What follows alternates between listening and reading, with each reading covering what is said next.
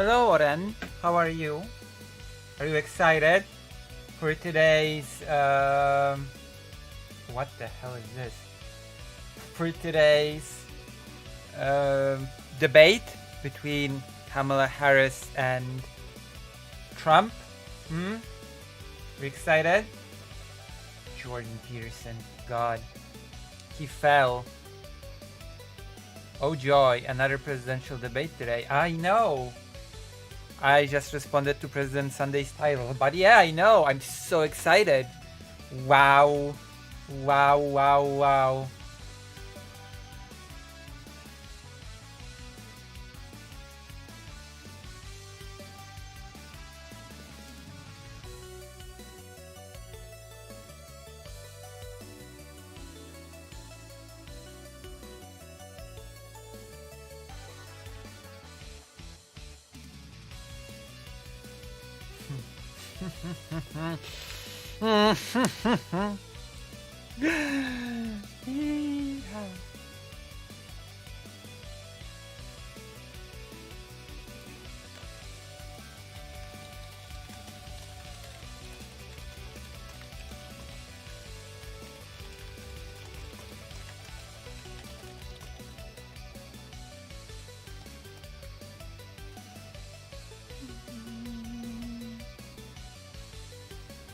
Buongiorno. Hello. Are you here for the presidential debate? What brings you here, Lettuce, apart from me being Polish, which is already a draw?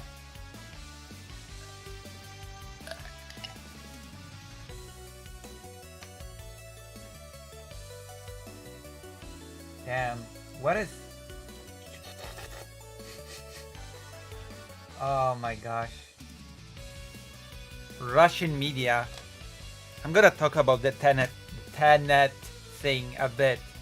Just a bit, okay? But first, we're gonna have a comedy segment. You ready? I've gone to love those comedy segments, so we're gonna watch one at the beginning of the stream. Have a day off tomorrow so I can stay late. Nice, thank you. You should join the page. My work never ends. As you know, I've been having to do various things. Okay, let's watch. This one's funny. I've pre-watched it. Also, look, I'm working on a new comic. I have a sneak peek of a comic panel that's already finished, sort of, kind of. I'll have to put on some touches, but what do you think? What do you think of this comic? Are you excited for it? Are you excited for the comic? Is this something that tickles your fancy? Are you supportive of my artistic endeavors? All right, let's watch the thing. Don't try it, Anakin. Don't try it. You underestimate my power. You underestimate my power. Don't try it. Ah! Get wrecked, sucker. I hate you! Well, in that case... Yo, calm down. I was just kidding. No, this is where the fun begins. Yes, yes.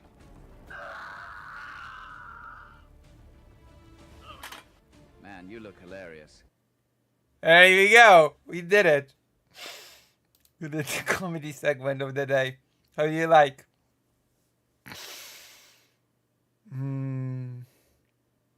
How did you like that?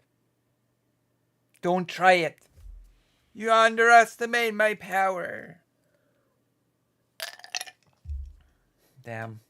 I've been watching those Star Wars parodies. They're really funny. That's because I have low... I don't know. I'm easy to amuse. I'm very easy to... You know. I laugh at various unfunny jokes on the regular, so I guess maybe I'm not the best sort of um, criterion when it comes to what good humor is and what bad humor is. I'm just like a seal. I clap and I'm like, yeah, hooray! Oh my god, this is so amazingly great and stuff. Best stuff since Swiss cheese. The invention of Swiss cheese. Whoa! Another happy landing. I say as I quote another Star Warsy thing. Lucy is Batwoman. True. I have the thing. I have the thing on. I have the bat symbol. That is one true statement for of today. You excited for the presidential debate? Also have my medicine.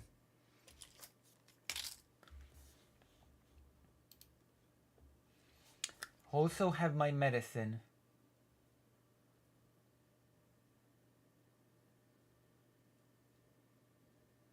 Is President Sunday gonna cover the presidential debate as well? Hold on. Hold on, everyone. Which is the four of you and some of you on the side page. Oh yeah, I do have nice things to yeah, I do have some nice like thing to react to. Let's go. Let's get into a Polish mood first. Let's get into a Polish atmosphere, okay? We're gonna get into like a Polish I thought you weren't friends with President Sunday anymore. No, just because I criticize someone, it doesn't mean that I'm not friends with them anymore. Although President Sunday did earn some minus points. Okay, watch this. I'm gonna get into a Polish atmosphere. This is a truly Polish stream, so we have to get into the truly Polish vibe. Tylko jedno w głowie mam, koksu 5 gram, odleczek sam, krainy zapomnienia, do mnie myśli mam, biorę skoczyć jeden stan, że już nie będę sam, bo jedzie biały Vegas. Tylko jedno w głowie mam, koksu 5 gram, odleczek sam, krainy zapomnienia, do mnie myśli mam, biorę skoczyć jeden stan, że już nie będę sam. Jedzie biały Vegas. Ja w prawie mam, koksę 5 gram, odleczek sam, fajnie zapomnienia. Do mnie myśli mam, kiedy skończy się ten stan, już nie będę sam, bo jedzie biały Vegas.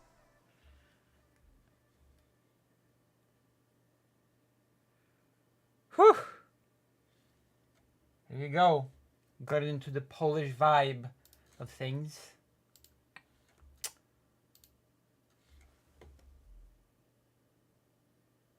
What color?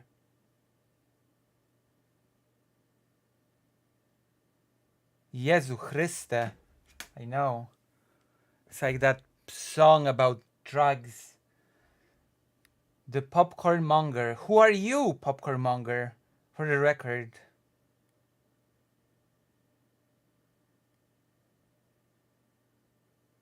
Set or changed.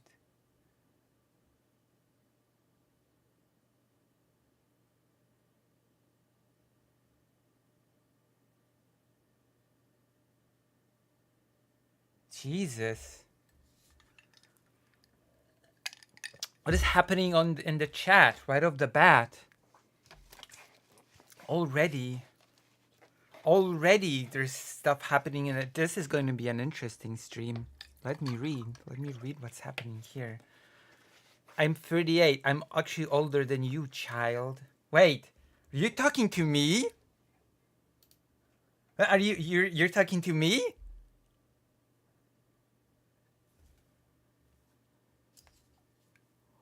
Was that directed at me? Oh boy. My color? What do you mean? Drama already, I know. I'm becoming like a Polish Chud Logic. Hello, Gaius Winston. Like the Polish chat logic. Always drama. Every day. Every single day. Drama and only drama. I've watched the Japanese Spider-Man.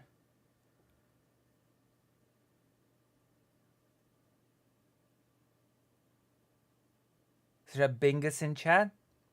What happened to the popcorn monger? I want to see their channel. I'm gonna stalk their channel.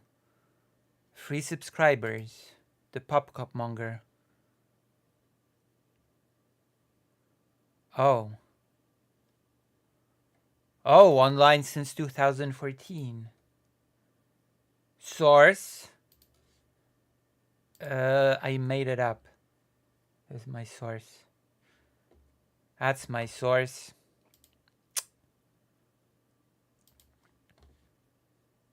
Oh, it died down. The excitement died down. Very full. Really? My hair looks good today? Well, thank you. I try. Not even wearing a wig or anything like that. Might as well show you on the full screen.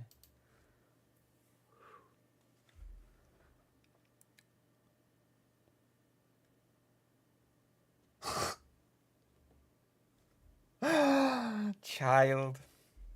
I'll take that as a compliment. Damn.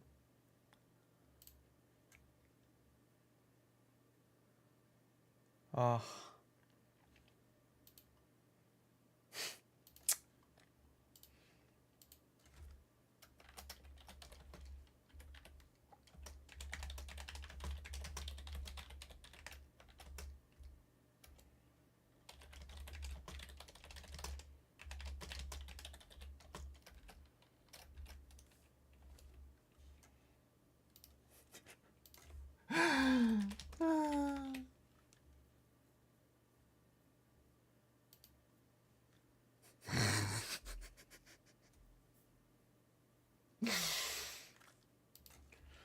uh.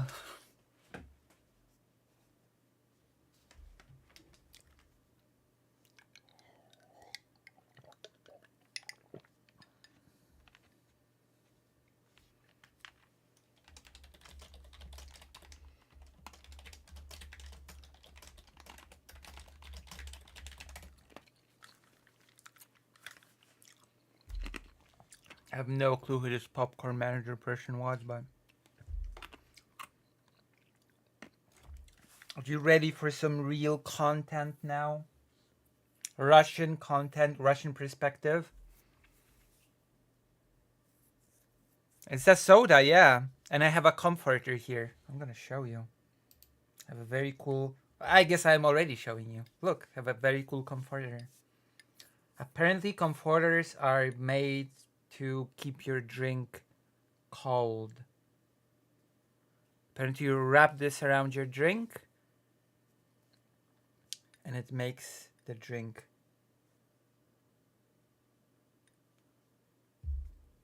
keep cold.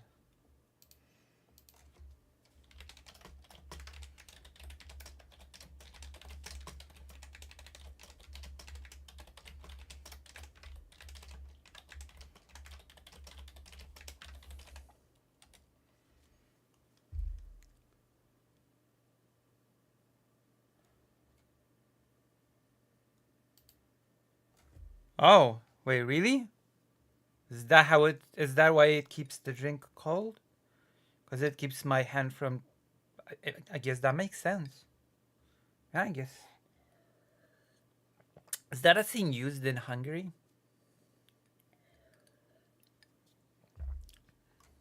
Yeah.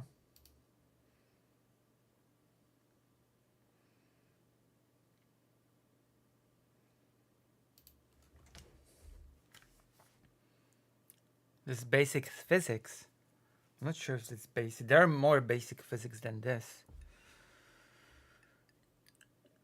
I mean, couldn't you make the argument that the comforter thing would sort of warm up the drink itself? Thermodynamics. Or maybe it just keeps the cold from escaping. Somehow. But it's nice. I like it. I like the comforter. I feel comforted by it. All right. I'm going to start a poll now, and we'll see what the audience wants. What do you people want?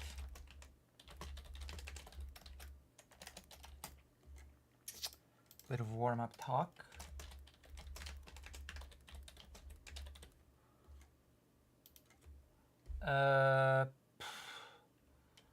Russian truth. Level war. There you go. Started it. It deals cold damage to the drink. I wish. Yeah, that's true. That's why blankets work. That is actually how blankets keep you warm.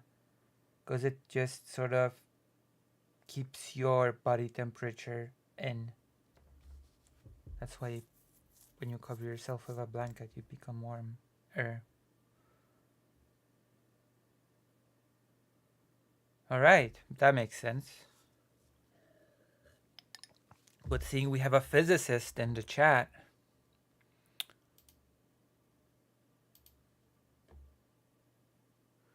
Why in media are private detectives cooler than regular detectives? Because they can go rogue and they're not tied down by the government's evil schemes or whatever. That is why. That is exactly why.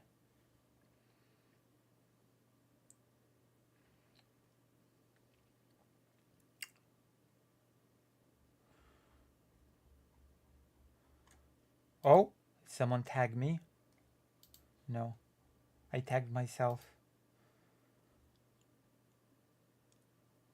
Blankets deal fire damage actually. Okay, I'm gonna stop. Wow.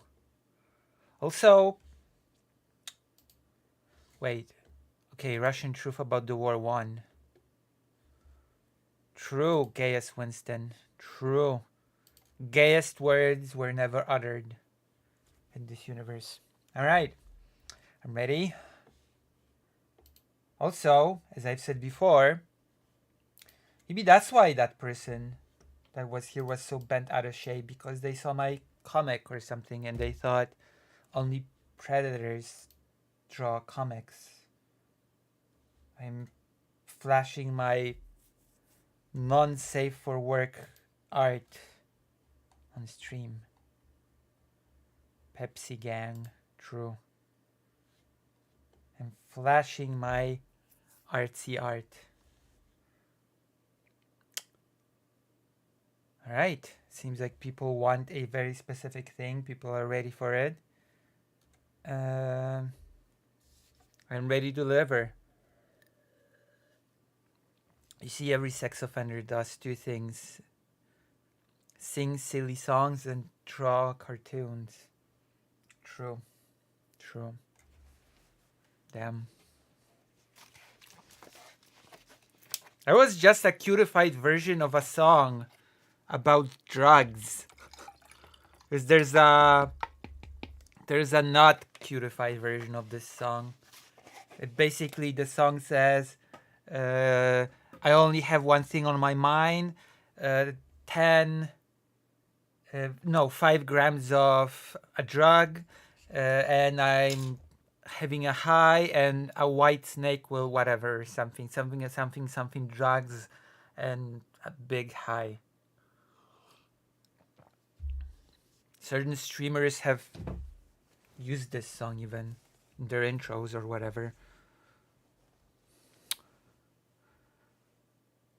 It's the Cactus Toy song. So yeah. They're all sex offenders. True. True and real. Why didn't I think of that before? Well, the Russian truth won, but I'm still doing the warm-up talk, it seems. How do you like the comic? How do you like the first of the 3, panels? I'm gonna zoom in so that you can see it in full glory. There we go. That's a nice view, isn't it? Might as well even.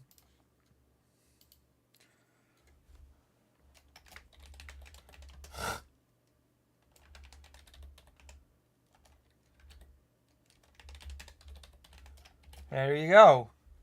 Might as well have the comic say it how it is on stream. Might as well. Damn. Why haven't I thought of this before? This brilliant type of content.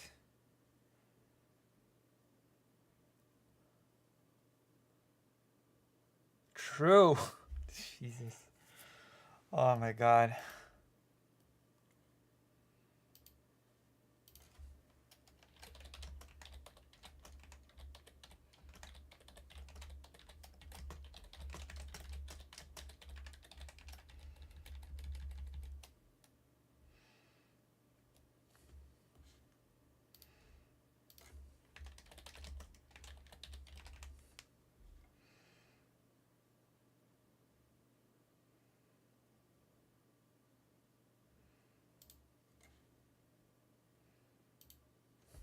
All right, let's watch.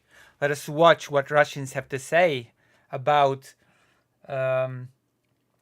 Ukraine invading Kursk. Apparently nobody cares. Apparently nobody's bothered. Nobody's bothered about Ukrainian invasion into Ukraine. Well, let me get into the bottom of this. Well, all right, I have. Now you can see my full head. All right. Let us go. Why doesn't it bother anyone in Moscow that there is a war happening in our territory? Well, you know, sometimes Sith just happens.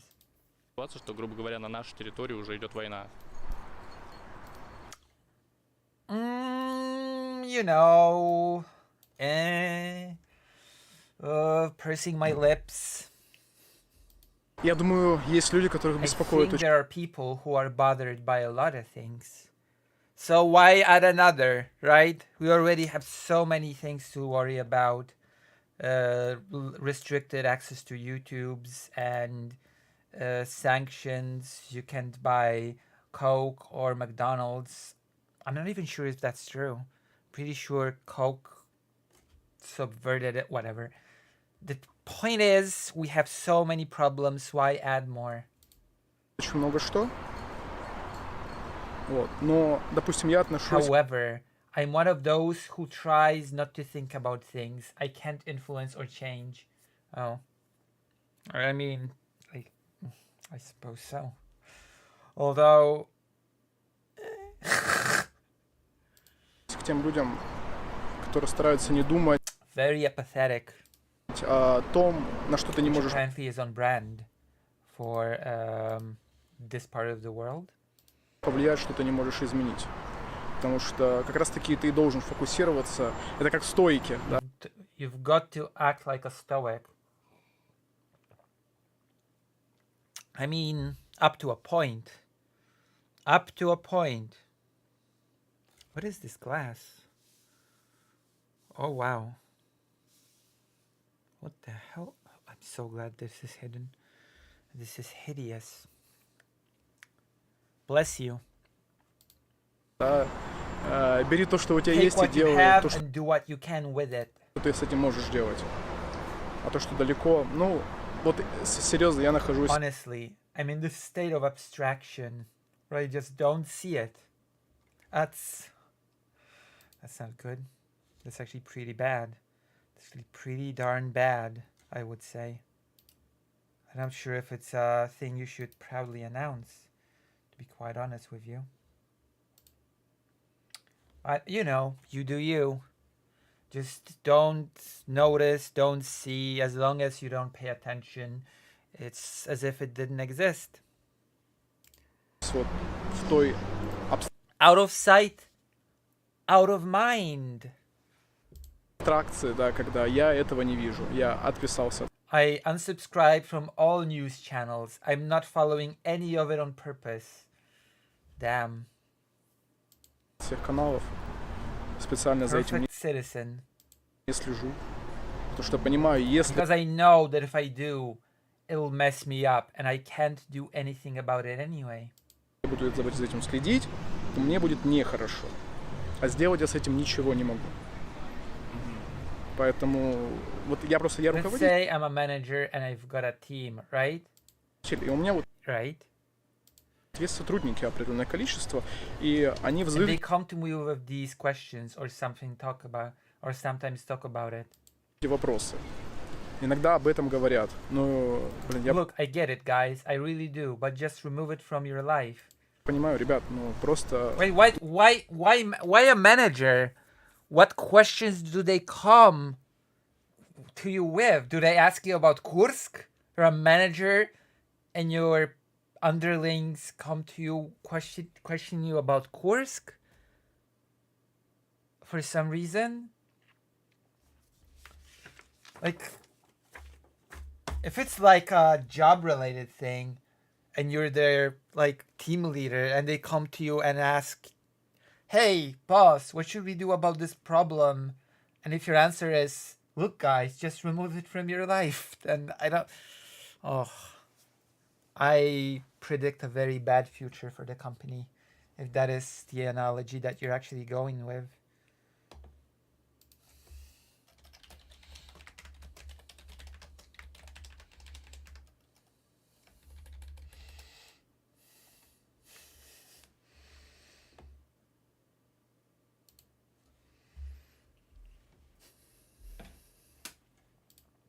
Уберите это из жизни. У вас есть то, на чем вы должны сфокусироваться. Да, личная ответственность. Вы можете повлиять на что-то в своей жизни. На этом сфокусируйтесь и сделайте так, чтобы вот тут у вас все было хорошо. А то, что где-то далеко, война. Okay, I lost track. I lost track of the subs. Hold on. Так, чтобы это в своей жизни. Да, лично уберите это из жизни. У вас есть Okay, you've got то, на things чем you should focus on, your personal responsibility. вы должны But сфокусироваться. we're part of your team.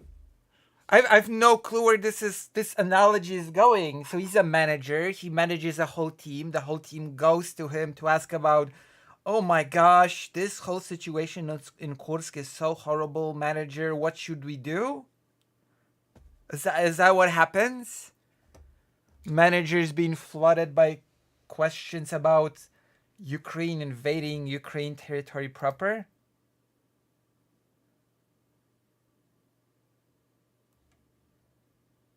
Is that what's happening? Because again, if they're actually asking him about work, and he's like, look guys, out of sight, out of mind, right? We'll solve all of our problems regarding our projects and deadlines that way, just getting out of your mind. You've got personal stuff, right? Why worry about our team, business, company stuff when you have some personal responsibilities, surely, right? Look, I'm only being able to mock this like this because this person is being very vague about his little example. Alright? That's the only reason.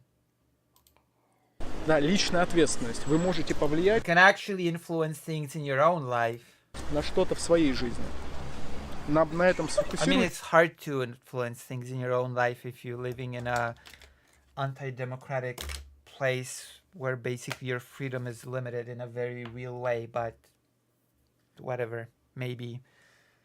Focus on that and make sure things are going well for you, unless you get conscripted, then you're screwed. If you get conscripted in the Russian army, you're screwed and things are not gonna go well for you, as all data indicates. И сделайте так, чтобы вот тут у вас все было хорошо. А то, что где-то And as for the fact that there is a war happening far away, well, it's not that far away, is it? Come on, far away? It's happening in Russia right now. What do you mean far away? It's just something that it doesn't concern us. It's not about us. It's in your own country. далеко, война. I'm Мало surprised he's not even allowed to call it a war. Shouldn't he be saying a special operation or whatnot? Shouldn't that be the line? There's a special operation happening on the other side of the world, basically. I mean, Russia's a pretty big place, admittedly, but it's not that far away. It's not that far away. А ты что с этим можешь сделать, как обычный человек? Мне кажется, что признать как бы страшность этой ситуации и то, что это действительно I проблема, feel like okay. I feel like acknowledging the seriousness of the situation and the fact that it's a real problem. Okay, we got a different perspective, more in maybe признать как бы страшность этой ситуации и то, что это действительно проблема с далеко идущими with long-term consequences means admitting that you're living your life the wrong way. What? No, it doesn't. If you admit what? признать Okay, acknowledging the seriousness of... Okay, this answer actually even goes beyond the scope of the question of why isn't anybody worried about Ukraine invading Russia. This goes into a deep philosophical, personal life advice. So acknowledging the seriousness of the situation and the fact that there's a real problem. как бы страшность этой ситуации и то, что это действительно проблема с далеко идущими последствиями. With long-term consequences means admitting that you're living your life the wrong way. No, it basically just means that there's a problem that, and you can change course correct. You can change things for the better to solve the problem or tackle the problem in some way. But, you know. Да, но это как бы расписаться в том, что ты ведешь неправильный образ жизни. Потому что, ну вот, схематично. Let me explain schematically. Okay. I mean, that is sort of true. You're sort of, I mean, I'm not sure if I would use the wording live your life incorrectly necessarily, but I don't know. I'm not sure that's the language I would employ, but Страшная ситуация. there is a terrible situation that could irreversibly affect you. Okay, sure, I'm following you. Она может отразиться в том числе и лично на тебе. Непоправимо. So obviously something needs to be done. Yes. I mean, assuming you can, then yes. Отразиться. Значит, надо что-то делать. А с одной стороны, что ты But можешь. on one hand, what can you really do? Well, it depends on the situation, doesn't it? This heavily depends on the situation. Сделать. Страшно начать It's действовать. frightening to start taking action, to deviate from the norm. It can be, yeah, but sometimes it's far better than the alternative of stagnation and slow death on the inside. Страшно начать выбиваться из какой-то общей, ну, массы, да, из какой-то из канвы, из общей струи. Это It is scary indeed. It is. But, you know, fear the fear and do it anyway. There's a famous book that talks about it. I recommend it. страшно. А с другой стороны, On the признать, other hand, it's also scary to admit that you've been wrong all along. Well, that can be devastating to some. If you sort of build your whole life around a lie, if you sort of double, triple, quadruple, spend a lot of time living that lie, cultivating, sort of nurturing that lie, then yeah, it can be that sort of revelation can be life-shattering, but then you can always rebuild. You can always start anew. It's never too late. Even if you're one day away from passing away from this world, you know what? At least you've got one day of rebuilding your life. You've got that one day where you can do something and be different. And then you can pass away having known that you have done something, at least for that one last day. Isn't that deep? Isn't that wonderful? признаться себе, что вот как бы до этого, получается, ты действовал неправильно, ты какой-то там That преступное you've shown равнодушие a criminal indifference. well, if you've shown criminal indifference, then maybe you could, you know, consider changing course, as I've explained before, as I've said before. проявлял, да, это It takes уже bravery to at least admit to yourself that you were wrong. No, it does indeed. And a lot of people are allergic to doing that. довольно много мужества нужно иметь, чтобы расписаться в том, что ты был неправ перед самим собой, да. И, ну, проще этого не делать людям. Проще не For делать. most people, it's easier not to do that. Well, that's true. We're getting into a really deep philosophical discussion here. То есть, получается, это попытка So it turns out this is just an attempt to bury your head in the sand. просто голову в песок закопать. Да, эскапизм. Yes, it's a form of escapism, absolutely. I mean, very self-reflective. Форма эскапизма, абсолютно. Причем она же, And it's all quite comfortable, isn't it? ну, комфортна. То есть ты You зарабатываешь earn money, you spend it, you relax, your life is normal. деньги, ты их тратишь, ты отдыхаешь. Вот твоя жизнь нормальная. Почему, ну, Objectively, why should you worry about people объективно, почему ты должен переживать за людей, которые не смогли свою who haven't managed to get their lives together like you have? Wow. жизнь так наладить, да, как ты? Тебе же тоже это It's not like everything just fell into your lap. все не с потолка упало. Ты же тоже какие-то You усилия made an effort to, too. And you're making sacrifices now. приложил. Ты сейчас от чего-то отказываешься. I mean, there's also a little factor called luck, right? You being at the right time, at the right, in the right place. You even being born in a certain place can contribute to you having the right sort of conditions and nourishment and nurture in order to become the person that made the effort, that took the effort. People have different circumstances. It's not as simple for everybody. It's not the same for everybody, right? Поэтому, ну, утилитарный подход, да, This utilitarian approach can be criticized, but it would be unreasonable. его, ну, можно его осуждать. It's not really answering the question, though, of why isn't anybody worried about Russia being invaded by Ukraine. Но это будет выглядеть That's not answering the question at all. неразумно. Это будут разговоры в It's пользу called talking for the sake of the poor. бедных, это называется. Я совсем не думаю.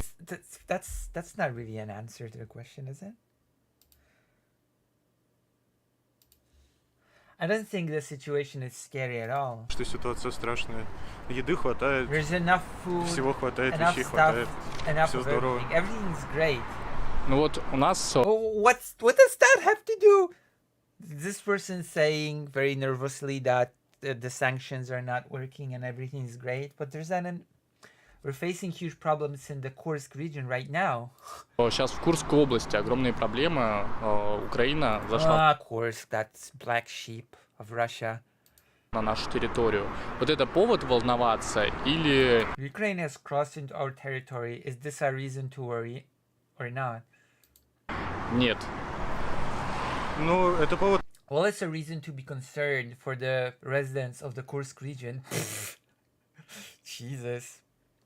Another one of those, well, you know, not my monkeys, not my circus, basically. None of this is my business. So I don't care. Волноваться за жителей Курской области. Well, that's their business, isn't it? It's their Но я problem. думаю, что в конечном итоге все хорошо I будет. think that ultimately everything will be alright. It's not an answer at all. Все-таки военные Military actions are happening on our territory. действия идут на нашей территории.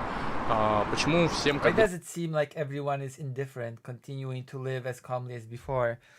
Because as long as it's not happening to me, I don't really care. это все равно? Всех спокойно также продолжают жить. Но мне кажется, что это I просто think it's just human nature. Until it affects us directly, we tend to think everything is fine.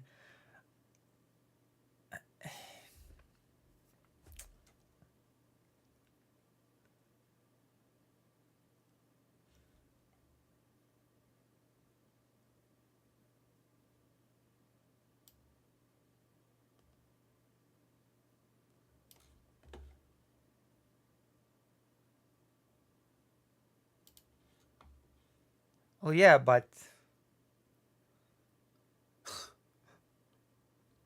but that doesn't mean, that just means you conceal that you care, sort of. It's more like you're not sure if it's wise for them to care openly. Это человеческая But натура. some of them call this thing a war, not a special operation, and you can get in trouble for that as well.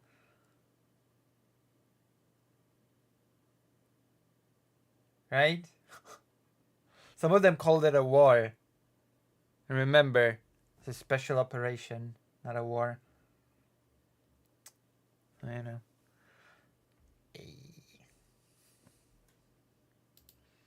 Такая. То есть пока нас не коснется, мы будем думать, что все нормально. Но на самом деле, Of конечно, course, in reality, it's at least unpleasant, to say the least. That is true. I have thought about it.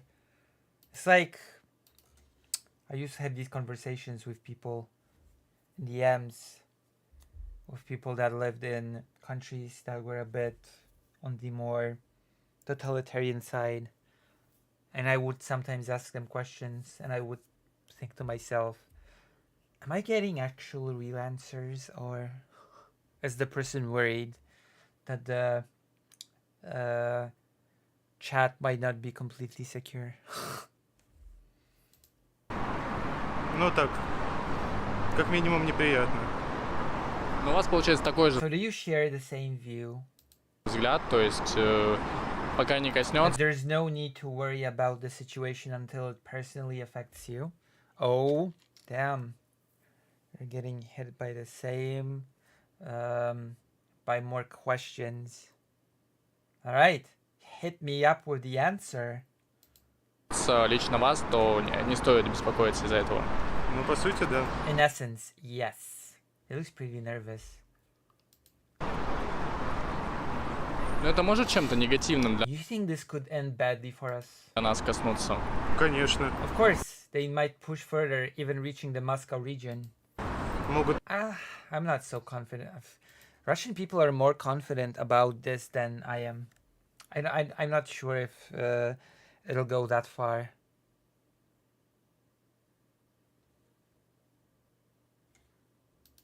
Дойти дальше и до Московской области.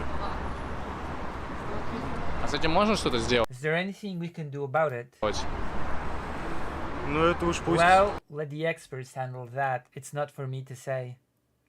That is разбирающие. the safest answer possible. The safest answer available in your arsenal.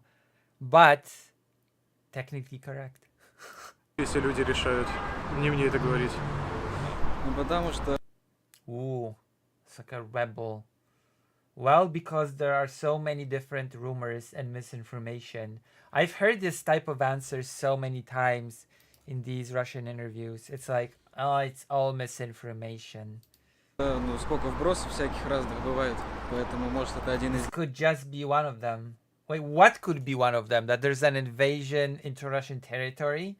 Are you saying that it just could be a bunch of... I mean, you do live in the country of misinformation, so... It sort of kind of in a weird way makes sense to be skeptical about everything since your government tends to lie about everything, but come on, come now. Ukrainian troops in Kursk is just a bunch of misinformation? из них. То есть кажется, как So будто it seems like people might not trust the news? люди в основном не доверяют новостям. Есть такое, да. Yes, that's the case. У вас такой Is it the same for you? You don't believe it either? же случай, то есть тоже не верите?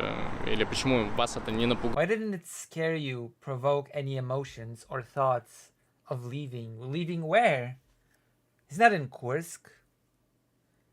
Like leaving the country? That's a weird question, actually. Пугало, никакие эмоции не вызвало, ни мысли там уехать.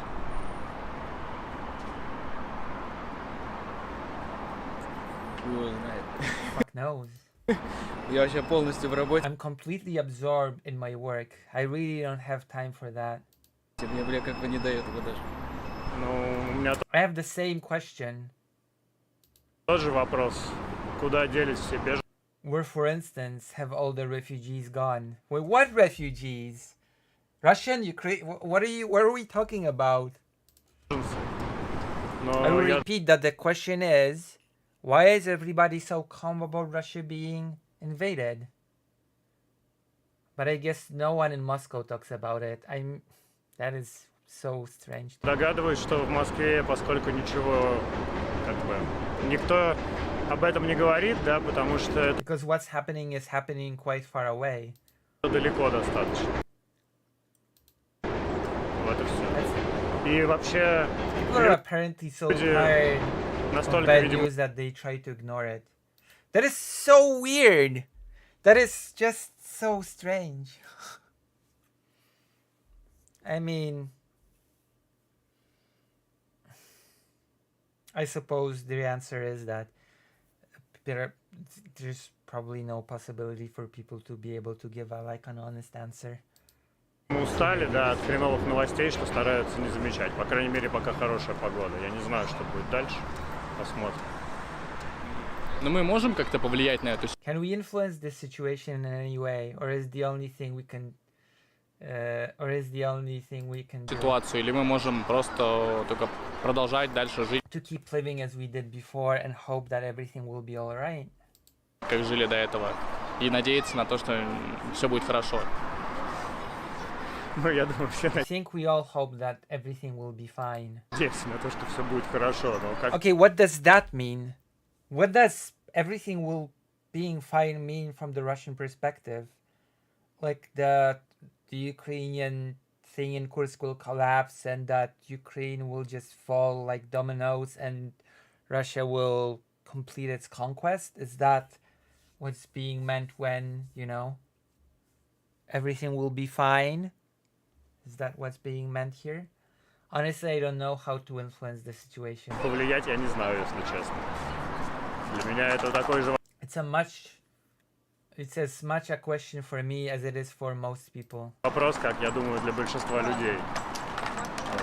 Вот. Как мы дожили How did we even get to this point in life? What? до такой жизни? Есть смысл Is there any reason to be afraid at this point in time or not? чего-то опасаться в данный момент времени или нет? Ну, я думаю, что I think there's reason to be concerned. смысл есть. По крайней мере, я I был was in the в... southern regions and there were sirens every day. Oh no, welcome to Ukraine's reality, I guess. южных регионах, и там каждый день сирены. Вот. Я знаю, I know a что drone fell on an oil refinery in Kapotnia, which is quite close by. упал беспилотник на НПЗ в Капотне, что довольно рядом. Поэтому So there's always something to be wary of if you're a sensible person. опасаться всегда чего-то стоит, если вы здравомыслящий человек, и кирпич может And even a brick could fall on your head. That is such a common example that people give.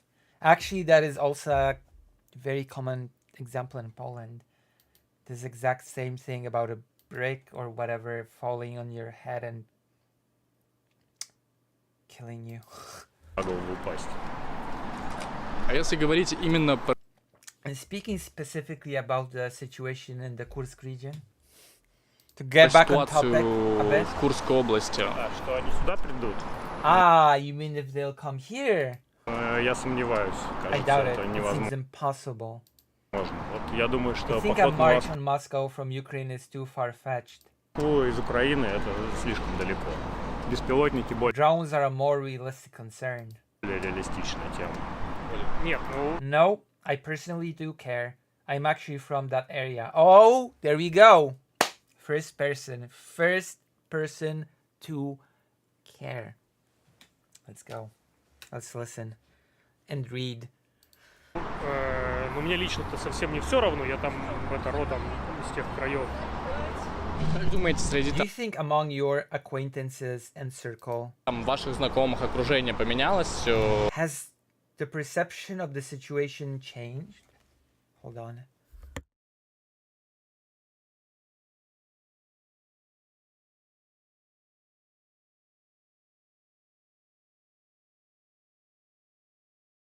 Someone just said something really nice about me. Or something.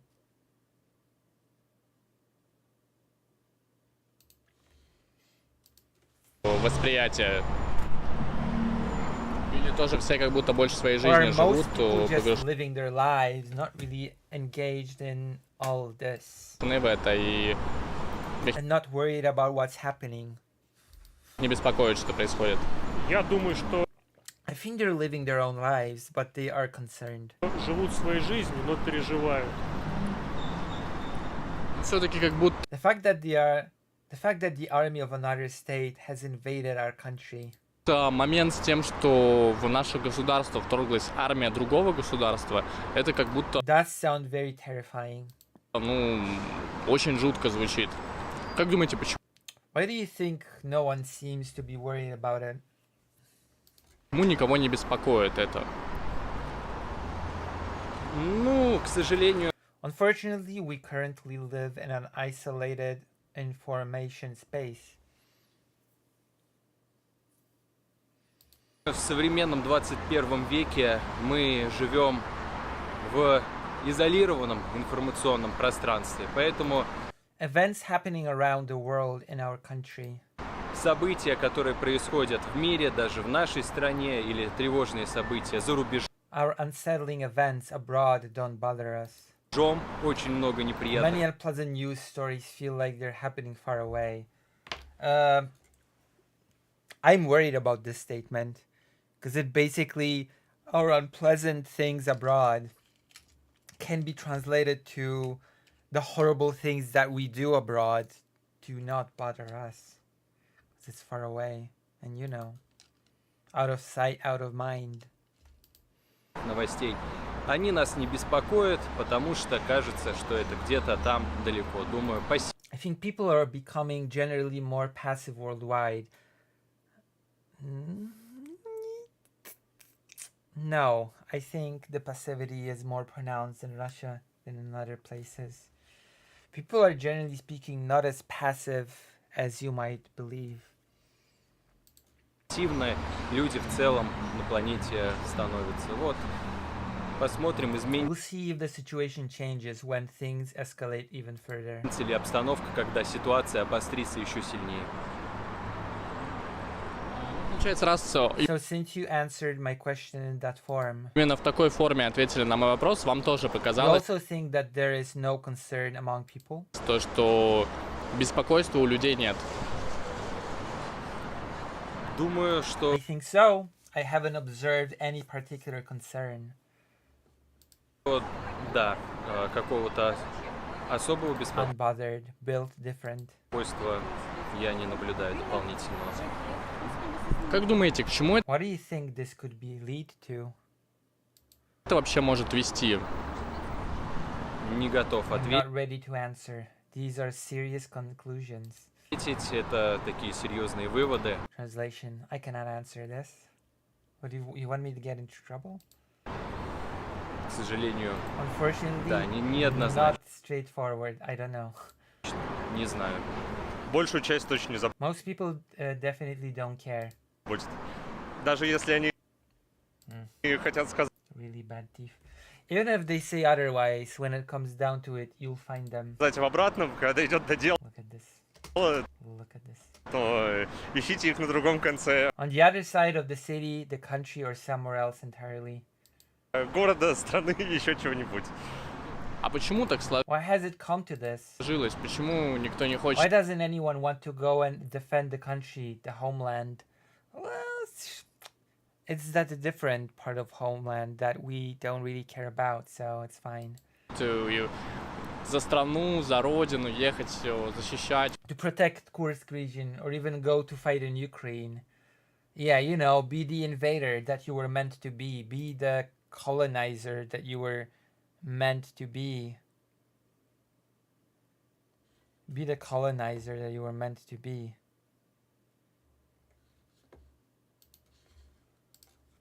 В Курск или вообще в Украину ехать? Ну, потому что за страну это Well, одно. because fighting for the country is one thing, but this situation isn't really about the country. Ooh. Well, hold on. What are you trying to say here? What are you saying? Hold up. That's interesting. That's an interesting answer. А тут как бы не совсем за страну, тут как бы, ну, ради... It's more about defending the interests of people who are laundering money there. Is this an anti-war sentiment that I'm sensing? Comrade, are you sure? Are you sure you're allowed to express such sentiment? людей, которые там бабки отмывают, ну, Brave man. Yeah, I know. Damn, what is this? Hold up. Hold on. Damn. I did not see that coming. кому это надо? Who needs that? То есть, ну, все же понимают, что Everyone understands what's going on. Hello? Hello there. Whoa. происходит. Все же понимают, что это типа... Everyone realizes that this is just a war of different imperialisms, a war for resources.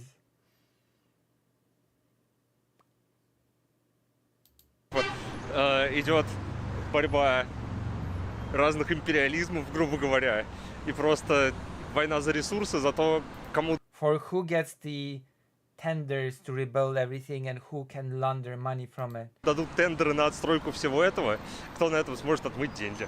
Мне кажется, в глубине I think deep down everyone understands that this isn't about the homeland, but about души все понимают, что здесь дело не про родину, а про какую-то такую историю. something else entirely, and therefore it doesn't make sense. Did he just say that this is a senseless war? And make... Whoa. Wow. И I поэтому wonder what happened to this guy. смысла в этом нет. 1420 by Daniel Orion. Video is made by Artion. То есть все думаете только на камеру говорить. Well, I certainly did not see that coming. What an ending to a series of interviews. What an ending.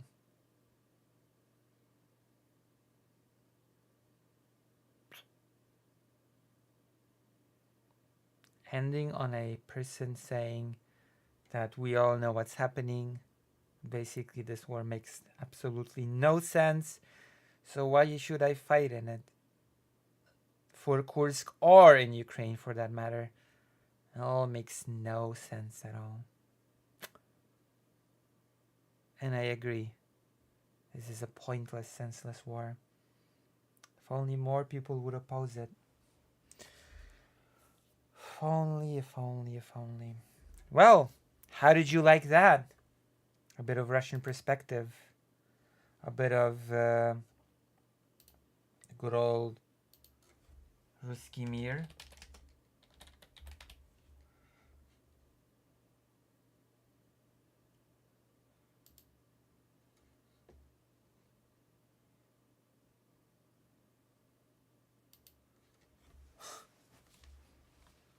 A bit of Ruski Mir here, or a bit of Ruski Mir there. Listen, I have to leave you for a second. I have to leave you for a minute. I have to go to the toilet. Toilet land. And in addition, full disclosure, I need to prepare a lovely snack for the rest of the night. Because I'm feeling a bit peko peko. Onaka ga peko peko is what you say when you say you're hungry in Japanese. Onaka ga peko peko. I'm sorry.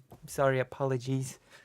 I'm acting like a predator again. My predatory tendencies are surfacing. Apologies.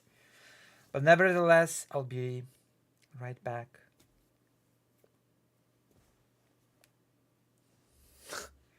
All right.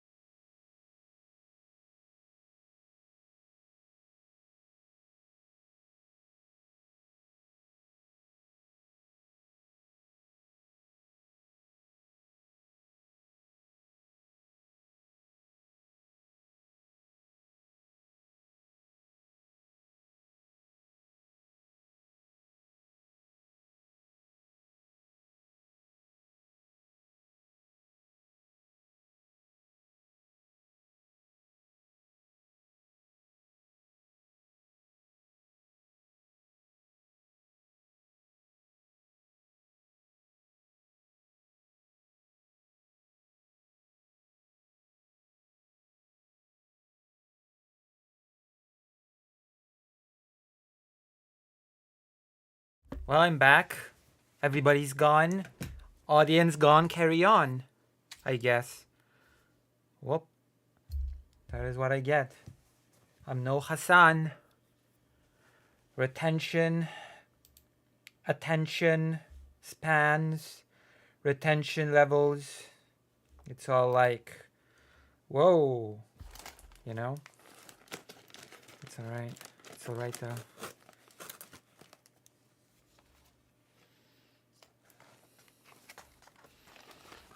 Whoa.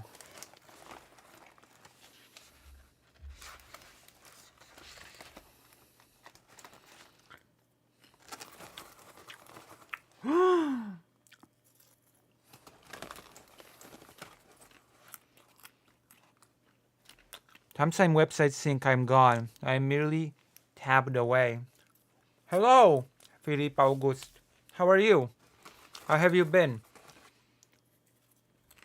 Are you happy that your favorite streamer is streaming today? Yeah, that's right. I make you hungry for more content or whatever.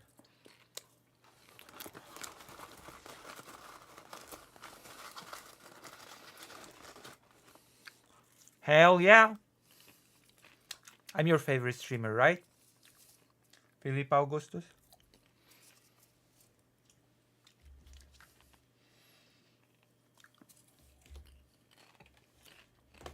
You all know what to do. Join the page.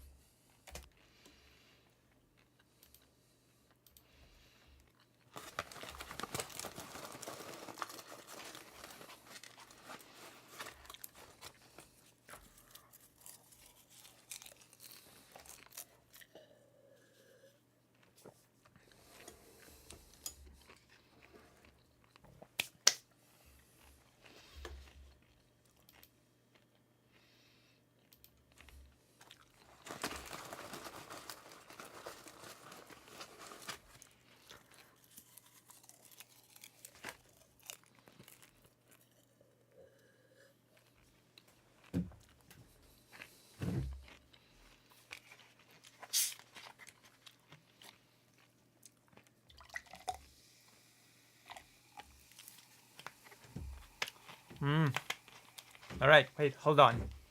I've actually have a very cool thing that I want to show you.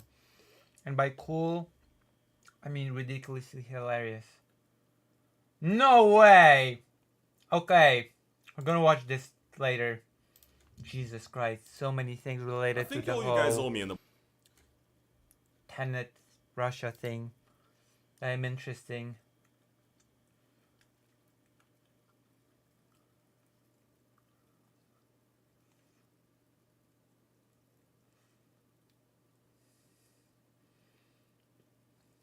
Oh Jesus.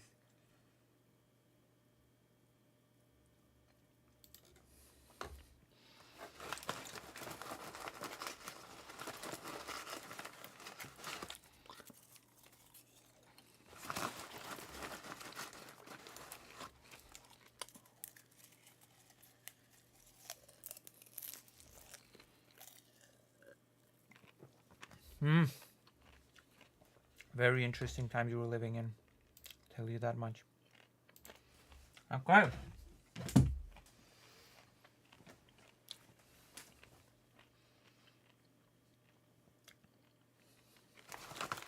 Need some more popcorn. There's a very cool thing that I need to show you. And what cool? I actually mean very silly and stupid.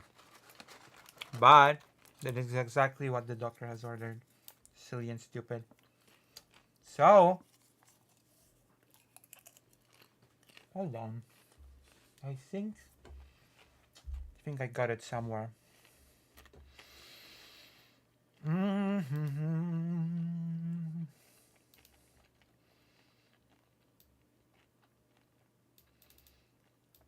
changing the dialogue.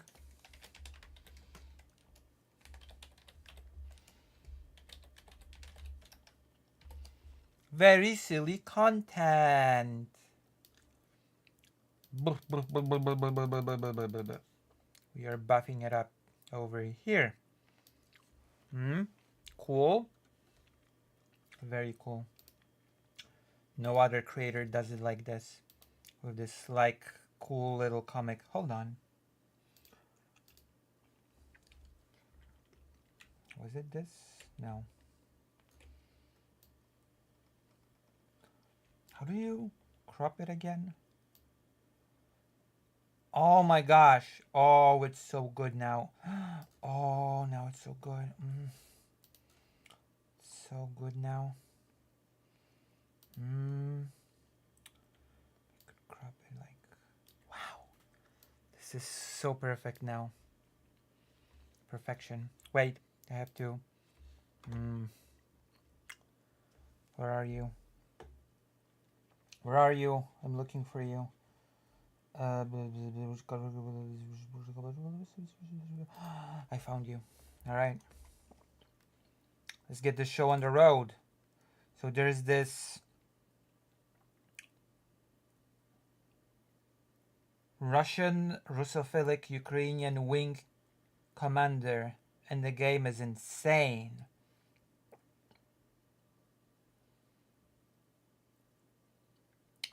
So let's watch it, because apparently there is a lot to dig into here. Video games. I'm gonna give my own. Yeah, we're gonna watch that person as well, but now we're watching this. The Tomorrow War. Oh my gosh. Apparently this game is just pure madness.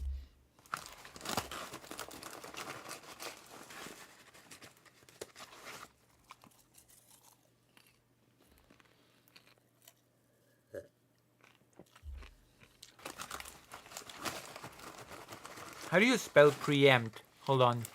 I need to know. How do you spell preempt?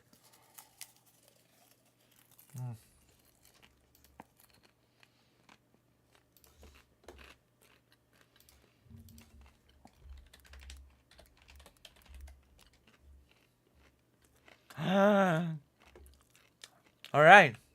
Okay. Thank you.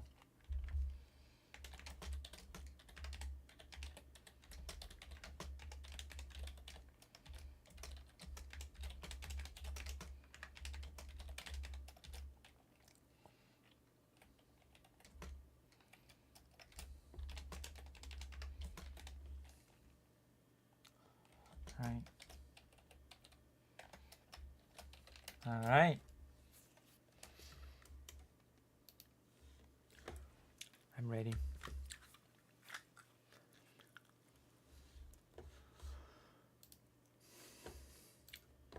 Is a 2006 space sim based on a popular book series by Alexander Zorich. The militaristic space Russia. I thought it would say Alexander Dugin, but no. I've been watching too much Dugin, and all Alexanders are just Dugins in my mind now. Each and every one of them. Leads a collective of human superstates called directories into an era of galactic expansion. The books sold millions of copies. Damn. The game sold dozens. And that's for a reason. This is an 8 out of 10 story, trapped inside a 2 out of 10 game. Oh no. Damn. Same. A notable feature of the setting is the Global South representation. The most technologically advanced fighter design was made in the South American Directory. It's a major plot point. Another big idea of the Tomorrowverse is something called Hell yeah. Retrospective evolution. retrospective evolution. It's when masses of people spontaneously revert to the way of life of the olden times, while still maintaining advanced technology. What? Back on Earth, the effects of retrospective evolution are relatively mild. The space Russians have returned to certain Soviet customs, like addressing each other as comrade. What the hell? It's like a conservative wet dream. Things get a lot more trad in the deep space. One day, the population of a remote colony just woke up Zoroastrian. I hate when that happens. They declared independence from the infidel UN, and after 2 centuries of colonization and the industrial use of cloning technology, the Zoroastrian Star Empire, known as the Great Concordia, has grown to rival the United Nations in power. Another fourth political Jesus, the UN? The UN? theoryism of the Tomorrowverse is the writer's distrust of the true enemies of mankind, the Anglo-Saxon. What? Jesus. It's like listening to real life propaganda, but in a game. The Anglo-Saxon. Where have I heard that before? Where have I heard that before? Americans don't have a military in the setting because having a military is against their authentic nature. That is a lie. That is a lie, and you know it. It is actually not having a military is actually contrary to the United States of America's authentic nature. Look at their military now. It's in their nature to have the biggest military, actually. That's very inaccurate to nature in real life. Very inaccurate. The residents of the former United States have tons of fun. They drink beer and play baseball all day, having left behind their tedious materialism, the philosophy. Wait. How could they have left behind their tedious... I don't know. That all day, having left behind their tedious material. How could I have left behind their tedious materialism if they're preoccupied with material things all day? That makes no sense. Baseball, that's all material. That is all indulging in the material things. Materialism, the philosophy that, historically speaking, was once foreign to them. On the other hand, the Europeans and Russians are Nietzschean apologists. We Americans totally hate the military. I say from my house on a military base. True. I say it's in the nature of the US to have the biggest army. This game is not very realistic. That's why it didn't do well. It's not realistic. Or is it the setting that's being explained here? Clonic civilizations with a clear historical predisposition towards heroism. As you can see, there are a lot of very normal things going on in this story. The twist is that Alexander Zorich, the author of the books, is actually a duo of Russophilic writers from Kharkiv, Ukraine. Jesus Christ, that is so wild. Really? Oh my god. From Kharkiv, of all places? Russophilic writers from Kharkiv? Jesus. That is so wild.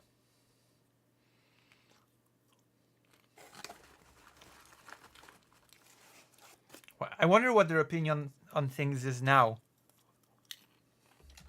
Surprise! How old is this video? Jesus. 11 days ago. The Russian supremacist fiction wasn't written by Russians. April the 2nd, the year 2621, the training carried... Okay, now I want to know what these authors' opinion on things are now. Now that Kharkiv is basically being bombed by Russia daily. Zuiho. I hate to be that person, but are they even alive still?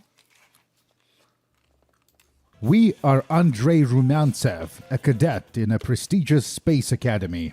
The Tomorrow War draws heavily from the classic Chris Roberts Wing Commander games. In between the campaign mission... I love the Wing Commander games, even though I believe I've never played any of them. We have these social segments where Andre can visit different areas of the ship, talk to the characters, and develop their side plots. In some ways, this game is more mechanically sophisticated than Wing Commander. Rumantsev has a personal inventory. To be fair, the Wing Commander games are much older. So it shouldn't be a big achievement for a newer game to be more sophisticated. Free look feature, and dialogue options, like in an RPG. Wonderful! The machine behind the mechanic is the Gorinich class space superiority fighter, named after the mythical East Slavic dragon. Fighters are called Flugers in this. Andrei's first assignment is a training flight, so let's briefly go over the basics. The Flugers are equipped with planetary drives. These are used for space dogfights and for flying in the planetary atmosphere. Yes, this is a feature, we'll be doing this a lot. In addition, every fighter has something called an orbital drive. You charge it for a few seconds and then it makes you go fast. But not too fast. The game is around 23 hours long, and half of that time will be spent just staring at the screen while the ship is flying between objectives on autopilot. All Flukers are armed with... We should try out the Imperium Galactica game. Wait, what is it? What's the Imperium Galactica game? Like this?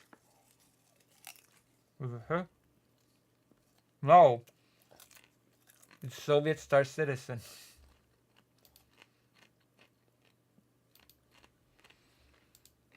With auto-aiming laser cannons. Once you figure out how to use them, the game's difficulty becomes trivial. The final sequence of the intro mission has us fighting off a full-blown invasion of the solar system by unknown space aliens. Oh, wow. The purpose of this is to show us the principles of combined arms warfare. The iceberg-looking... Combined arms war. I heard that term before. It is a term that is very cool and is used very frequently about the current conflict in Ukraine. Very cool. It means that different types of arms cooperate in warfare, combined arms warfare, you know?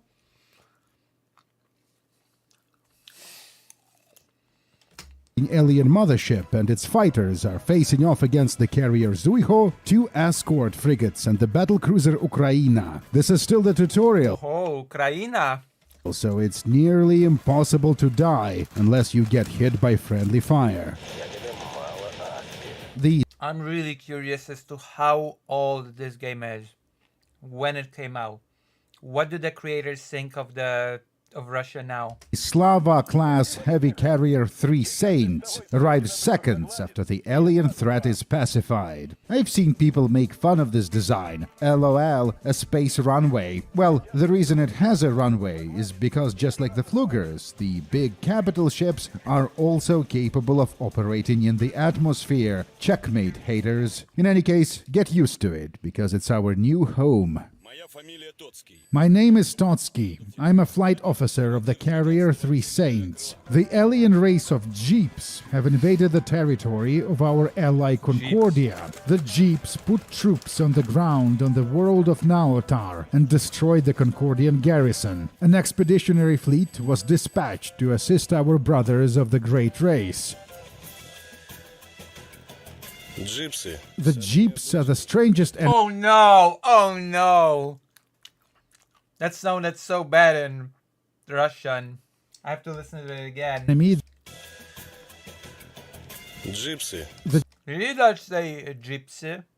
Jeeps are the strangest enemy the Great Race ever faced. Their warships are essentially just asteroids equipped with Luxogen drives of unknown design. Confusingly, this is not the same race of aliens we fought in Mission 1. Command wants us to escort a pair of Hagen-class Euroflugers to the surface of Naotar. The machines are All those super cool made-up names. packed with surveillance equipment. Their job is to take a closer look at these Pillars of Eternity. We don't know what they are yet, but TLDR, the plot will eventually reveal that these are basically Jeep's reproductive organs. Wow. We tried bombing the Xenos, and that didn't work. But maybe it's because we didn't bomb them hard enough. Andrei volunteers to be a gunner in a torpedo bomber. We used to practice marksmanship at the academy, he says. You shot handguns in the academy. Do you know what sort of cannons torpedo bombers are equipped with? These weapons can tear a Beltian Hulkazor to pieces. That tells me nothing. On his way to the hangar, Rumyantsev is intercepted by a woman in red. We read your file and came to a curious conclusion. You fought not one, but two alien races in a single month. It's like you are attracted to them. The red woman and the mysterious Varys-shaped individual are from GAB, an unfortunately named intelligence service of the United Nations. They give us this thing. A concealable recording device. You didn't even Doesn't look very concealable. ask if I agreed to carry your spy thing. Don't you agree? Well, yes. That's super. It doesn't matter how skilled Andrei is at operating the turret, because we're flying within a large formation, and the volume of fire is so intense that the aliens are instantly vaporized as soon as they enter the effective range of our guns.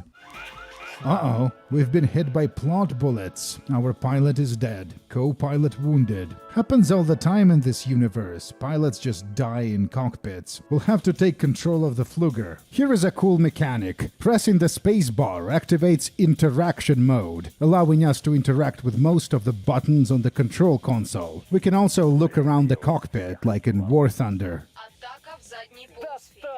Get f***ed, space aliens. Humans are number one. While en route to Three Saints, we receive a distress call from the wrecked space fortress Sharukin 17. A Concordian Flugger made an emergency. Full disclosure, I've never liked this sort of genre of games. I always sort of get lost, the air battles are always very annoying. I've never gotten into things like Ace Combat or any other of those airplane, jet sort of games. Emergency landing and needs assistance. We're just in time. The woman is running out of oxygen. Ahura Mazda bless you, she says. The woman's name is Roshni Tervani, or maybe Tervani, I'm not sure. With her on board, we fly to the Concordian carrier Rimush. I have to admit, I never liked the men of the United Nations for one strange habit they all seem to have. Oh my god. Let's guess what the habit is. Is it something weird and perverted? Is it some weird perversion thing? They're all gay. You mean the habit of arranging romantic dates in abandoned space stations? Andrei thinks he's being super clever. What? Is that the actual dialogue? Was that the actual line? I meant the habit of being late. Rumyantsev had previously only seen Concordians in movies. Young man, when I was your age, I starred in one such movie, although I was merely an extra.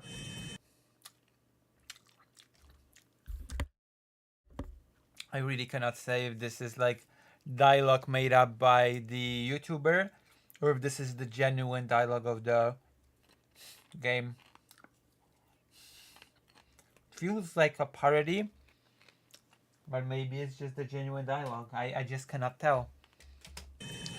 A rude awakening awaits Andrei back on Three Saints. The soldiers, armed with space AKs, are here to escort us to the Admiral. We are in big trouble. Rumyantsev went AWOL, landed on a foreign warship, and endangered the life of his co-pilot. We are expelled from the Academy, placed under guard, and are forever banned from operating aerospace vehicles in the Russian directory.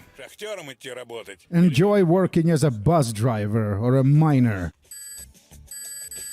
June 24th, the year 2621. Terra Fuega, a space station belonging to the DNR Corporation, edge of the world. Прямо так и сказал. And then he said, you can work as a miner or a bus driver, but you can no longer be a pilot. А Моника перед... My ex-wife Monica said something similar. With his military career in ruins, Rumantsev now works as a mercenary pilot for the corporate interests of the South American Directory. The game's second act is quite different. We now receive a salary, which can be spent on ammunition and equipment for our Flugger. And by our Flugger, I mean the corporate-owned, minimally equipped spacecraft we are conditionally allowed to operate. The gentleman at the bar will offer side gigs we can do in addition to story missions.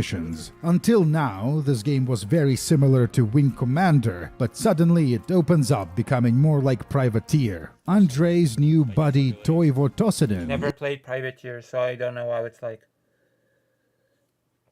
If anybody in the chat knows what Privateer is like and can, I don't know, describe it or something, please do, because I'm as confused as any one of you.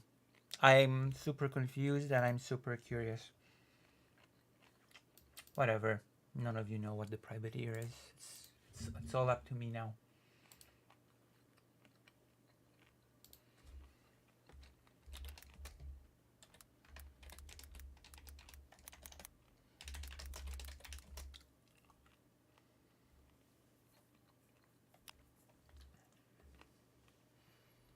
Oh. It's still Wing Commander, Privateer. Still Wing Commander. What was that lie? I've been sold. Is also a mercenary. Two Oh things Jesus, this video is 52 minutes? threaten Terra Fuega: space poachers and space pirates from the Trix Syndicate. Working for the corporation sucks. We should quit, he says. Our ride is the Andromeda cargo hauler.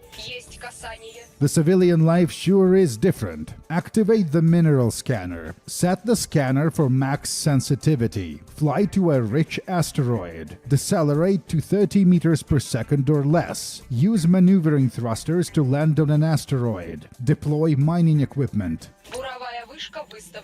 I enjoy being a space miner. Screw that stuck-up asshole, Admiral Vodka, what's his face. Ценный совет. Do you want a valuable advice? Здесь все Yes. только и делают, что... Everyone here wants to give me their valuable advice. Что предыдущим советчикам... I bet the previous advisor was Tosinen. Угадали. You're right. В таком случае... мы So my advice is this. Under no circumstances should you listen to Tosinen's advice. Поэтому буду краток. We have a lot of things to do, so I'll be brief. You are flying Hagens today, an escort mission.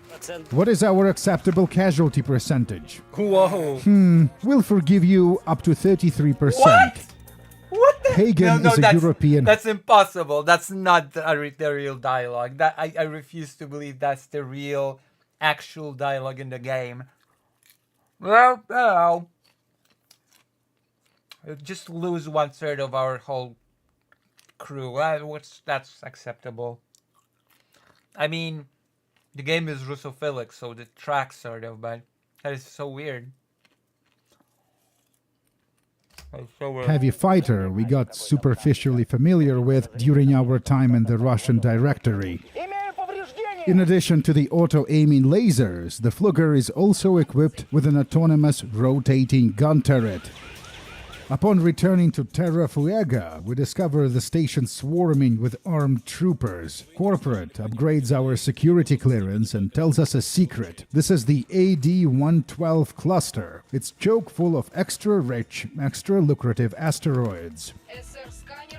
The Hagen was equipped with an artillery cannon, firing Californium rounds. That's a highly illegal nuclear weapon. Our job Jesus. is to shoot nukes at asteroids, clearing space junk so that the mining team will have an easier time. Corporate did the math, and this is the cheapest way of doing it. Wow. It appears we have an important visitor at Terra Fuega, the Concordian carrier Rimush. Шасси выпущено. Hello, Oh, Great Rain. hello. Я так рада We're watching the best game ever. The Russophilic Wing Commander game made by a couple from Kharkiv. that loved Russia. I'm not sure if they love it still, but they used to at least. I'm so glad to see you. Roshni Tervani had no idea they terminated us from the academy for rescuing her. Проклятые клоны. Damn clones. I hate their pompous chatter, says Gomez the pilot, almost causing a diplomatic incident. Toivo tells him to shut his mouth. If the clones learned about a special something we're keeping in the station. August 6, Terra Fuega. Andre is now a test pilot. The South American... It's a very terrifying game. I keep wondering how old it is. Write in the chat, actually. You know what? Write in the chat. How old do you think this game is? I'm pretty okay today, even though I learned some very shocking revelations today.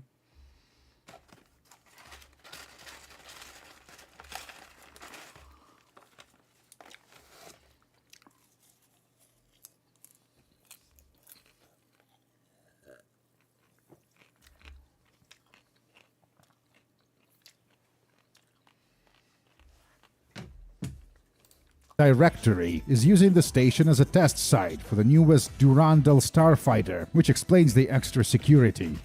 Durandal has a space Lamborghini look about it. It's one of the better looking fighters in the game. I like the forward swept wing design. And it's mechanically unique as well. The breakthrough innovation is that Durandal is equipped with a shield generator. It makes the Flogger virtually invulnerable to most weapons. Missiles still go through though. Another limitation is that the shield needs to be turned off in planetary atmosphere. Otherwise we risk entering an uncontrollable tailspin. We stumble upon a hunting party of the Crimson Tigers, the poachers. Пельтянского халкозавра. They're not hostile, though. The writers are placing a bunch of Chekhov's guns all over this narrative. Какой у вас IQ? Hey, Andre, what's your IQ? Нашим IQ в самом Under the World Trade Codex, we are... I cannot tell you. The revelations are, you know, they're a secret. They're very naughty.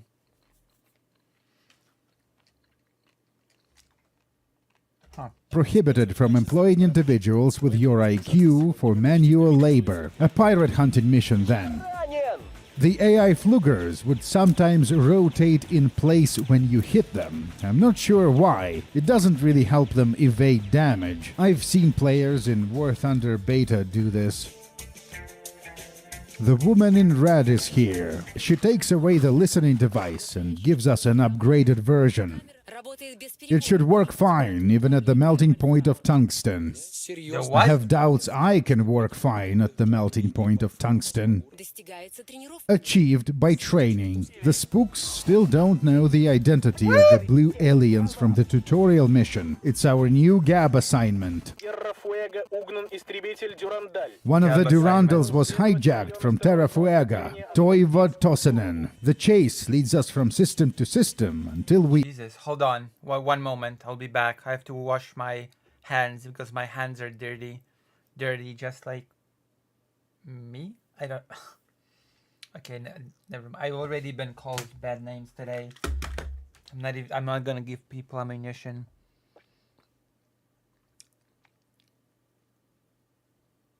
Oh, does it? How do you know about space lore from a Russophilic game made by two people from Kharkiv? How do you know that? How do you know these things?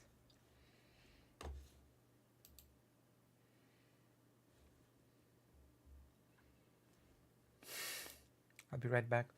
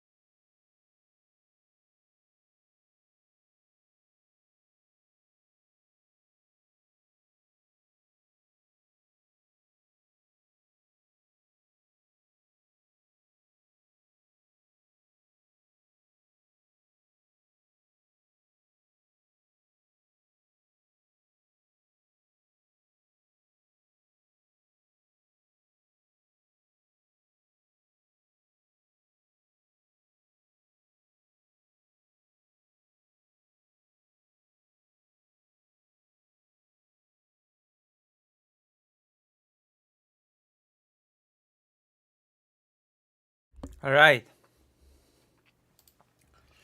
We end up here. My hands are The clean. engine power is insufficient to escape the black hole, forcing us to ask the nearby pirate warship Leviathan for help. The plot wants Andrei to become a pirate. Послушай, Тойво. Listen, Toivo, maybe it's not too late for us to go back. Поздно. It is too late.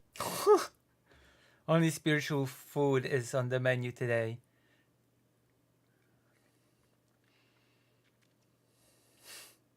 This is an 8 out of 10 story trapped in a 2 out of 10 game.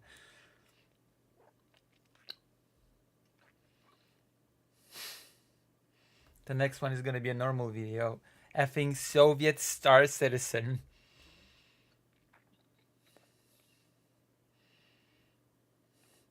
Russia would rule the stars if only the Americans just all lie down and one day and refuse to get up. It's certainly a world-building choice.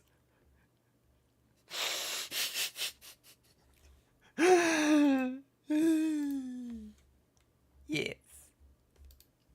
The pirates have already sent the message to the corporation that we switched sides. Oh August my gosh. 27, the Lost Ark, the base of the Trix Syndicate. Товарищи, Comrades, I meant brothers and sisters, can I ask you a question? Go ahead. похожих на летающие айсберги. Have you ever seen starships that look like flying icebergs?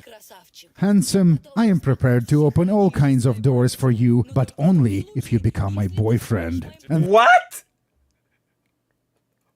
What the what?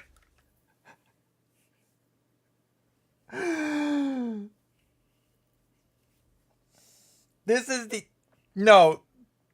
That's impossible. He said this is a 8 out of 10 story wrapped in 2 out of 10 gameplay. Come on. Either all of the dialogues that he's saying here are made up or the 8 out of 10 story is sarcasm. Which one is it? Which one is it?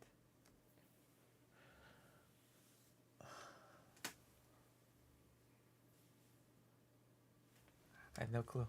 Let's continue. this pirate shares an anecdote about an alien sighting he heard from a Crimson Tiger's defector. Andrei carefully writes everything down. The alien intel becomes an item we carry in our inventory. The leader of the syndicate is the Anglo-Saxon pirate Jeremiah Blood, or the Helmsman, as they call him. Скажи мне, Кевин, Tell me, Kevin, what do the pirates say to each other before going on a mission? We say, heal them with fire. The job is to attack a Concordian transport convoy, get rid of the escort fluggers, and cover the boarding party as they do their work. Helmsman, this is Charlie from the Watch. The Concordian frigate Kish is moving towards your location. Heal them with fire. Oh, wow. Oh, zadanie wypełnione. I heard that. It's very similar to Polish. We just blew up a Concordian warship. We have long been planning to eradicate the scum that is the DNR Corporation. For that purpose, the pirates managed to steal a None of these names tell me anything. None of this is just Hagen fighter equipped with Californium cannons. Uh-oh. Have you read the Scrolls of the Righteous? California. What's that? Camels. A book? больше, чем книга. It's more than a book. It's the truth about our pirate life. Only spiritual food is on the menu today. Helmsman's orders. Everyone must read the book before departure. Scrolls of the Righteous. Helmsman wrote it. As you can see, the pirates take their theory reading very seriously. Hey, handsome, I just had an idea. Once we are back at the Ark, we should celebrate together, in my quarters. Скрижали. Have you read the Scrolls of the Righteous? А как же? Of course, the Helmsman is the Hegel of our time. That's Terra Fuega. I can't believe Andrei is just gonna sit here and watch all his friends die. God damn it! The gun is not reacting to the trigger. It's jammed. The day will still be ours. I had hoped to vanquish the wicked with the finesse of a cultured individual, but it appears we'll have to handle it the usual way. Fortunately for those left behind on Terra Fuega, the UN reinforcements arrived just in time. There are UN fighters in the asteroid field, but how did they know we were coming here? We must have a rat on board. Wait a minute. I'm the rat. Oh yeah, I am the rat. Oh my god!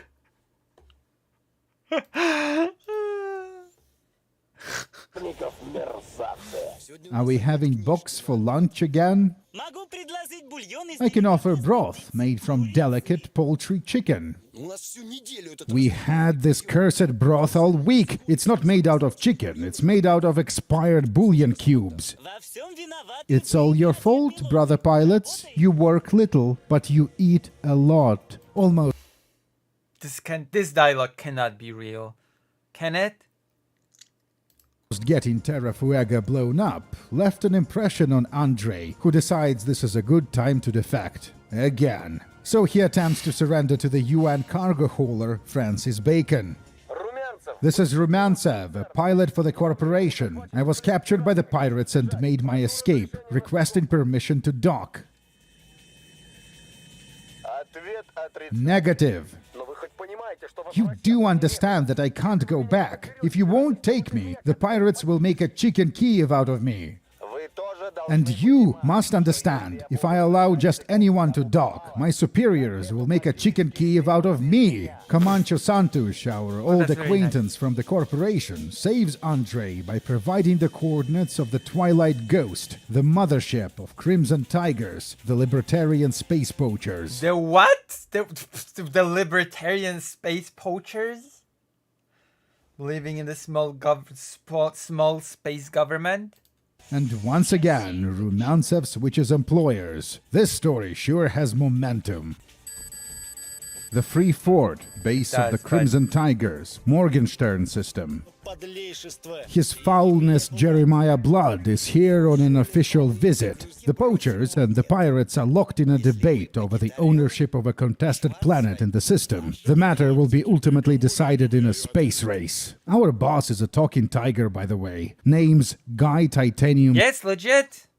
I told you it's made by a couple of Russophiles from Kharkiv. And I also told you all to write in the chat how old you think this game is.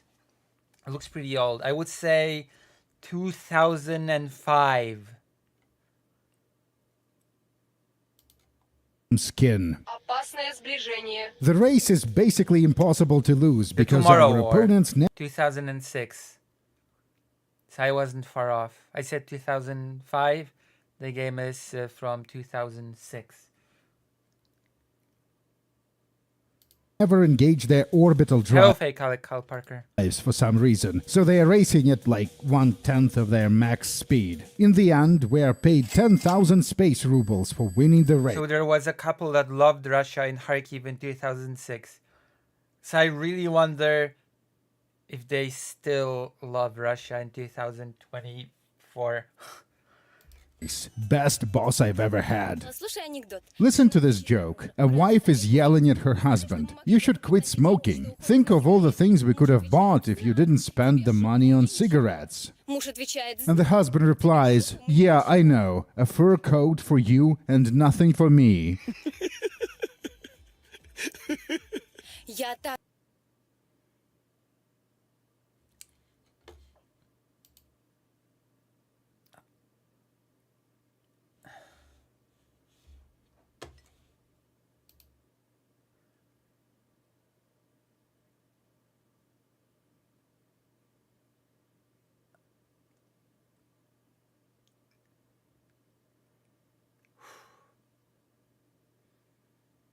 That was certainly a joke. And people say my humor is bad. People say I'm unfunny with my humor when this was put in a game. Oh, so many things that we could buy if you didn't buy cigarettes. Yeah, I know. A fur coat for you and nothing for me. Ha ha ha. Alright. All right. Люблю рус. I love Russians. They always laugh at my jokes. Fascinating to see what people from the 2000s thought humor was like. True. Jesus, true. That is the realest statement of the day. So the helmsman refused to accept defeat. Mission 15 is where we hit a game-breaking bug. One of the plot-important conversations doesn't trigger, and the story can't progress. Tomorrow War was shipped with a bug that makes it unfinishable. And as an insult to injury, the bug also corrupts your save. The cause of the... No way!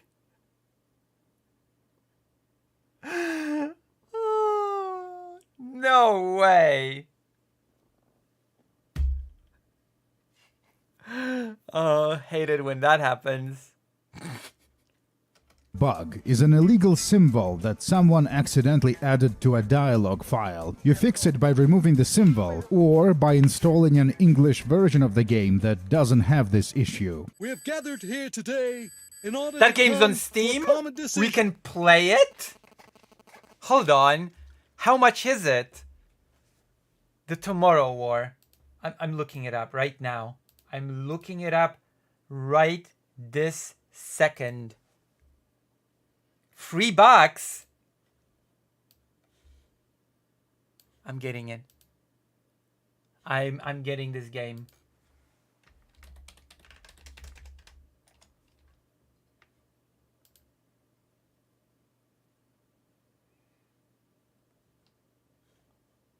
Add to cart.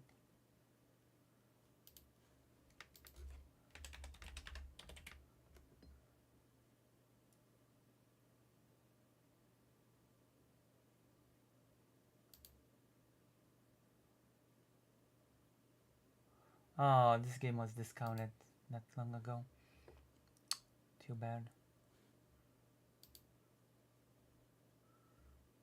Oh gosh. I know, but it's worth it. Hold on. No. That's not what I'm looking for. Hold on.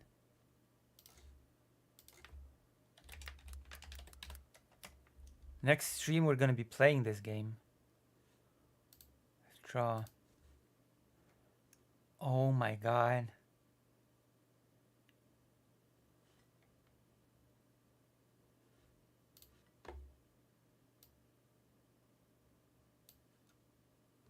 Wait, active what? There doesn't seem to be an active what anymore.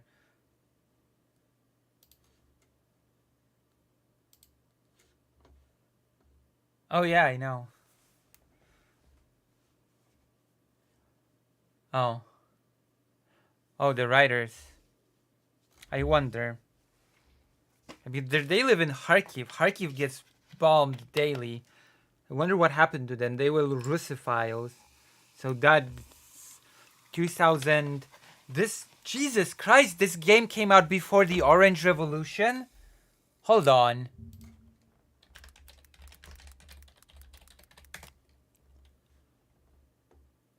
No, hold on. Okay, this game came out after the Orange Revolution.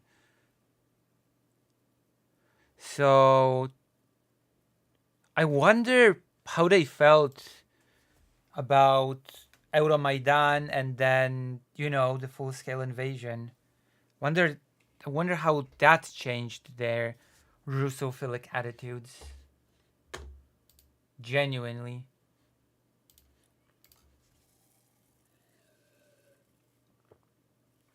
Alright, I got it. I got the game. I'm gonna install it later. About how we shall repay the syndicate I'm for not sure their if I've seen treachery. The voice actors are native speakers, which is the most positive thing I can say about this translation. If we only knew the exact coordinates of the base. But I know the coordinates. Don't forget, I work for the syndicate. British Ruman. This is amazing. Oh my god. This is... I love games with such beautiful voice acting. We're playing this for sure to completion. Wow. This feels like the good old times of Resident Evil. Sev is so weird. Hello, Mr. Roomy. Camacho said they are sending you to meet with the Concordians. It is great, and I don't even know what they look like. Tell me, how's it going in Concordia? How? All right, I suppose. They honour a dog. Holy fire! Cloning is permitted, of course. He talks This is amazing. Oh gosh. I love it already. I love it already. This is my favorite game of all time now.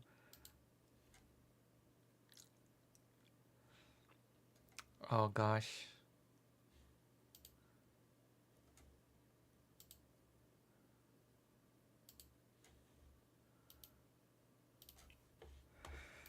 looks like a drugged up wastelander from a Children of the Cathedral clinic. Wonderful. So it's a very literal translation, and it appears they have the Oblivion problem, where the audio director failed to properly... I think I have an answer to you, how they might feel this stuff at least. Oh, there is a blog they seem to... Oh, okay. What did they say in the blog? They were in Crimea in 2015 visiting. Visiting? So they kept being Russophiles still after the Euromaidan.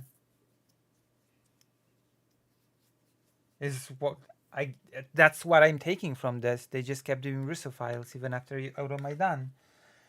That is wild. That is so wild.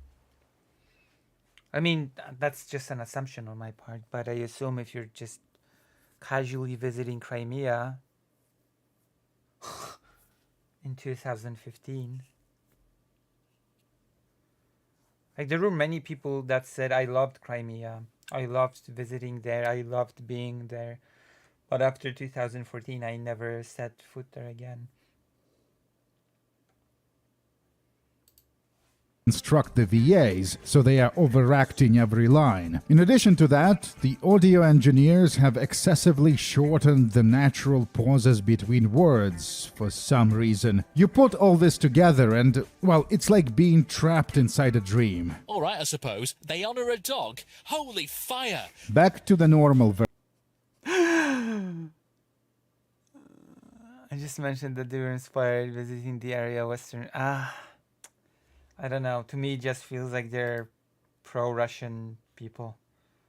It makes me unhappy that I bought the game now. No, I'm unhappy that I bought their game because I gave them money in a way. Face the sun, Andrei. Rumyantsev provides the Concordians with Maybe I should just refund it or something. Play the game for some short time that you're allowed to, and then whatever. Location of the Lost Ark, the Pirate HQ, and I gave money to a Russian studio. Well, no, it's not a Russian studio. Because that game was done by a couple from Kharkiv. They were Russophilic, but this was made by a... Okay, what's the studio even?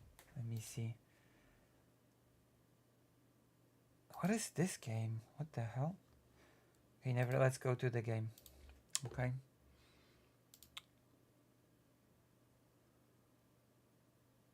Oh, damn. The witch's house looks kind of cool. Oh, this game looks kind of cool. Very positive, overwhelmingly positive. And it's costing only 23. Oh, wow. Oh, yeah, I'm adding this to wish list. Creoland. Russians do. Damn. Maybe I should refund the game.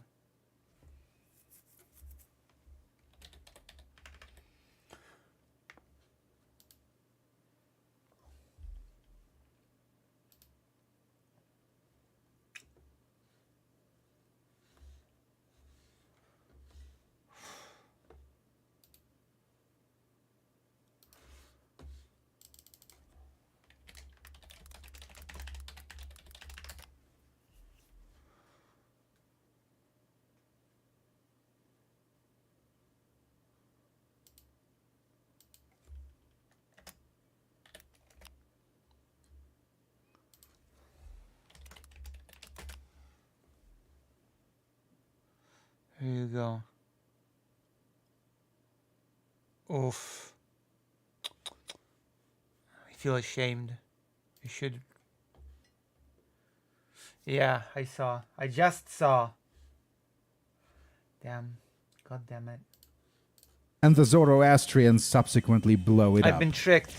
Alas, the Leviathan and Jeremiah Blood escape. Тебе присматривается. Guy Titanium Skin took notice of you. Хочет меня съесть. Does he want to eat me? Я I чувствую, have a feeling he wants to make you his second in command. Hey, hold on. This looks like that YouTuber, streamer, Mercado Media. This person looks like this streamer, Mercado Media. If you know who I'm talking about. ответственно. Such responsibility. What kind of a tiger is he? Клонской программы. Guy is the masterpiece of the clone's program of animal intelligence acceleration. Шасси убрано.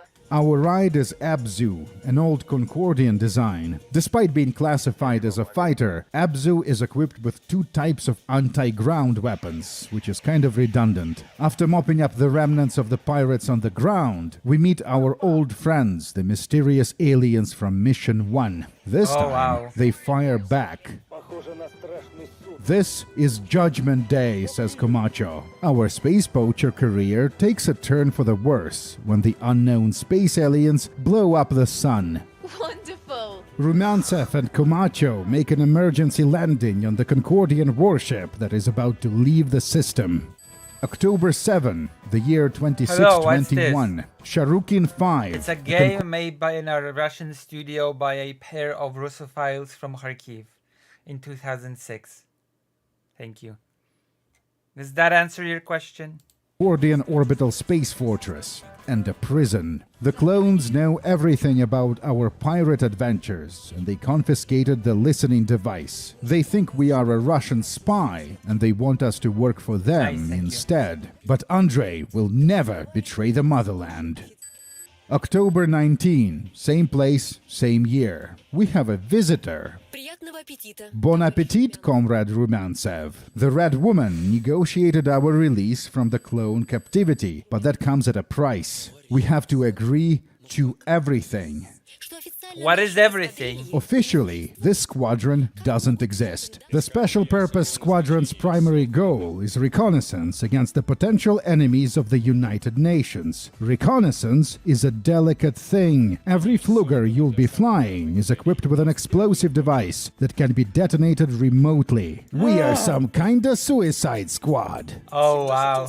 I've always wanted to ask a real OSNAS soldier, why is your narwhal rifle called 3-modal? В первом режиме нарвал. Well, in mode 1 you can dig with it, like with a shovel. In mode 2 you can row with it, like with an oar. And in mode 3 you can fly on it, like on a broomstick. Пельтян. That was a joke? That was an in-game joke? I don't get it. I don't get it. I'm sorry. I'm too stupid for this game. I just don't get the humor. Гигантского халкозавра. We are back at our alma mater, the Japanese-built, Russian-operated light carrier Zuiho. Honestly, you could have figured it out yourself. The first mode is for firing in the atmosphere, the second is for vacuum, and the third is for underwater engagements. We have found the Leviathan. Andrei is ordered to disable the carrier's engines and cover the OSNAS boarding party. This is Toivo Tossinen, piloting the Durandal fighter. Perhaps you have heard of it.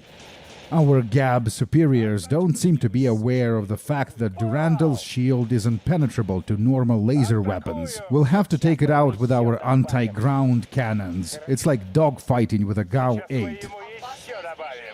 Задание выполнено. Finally, Tossinen. I've been waiting for this for a long time, says Rumyantsev, being uncharacteristically bloodthirsty. Товарищ Иванов. Comrade Ivanov, we have taken captive the leader of the Trick Syndicate and one of his henchmen. And the rest of them? The rest of them killed in a firefight. Ювелирная работа. That's some precision work, you butchers. The dialogue keeps astounding me. I just gotta say. I gotta say it. The dialogue keeps astounding me. It is what it is. Andre interrogates the prisoners, but Jeremiah doesn't say anything important, and his sidekick just repeats the rumor about alien sightings. It's a redundancy in case you haven't purchased the alien intel earlier in the game. Confusingly, these are not the aliens we were gathering intel on. This species is called the Chorugs. They are about equal to the UN in terms of technology, but thankfully not interested in imperialism. The Oh, phew. Wow, that's nice. Chorugs are big weirdos, and they want us to play space football in exchange for their fighter technology. The Red Woman joins our football team. This is how we learn that her name is Alexandra Braun Zheleznova, a double name, Soviet aristocracy. You can push the ball by shooting special missiles or just by bumping into it. Goal! And so we get the alien fighters. They have this cool hologram HUD and an insectoid aesthetic, but in terms of function What a weird game. This is a very weird game. they are identical to the clone Fluggers, which are identical to the UN Fluggers. Vakram system, Concordian space. The system hosts the Tomorrowverse version of Arrakis, a planet that produces space fuel, making interstellar travel possible. This is why we seized the Leviathan. This is why we're flying the Chorug fighters. Plausible deniability. Objective 1 is to obtain visual evidence of the existence of the Concordian missile artillery platform Mithridat. Objective 2 is the reconnaissance of the planet Parkida, where all the spice is. The appearance of the alien fighters confused the clones, who are now debating whether to open fire or if doing so might cause a diplomatic incident with the Chorugs. Just as planned. Everything's according to plan. I wonder if Once we get to low orbit, they do open fire. Komacho is down. Andrei volunteers to pick him up, but both Comrade Ivanov and Komacho himself instruct us to get the hell out. Instead of reflecting on what just happened, Ivanov gives us a boring lecture on some important space mineral. The mineral is associated with the mysterious blue aliens that keep showing up at random points of the plot. This is the planet where the alien sightings occurred, the one the pirates told us about. Our mission is to fly at a very low altitude from waypoint to waypoint and scan the surface for the mineral. Eventually we find what we are looking for, and much more. It's impossible to explore the alien structure in a Flugger, so we send in the Space Marines. We are in the cave. Tons of news. We found an alien aircraft inside. Seems intact. There is a structure next to it. Looks like a pyramid. Our on-board xenoarchaeology expert, Popescu is his name, suggested that this might be a tomb of one of the aliens. The conversation is interrupted by the commander of Zuiho. Alien warships are approaching. They didn't like us desecrating the tomb. The Leviathan has to make an emergency jump, so we land on Zuiho instead. I want to talk to you about something. Okay. About the aliens? About what happens tomorrow. And what will happen. What happens tomorrow? What happens tomorrow? Is there a war tomorrow? Just so we're clear, I did not consent to this. I'm still upset with the spooks because they didn't bail us out when Commodore Vodka demoted us to a bus driver. Bus driver! We have an even bigger problem. The Leviathan never re-emerged from the X-Matrix. Our mothership is lost. Ivanov is probably dead. Klim Nastasian, one of the members of our suicide squad, says Ivanov wasn't so bad for a spook. Klim is from a trad planet that reverse evolved into a version of the medieval Rus. People from the Russian directory often... Wow. It all goes back to Rush, doesn't it? Always. hold prejudice against them, but Ivanov didn't. Look at notice the detail, the cross that's here. Notice the detail. Wow. Command thinks that... Hold on. I have to go get something real quick. I'll be right back. If you have any questions, write them. Listen, I'm here to enlighten you or whatever.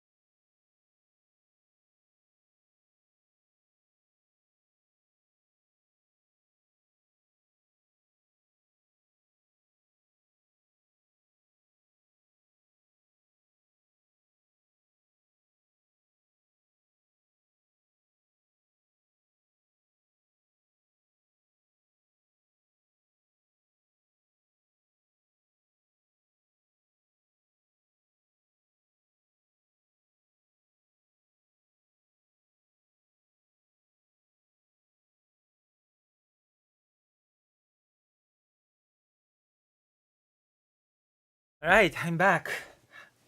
Another happy landing in the land of watching interesting things.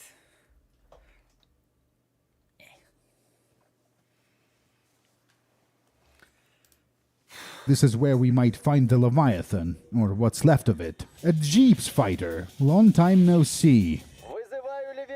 Leviathan, can you hear me? This is Revenko. Leviathan, if you can hear me but can't respond, identify your location with photo rockets. Here it is, collided with a mountain. No survivors, except for one. Ivanov fled the ship in a Chorug fighter. After somehow intercepting the Leviathan in the X-Matrix, the blue aliens destroyed all fleeing Flugers except for the Chorug one. The aliens are called the Yagnu. They ignore us and go after the Jeeps vessels instead. Tell me, Comrade Ivanov, will there be a war with the Yagnu?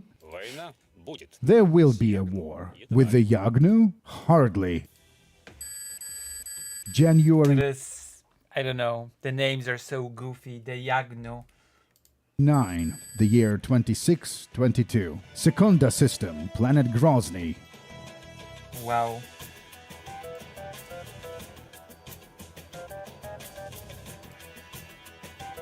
The music is so familiar. This music feels so familiar. It's time for the main event. The War from Tomorrow War.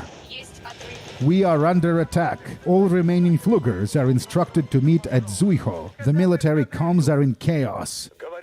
This is Major Ulyanich, commander of the 24th Tank Brigade. I have no way of contacting the HQ. What should I be doing, Fleet? Open the red package. It'll tell you everything you need to know. The what package now? Attention everyone. Today, at 13:30 Standard Time, without the formal declaration of war, the Concordian fleet crossed the border and attacked the United Nations. Began the Clone Wars have. Oh. I knew it. I knew this was gonna happen. Why didn't we strike first? Call me an idiot, but I thought we were preparing for the war with the aliens, and the clones would be our friends. The engineer on the Zuiho brings us even more bad news. The Cologne War. Terra Fuega is being evacuated. The command decided to blow up the station before the clones get it. Are we going to use torpedoes? We don't have enough torpedoes, and we don't even know how many it will take. The easiest way is to detonate the station's arsenal. There is not enough time to evacuate it anyway. Senor Furdik, I came to blow up the station. God damn war! Senor Furdik, can you hear me? It's a special operation. We were looking forward to a fantastic spring season. The pilots discovered 5 new mineral sites. It's all for nothing. Rumantsev orders everyone out and places an explosive device in the armory. The further we are into the adventure, the more fun is the story, and the more broken is the gameplay. The clone Flugers are now Listen, it's a trade-off. refusing to fight us or even to maneuver. In this sequence, we have to intercept a bunch of Concordian torpedo bombers before they hit our grounded capital ships, but they never actually fire a single torpedo. And then we hit another game-breaking bug. Command orders the squadron to destroy the space gate. Does it also corrupt your save? Did you have to start from 0? We are instructed to keep our distance, so I do, and I wait. Nothing happens. The squadron fails to destroy the gate. The projectiles just go through it. I replayed this mission multiple times, same problem. Eventually, in the depths of the Russian not Facebook, someone helpfully pointed out that there is a small part of the gate that does in fact have a hitbox. Comrades, the special purpose squadron is disbanded. Ivanov says we can serve on any ship we want. Andrei picks 3 Saints, a carrier with a space runway and a vodka robot.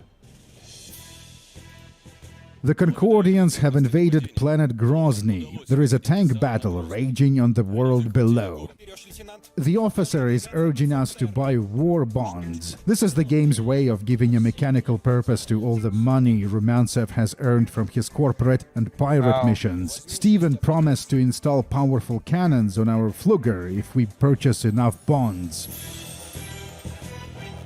There are two types of tanks, those that attack ground targets and the AAA tanks. Steve's cannons one-shot everything, so this isn't much of a battle. Despite the victories at Grozny, the Concordians eventually gained the upper hand. We have to retreat deeper into UN space. January 24th, Parsec 801, Gletcherny Cosmodrome. And who is this? These two must be very important in the Russian directory. There is a war museum at the Cosmodrome. Unfortunately, the objects don't seem to be interactive. In the military souvenir store, the South American pilot Gomez is trying to pick up chicks. We know Gomez from Terra Fuega. We tested the Durandal prototypes together. They fixed the flaw in the defense shield. It can now be operated in the atmosphere. I'll begin with a question. Do you like ballet? Sure, I especially like ballerinas. The clones managed to seize a yacht that was carrying the Russian directory's top ballerinas. Rescuing them is our next assignment. No, this is the 8 Durandal out of 10 is a very story? capricious machine, and it needs proper gentlemanly handling. Thank you, Steve, but I've already flown a Durandal. In my experience, you'll have to hammer it with your fist a bunch of times, and that solves all sorts of hardware problems. That's exactly what I meant, sir. The targets have been identified. These are the carriers Atur Gushnaps and Atur Farnbag, the famous white elephants. I order all forces. I have to check something. What's this called? P6 Gaming?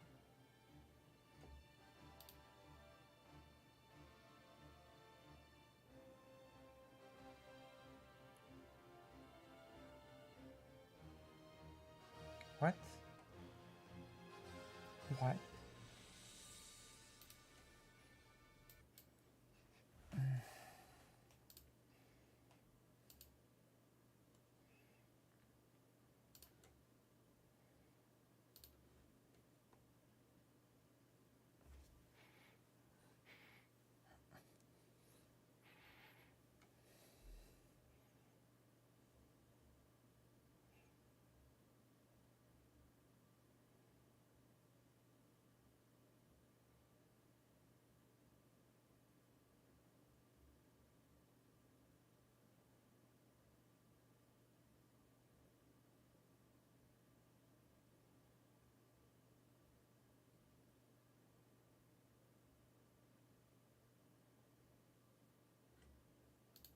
Hold on.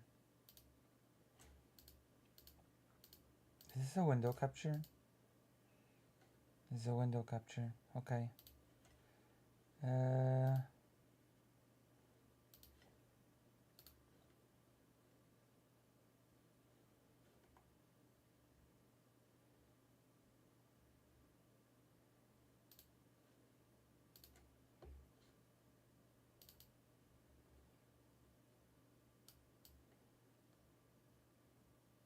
Okay, now I'm ready to continue.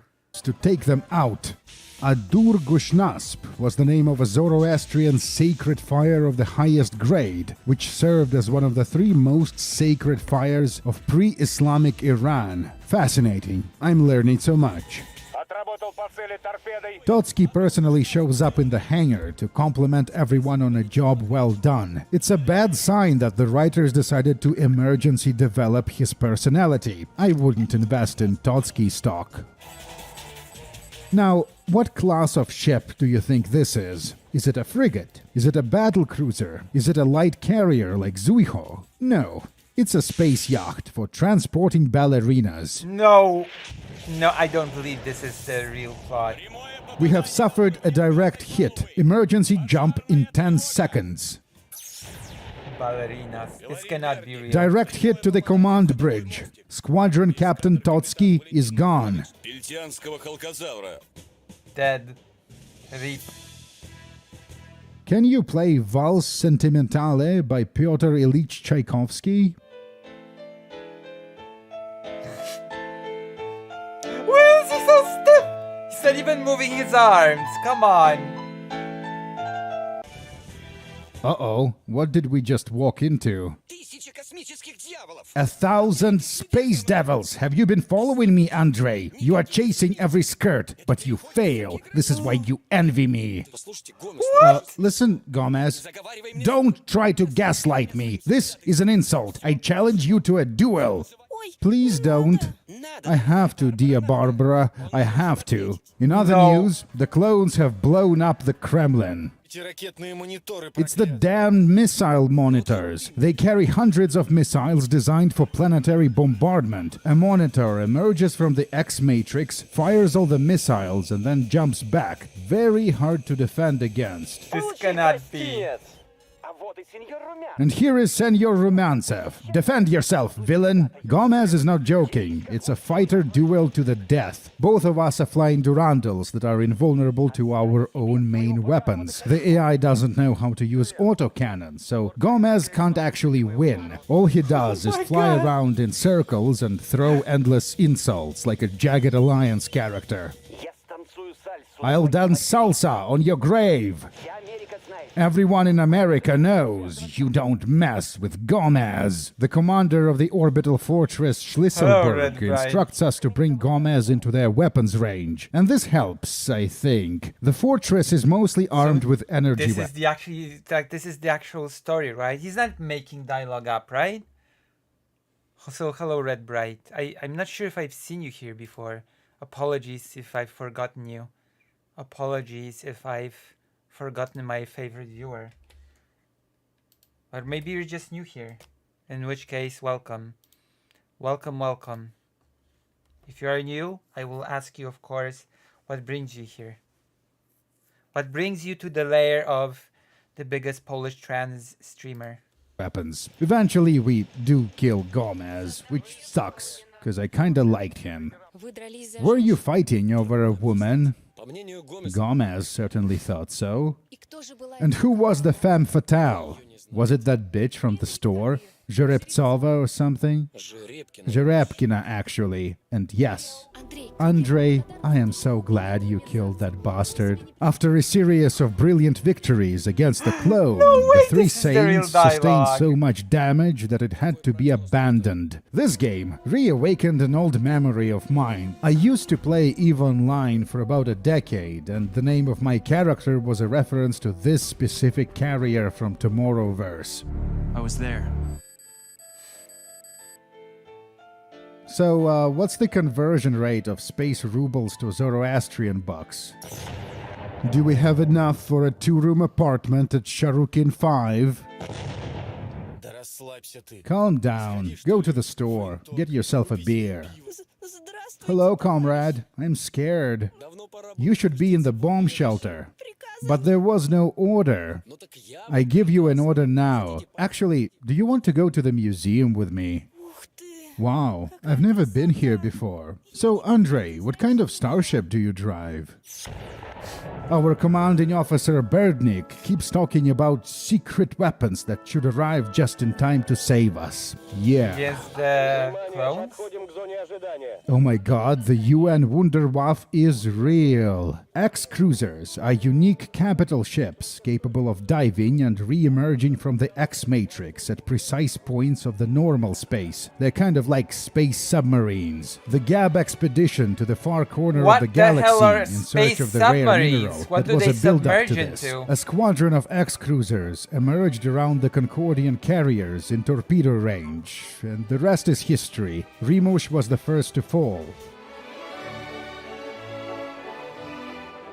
Space submarines.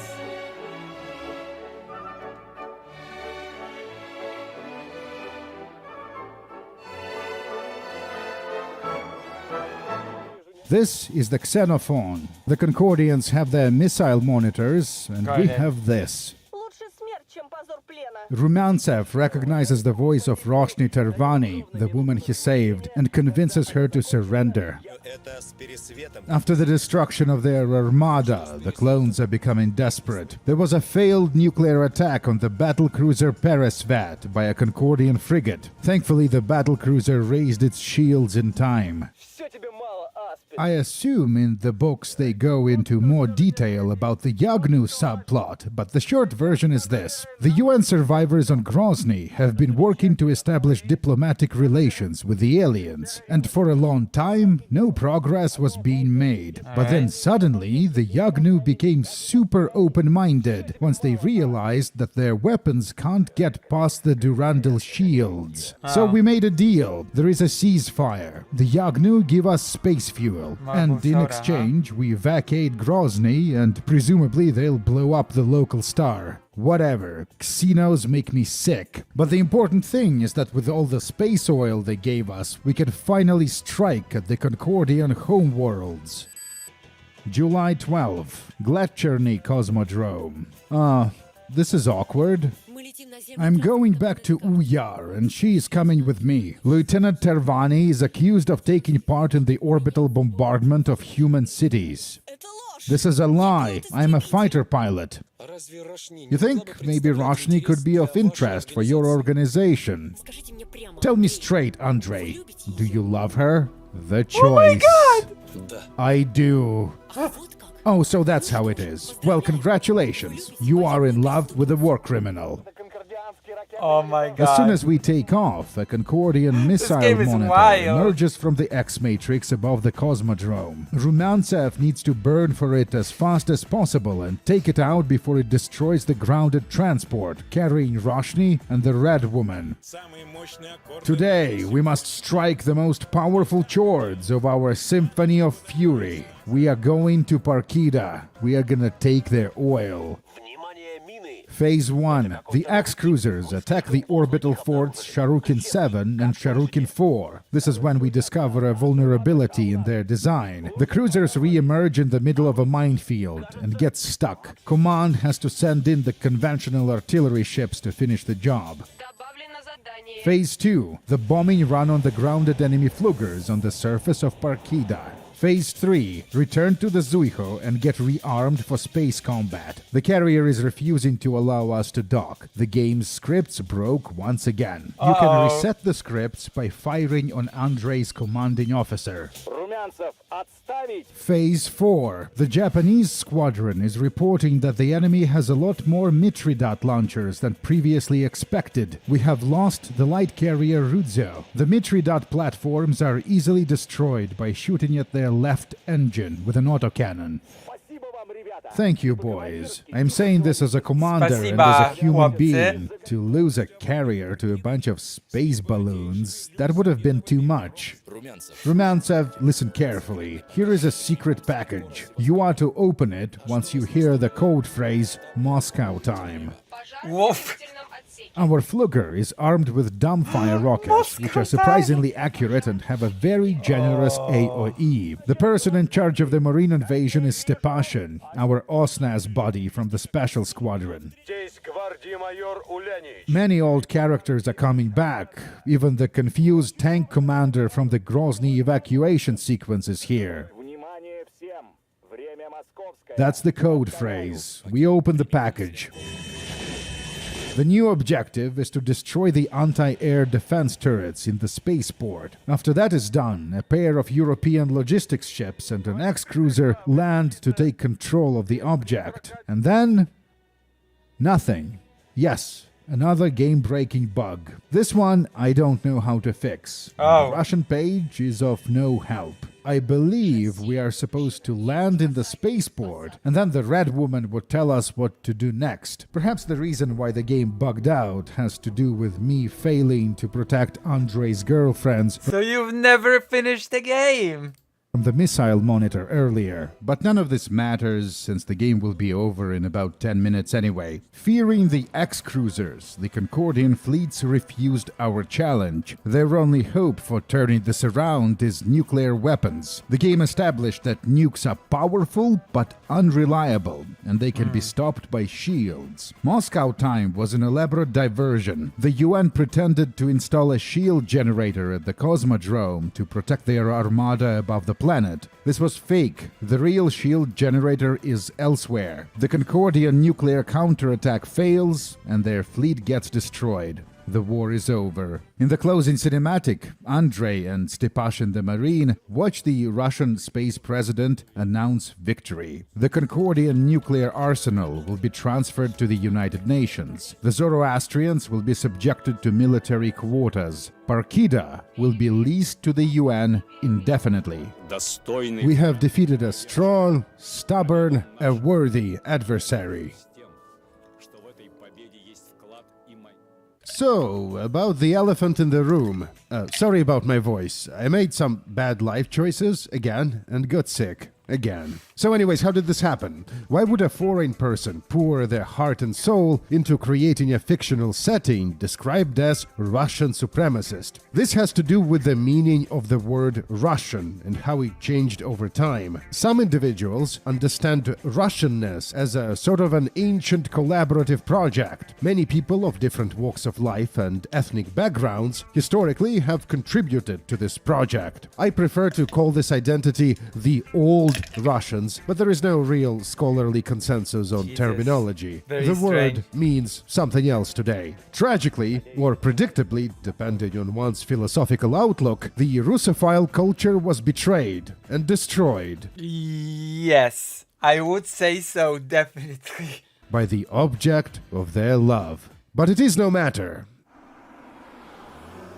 Everything that happens is a feast for the world spirit. What the hell? Patron credits, and then I'll share more fascinating Zorich anecdotes. These videos, as well as our RPG/SlavJank book research, are made possible by our backers via the crowdfunding platform Patreon. Special thanks to Jim Lawrence, Danny Kilpatrick, I Feed My Parrot Chicken, Ray Nurs, Ganso Bomber Motherfucker Cat a Suspicion. Today I will eventually. The owner came out onto the porch and said, "Catch up with you, the rooster and the cat porridge. Let me RPG science." They will eventually be 1967 Ford Mustang. Wonderful. These days, the Zoriches seem to be doing fine. In the 2010s, Yana and Dmitry completed their sea training and were issued yacht captain certificates. They currently go on sea voyages in the Mediterranean and the Atlantic. Congrats on making it, I guess. These two are of special interest for our book project because, guess what? They are prolific strategy and RPG developers. They will eventually be a big multi-chapter video about their career. Specifically, Alexander Zorich was involved in a highly sophisticated Soviet-themed Fallout 3 clone that, unfortunately, was cancelled late in development. A fascinating project. Invaluable to advanced RPG science research is the proto-blogging platform LiveJournal that used to be popular in the 2000s. You see, on LiveJournal, instead of making content, individuals would instead journal their lives. It's a priceless tool for researching biographies that allows us, among other things, to explore the evolution of the unique humor style of Alexander Zorich. Let me tell you a joke. The village is starving. Everyone is suffering, the humans and the animals. A rooster, a cat, and a dog gather round to discuss the issue. "I'm going to the city in search of a better life," says the rooster. "I'm coming with you," says the cat. "Hey dog, are you coming?" You know what? You go. I'll stay here for another week, and then I'll catch up with you." The rooster and the cat are suspicious. He knows something. What is that he is not telling us? The dog eventually gives up. "Yesterday I was lying in the kennel, and the owner came out onto the porch and said, 'Katerina, if this continues, a week from now, we'll all be sucking the dog's dick.'"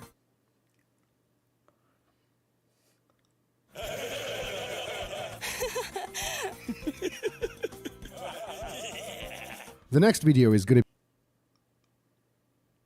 Oh.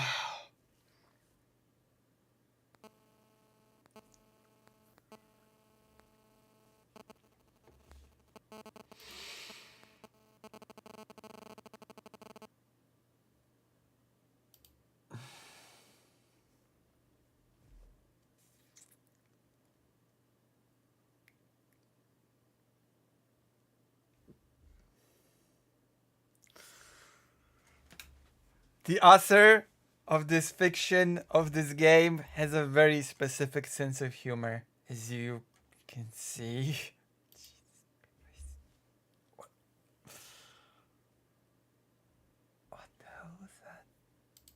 to be either Mask of the Betrayer, Lionheart the Medieval Fallout attempt, or Fallout 2, depending on what I feel like playing when this goes live. Support the channel! Ильтианского халкозавра.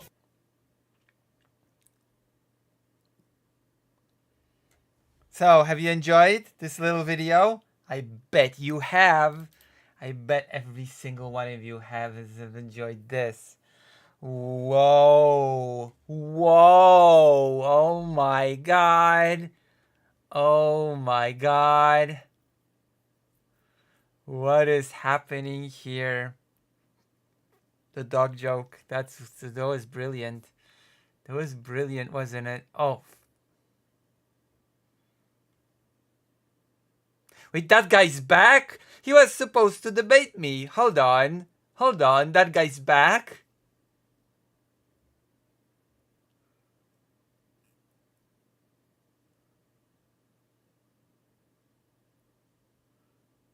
Hello, Glitch Master. You hated the joke? No way this dude's back. Oh, should I DM him? Should call in as a guest to Wix panel. I spotted my nemesis.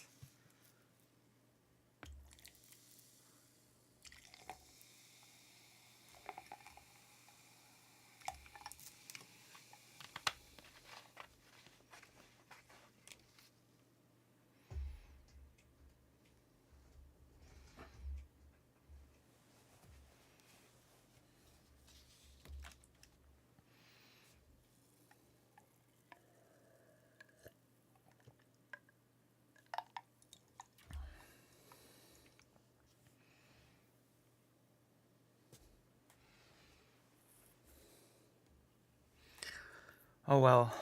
Non-smoker. I think that's the guy's name. Non-smoker. Or whatever.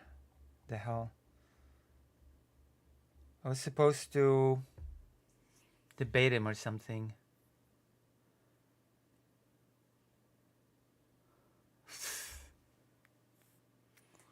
Non-smoker. Because I reacted to his debate about the Holodomor, and I didn't like it much, and he got wind of it, and then I sort of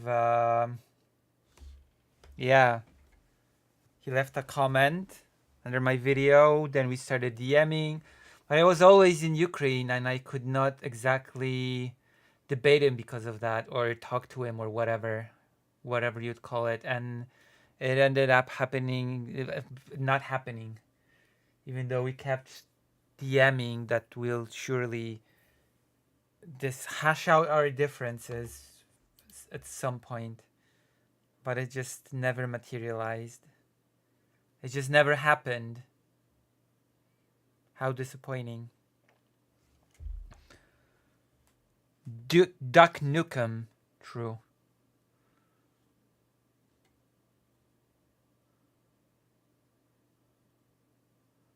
So yeah, I guess that's a thing. And now he's back. Still find it odd that Yankee Tanky was gonna debate and then he just ghosted you. Well, it happens. People are just afraid of me, I guess. Just afraid of my powerful brain, I suppose.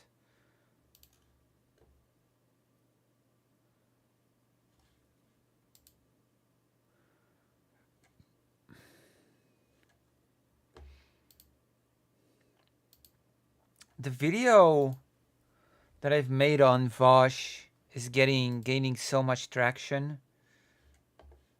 It's like 781 views, 41 comments.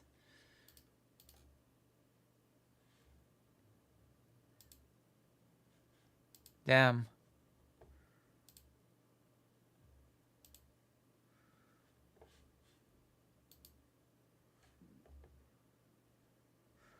Lucy's intellect is nothing to scoff at. Well,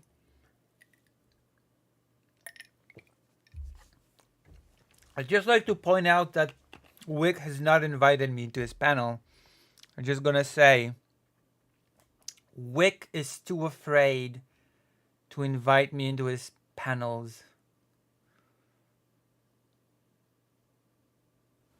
Coward. Wick is such a coward. Wick knows. Wick knows that I actually prepare for these. Wick knows that I actually do my homework. So I would have came to the panel and it would have ended like the affirmative action one. Not well. Turns out Lucy's cloud sharking Vosh is paying off. If it only paid off enough for people to come watch the stream live, that would have been great. Vosh fans would come here to debate me on the takes on the media. All right? Jesus.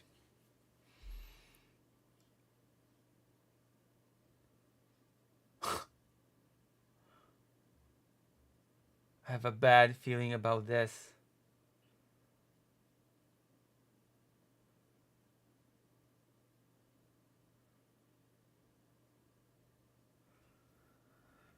I think we were supposed to discuss a bit of the Tenet thing, right?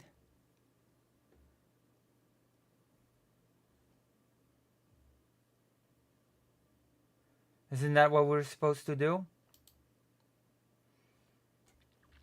Okay, I'm gonna be candid with the audience because there are many different angles that this has been already discussed from.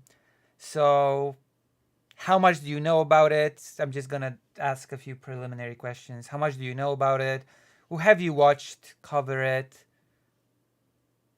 Is your knowledge about the whole Tim Pool team like accepting money from Russia? No, nothing. Wait, hold on, fake Calico. That's impossible, fake Calico Parker. Because I just happen to know that your favorite streamer number 2 has covered it extensively.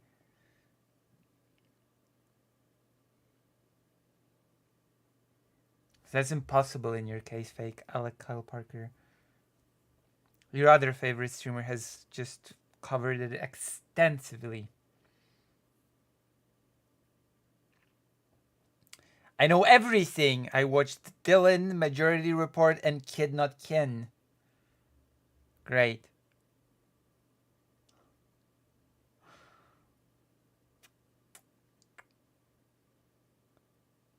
Bold of you to assume I watched that video. Alec, who is your favorite besides Lucy?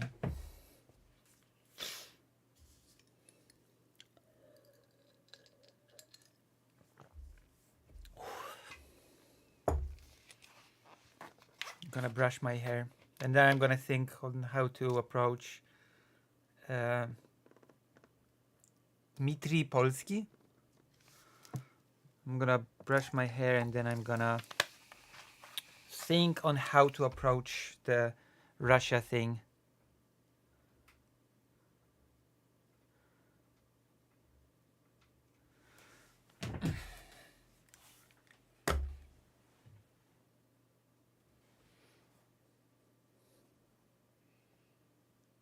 Where's my brush?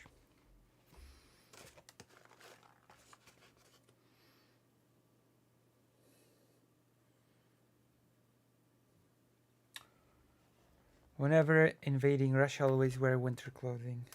Yeah, but I'm not invading Russia, first of all, and second of all, I want to discuss the collusion thing. Because I've not done it yet.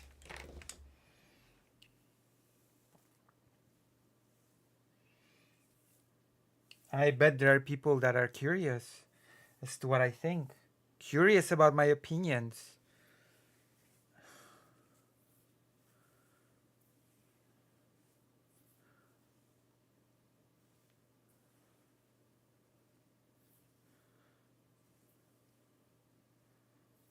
Again.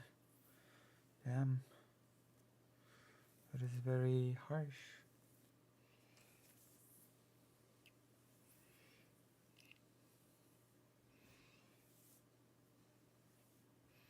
Then my hair is pretty long, actually. I didn't think it was. My hair is actually pretty long. Huh. I'm a long hair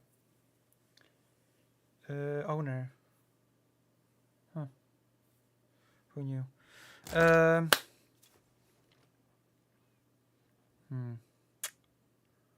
Still thinking how to tackle this whole bit. See what President Sunday's up to. They're not. We're good. Okay, we have to do theory. We have to do a drama that we paid for it. How What's your about drama? how about a 4-minute video to start? A Bad Empanada live video on Lonerbox denies the Gaza genocide. So I think this will be a nice one where we get to hate. Oh God, they're gonna cover that. Interesting. So, Russia. You know what? I'm gonna go to the toilet. As I go to the toilet, I'm gonna ask all of you who actually watch. I'm gonna ask all of you who actually participate actively in this stream, which I'm hoping there's a lot of you here. Which particular aspect of the Russia money influencers thing interests you the most? Write in the chat. I'll be right back. And when I'm back, I'm gonna read it, and that'll inform me on how to approach it in an original way that has not been done before. Because basically it's all been discussed to death by many people, and I don't think I'm gonna outdo them, or maybe I will. I'm a genius after all. How does he fit his money under his beanie? He uses a card. He places a card on the top of his head and places the beanie on top of it. All right. I'll be right back. I'll be right back.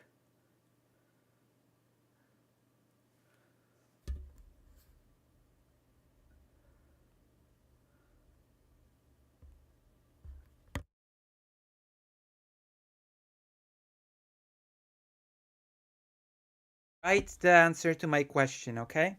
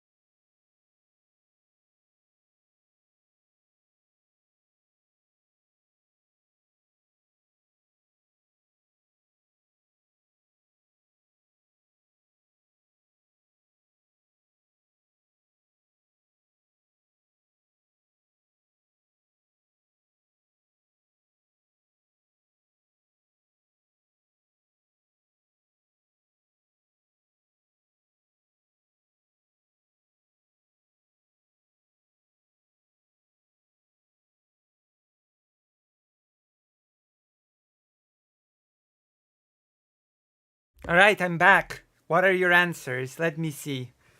Let me see. I don't know about the Russia funding influencer stuff, so I can say what aspect the issue interests me in particular. I'm gonna give you a TLDR. The chef's hat. Why is it shaped like a mushroom? Okay, I want serious answers to my question, Arkael. Listen, if you give me a serious answer to my question, I will play Pseudo Royal on stream tonight. Who interested me about the whole Russia thing was the lady actually knowing and still participating. I mean, that part's simple. The money was really good. That part is actually very, very simple. The money was good, the money was tasty, and so the lady... I assume you mean Lauren Chen, right? That's what I assume. Lauren Chen, one of the founders. I think she's one of the founders as described in the indictment, in the whole document. Lucy, can you be bought? I think I might be buyable. I cannot be bought. I cannot be bought. My principles are too strong. Listen, if I were buyable, if it would be easy, possible to buy me, then I'd just become a drama streamer, like Chad Logic. That is what I do. All right, let's start from the top. There's an aspect to this that I actually wanted to tackle. There's an aspect to this whole thing that I wanted to really tackle because I think it's necessary, and I think I'm going to be the person to do it. I'm going to do it a bit in the abstract. I'm not going to really be naming any names for now. I'm not going to be praising anybody in particular. But I think it's important, if we are talking about information warfare, if we are talking about misinformation, trying to cause chaos, trying to cause influence things like the US election, money laundering, sort of, in a way, breaching sanctions because accepting money to create content for Russia is, in a way, that's a way to actually go get around the sanctions. And it is very important. Okay, let's start from a different angle. What is information warfare in the context that we are discussing now? Information warfare is, in the context of Russia, the Russian government employing any means at its disposal, social media, influencers, AI-generated accounts, AI-generated commercials, AI-generated advertisement that will lead you to false pages that will masquerade as real legitimate news sources. It is highly sophisticated, in some cases not really all that sophisticated, but in some cases pretty sophisticated ways of manipulating information in order to shape people's opinion, to shape people's behavior in favor of Russia, and to sort of cause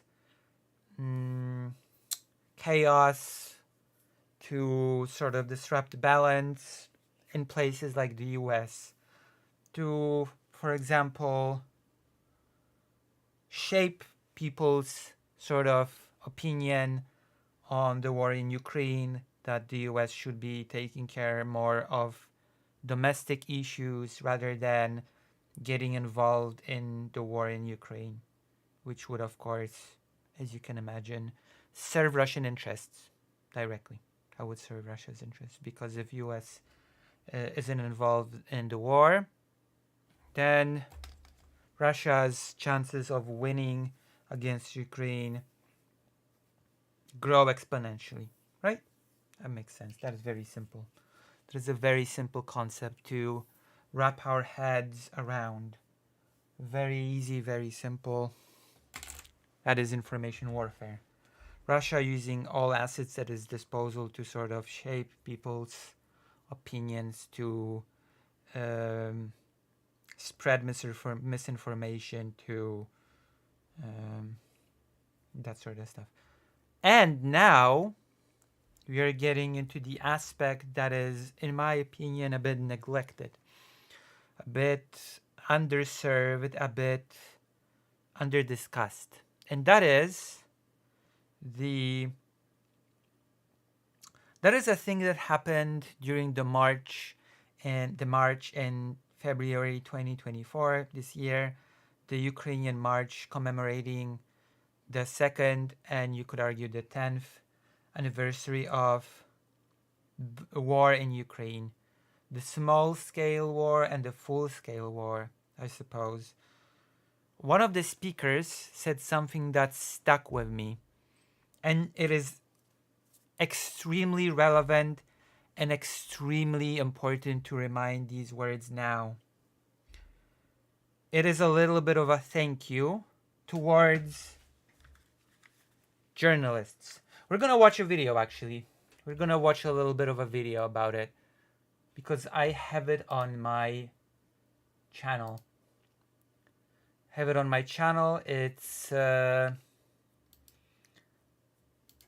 It's not public.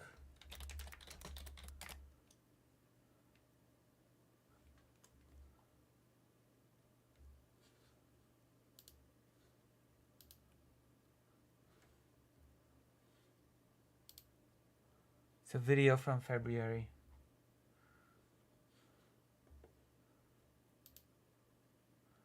I'm gonna find it because it speaks to a very important point.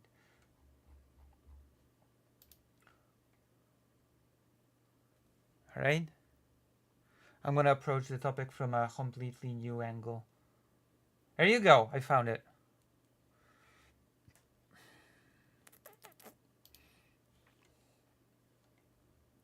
This is perfect. I'm gonna be able to show it off now. Perfect opportunity, I would say, to show off this video. Especially in the light of what's happening with the Tenet thing, with people accepting money to spread misinformation, information warfare. It is, I think, a very amped message to kick this whole thing off with. Okay?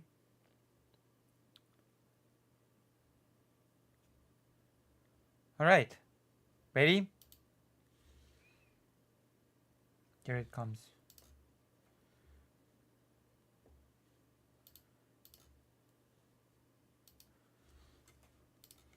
Страшних історій. Людей, які були в полонах, людей, які пройшли через окупацію, людей, які катували, вбивали. Магдо, запрошуємо туди. Оплески для Магди Камонті. Very cool and important message when it comes to this whole debacle with Russian money buying influencers to spread misinformation. As you all remember, I'm a journalist. And we all must remember that Putin has a great, mighty, powerful weapon.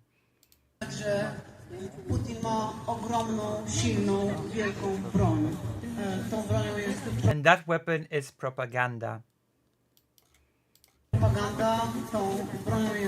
That weapon is disinformation. And that weapon is also fake news. Luckily in Europe and in the rest of the world, the free world, we have the free media.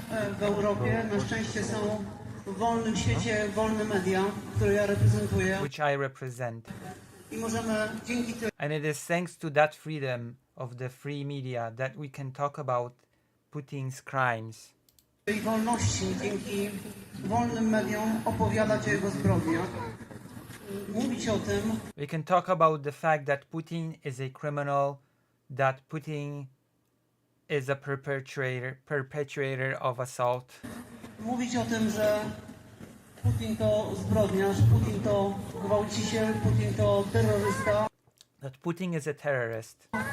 Putin to człowiek, który That torturuje Putin is a man who tortures people. ludzi, który kradnie ukraińskie Steals Ukrainian children. dzieci, który gwałci ukraińskie kobiety. Who assaults Ukrainian women. Możemy o tym opowiadać We can talk about it and give a voice to the victims. i dawać głos ofiarom. Ja daję I do give this voice, and so do many of my journalist colleagues. i ten głos daję wielu moich kolegów i koleżanek. Z tego miejsca chcę It is right here that I would like to salute all correspondents pozdrowić wszystkich korespondentów, którzy that inform the world about what is happening. informują nas, informują świat o tym, co się dzieje w Ukrainie, In Ukraine. co się dzieje na wojnie, do jakich What is happening in the war and what crimes are being committed. zbrodni dochodzi wszystkich moich kolegów. I salute all of my journalist friends and I thank you all so much. Koleżanki, bardzo pozdrawiam i bardzo wam dziękuję. Musimy sobie wszyscy We must all realize uświadomić, że gdyby nie grupa, that if it were not for a very small group of journalists, maleńka grupa dziennikarzy, cały świat nie the whole world would not have learned about Mariupol. dowiedziałby się o tym, co się dzieje w Mariupolu. Obejrzyjcie Please watch 20 Days in ten film Mariupol. 20 dni w Mariupolu. Wszyscy obowiązkowo. Mam Every single one of you. It is mandatory. nadzieję, że ten film już dostał I BAFTA, hope it already received the BAFTA, a Pulitzer, and will next receive an Oscar in 2 weeks. już dostał Pulitzera i That's za from February. This speech is from February. chwilę, za 2 tygodnie dostanie Oscara. To jest wielka It is an amazing piece of journalism. dziennikarska robota, wielkie świadectwo zbrodni Great documentation of war crimes of Putin. wojennych Putina. Powiedziałam na początku I spoke at the beginning of propaganda, disinformation, and fake news. o propagandzie, powiedziałam o dezinformacji, o fake newsach. My musimy też, We must all, as we stand here, wszyscy jak tu stoimy, wszyscy jak tu we must all think as we are here about how to educate our children, jesteśmy, myśleć o tym, żeby edukować nasze dzieci, edukować to naszą educate our youth, młodzież, edukować to educate all those that do not have the awareness as to how Putin manipulates them. wszystkich tych, którzy nie mają świadomości, jak są manipulowani przez Putina, jak są manipulowani How everyone is being manipulated all over the world by the narration that he sells. na całym świecie przez tę narrację, którą on sprzedaje. Pilnujmy tego, Let's keep a watchful eye. Let's point out where he lies. pokazujmy, kiedy kłamie i And opowiadajmy let's all talk about what the truth is. o tym, jak jest naprawdę. Dziękuję bardzo, dziękuję Żeniu, dziękuję moja kochana koleżanka. So in other words, what I was trying to sort of show, demonstrate, talk about in this little clip that I've recorded during the march in February is that according to certain polls among at least right-leaning people, the main source of information when it comes to Ukraine is first Trump, then some politicians. The least believed source of information for those people are correspondents on the ground that actually observe what's happening, conclude, and share that information with the public. The people that you should be looking to the most when it comes to direct information as to what is happening in Ukraine are the ones that, at least among right-leaning people, are the least trusted. So I would like to sort of stress that the journalists, the reporters, the correspondents, as called here in this little speech, are the people that are the direct counter to what has happened with the misinformation done by a certain group of influencers receiving money from Russia to spread misinformation. People that are on the ground risking their lives, risking their health, both physical and mental health, in order to bring you the truth about what's happening in this war, are a direct counter to the misinformation spread by these influencers. And the ironic difference between these two groups, the people that actually go out there, spend time among the soldiers, look at the situation firsthand, and give you the first-hand account, their financial status usually does not actually reflect the amount of risk that they undertake in order to bring you the truth, which is pretty interesting, that people that will bring you all the lies receive great benefits and, in fact, fat paychecks for it. So yeah, for those who have no idea what the whole topic is about, in 2022, February, when Russia invaded Ukraine, the full-scale invasion began. A very popular Russian media outlet, Russian state television, RT, Russia Today. Is it Russia Today? I think it's Russia Today. Has been banned, has been discontinued in most of Europe and in the US.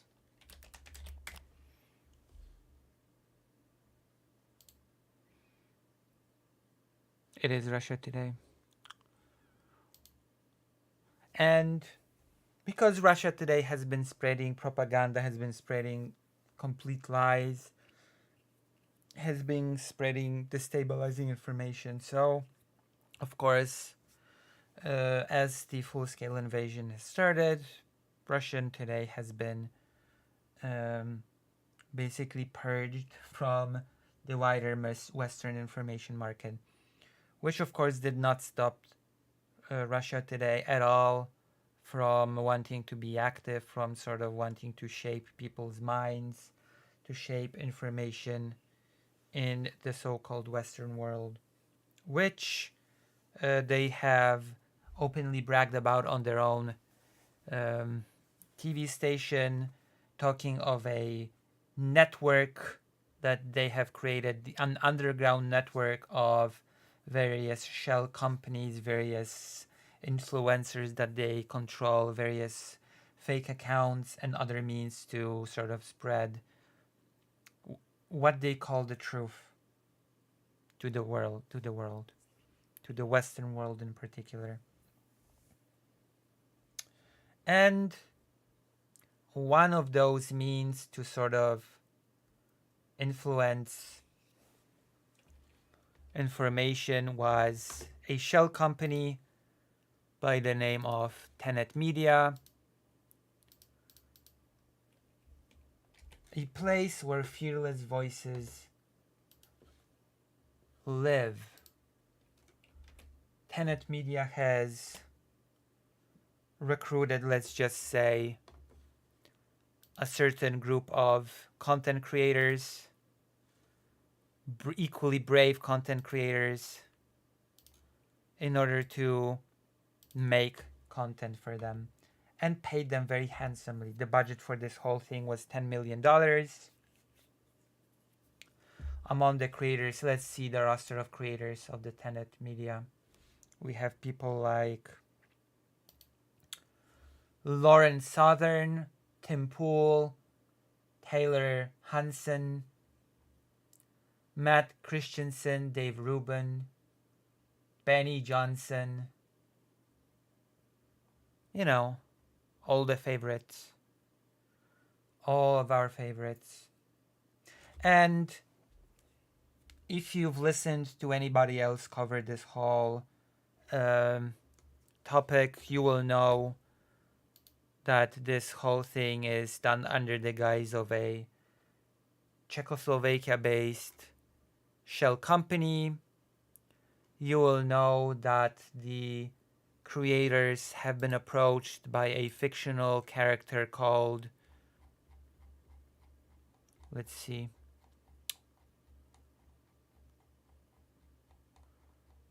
I have it here in the indictment.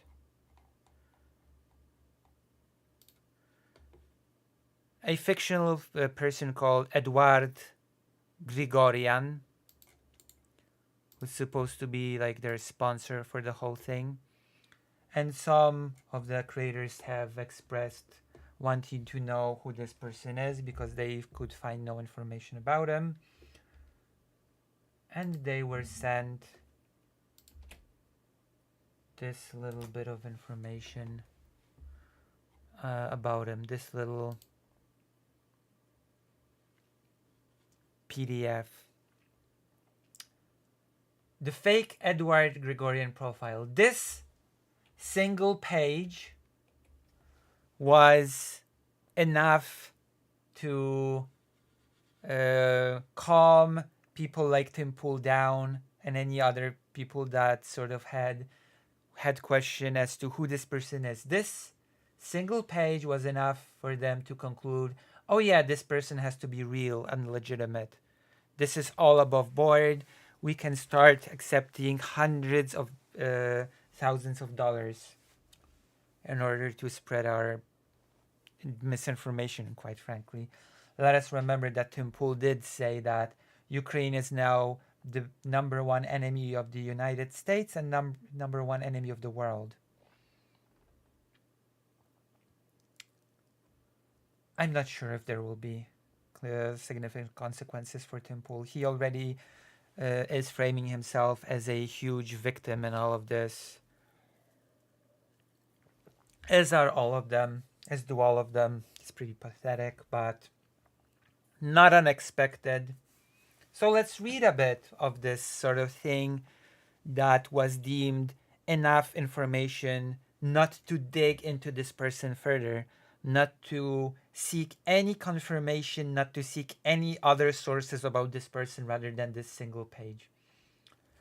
Eduard Grigorian, experienced finance professional and investor, deeply engaged in business and philanthropy, leveraging skills and resources to drive positive impact, supporting a range of organizations worldwide with a dynamic presence mainly in Brussels and London, engaging in personal and professional pursuits in each location with a focus on poverty alleviation, championing free speech, and advocating for social justice causes, which is very funny because the social justice causes was the only thing apparently that was a red flag to the creators that were being recruited for this little project.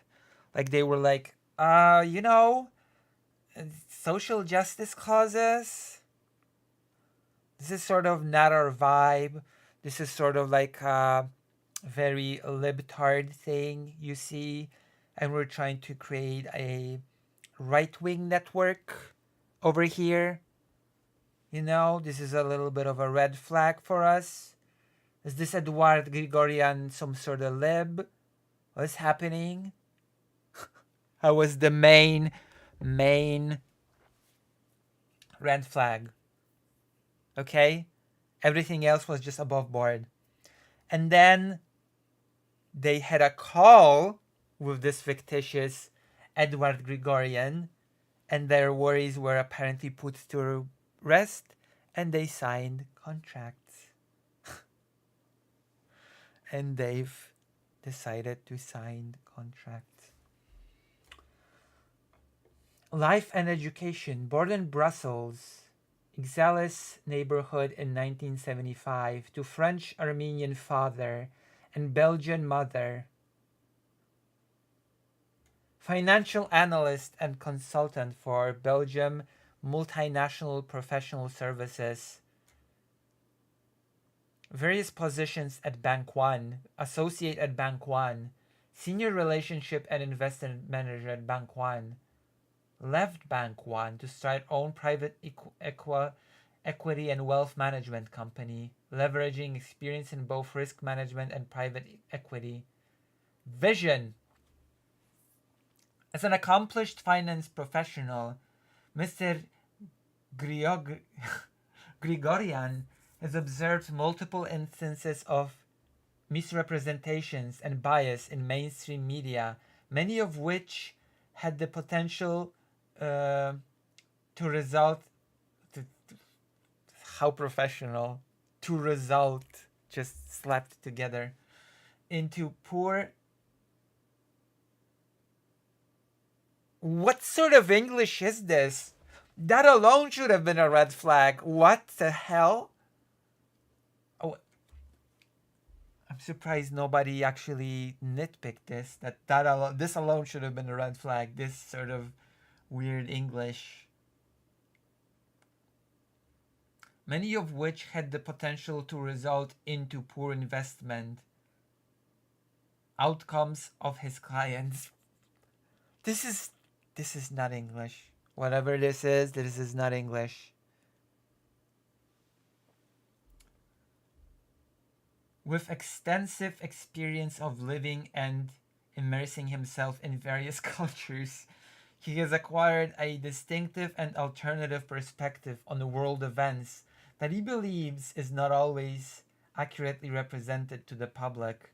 In pursuit of his goal to encourage a more nuanced public discourse worldwide, Mr. Grigorian intends to establish a conservative news outlet that offers expertise and experience for a wide audience in the Western world and beyond.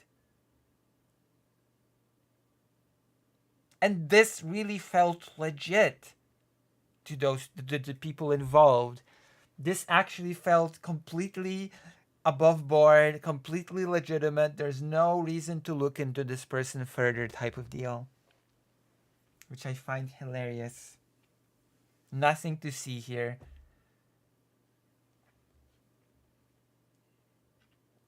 Bank One's affiliate in the United States has no record of an Edward Grigorian ever being employed by Bank One, nor, as set forth above, do Google research searches for Bank One Edward Grigorian yield any results for a person by that name.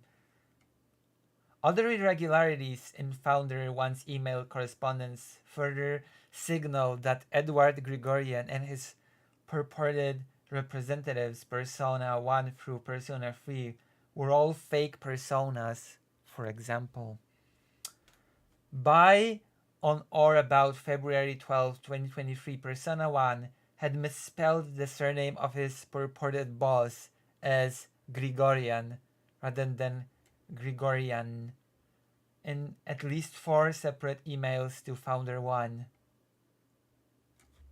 B.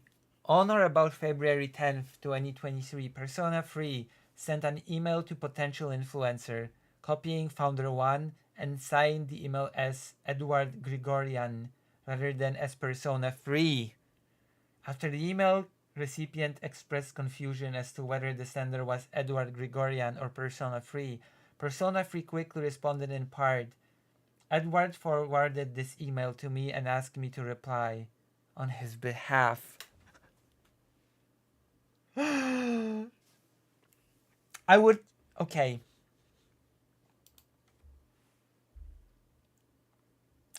remind you that the people involved in this whole thing, let's go back to the page. Let's go back to the Tenet page.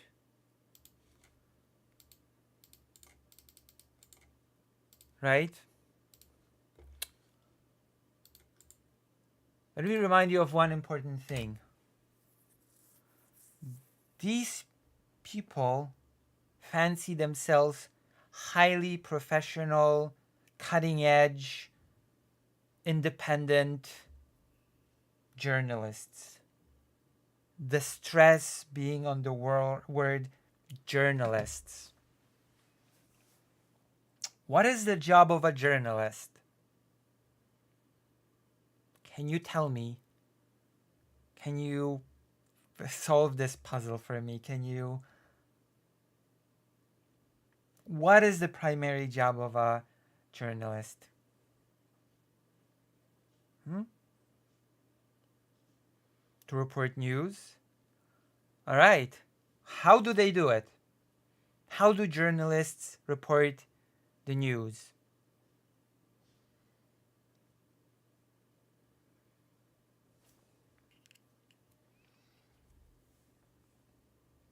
Basically, depending on, of course, and especially that's true for the so-called investigative journalists. Their job is to dig up information or just observe reality as it is. But if something's suspicious, of course, their job becomes digging up information and then sharing it with the world.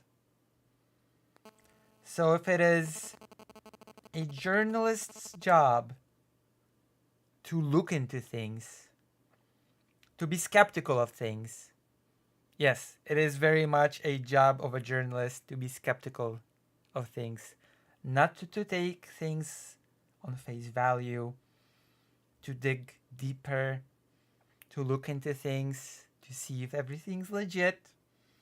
And then, after having doubled, tripled, hopefully quadrupled, checked certain things, to present those things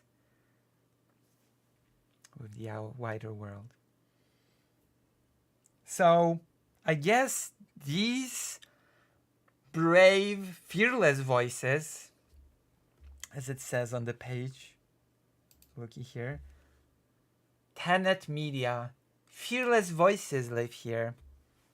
So if these fearless journalists could not be bothered to look into information that was related directly to themselves, then just how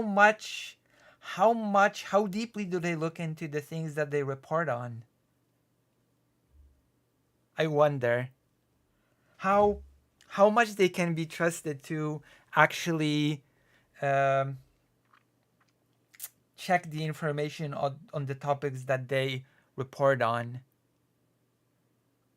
If they got so duped, assuming they got duped, assuming they didn't know, which is the better scenario for them, that they just didn't know that they were seeing hundreds of thousands of dollars from shell companies that were working for the Russian government.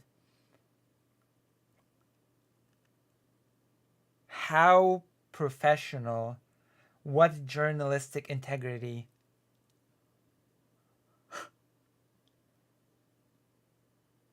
Isn't that a bit sad? Isn't it a bit pathetic? Let's look, their journalism is being proudly flaunted on display.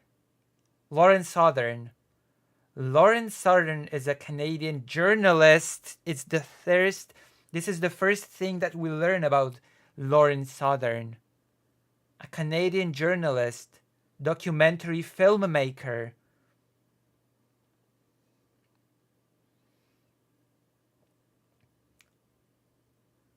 She's well known for her film Farmlands, where she investigates the murder of South African farmers. Borderless, a documentary on the European migration crisis, and more recent films on guns, crime, and even love. Investigates.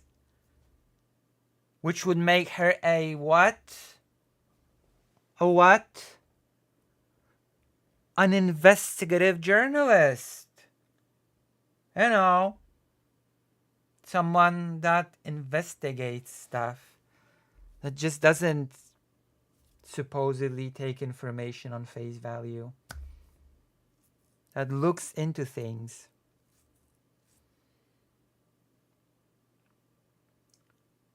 Tim Pool, a podcast host based in West Virginia, having first established himself as a credible journalist,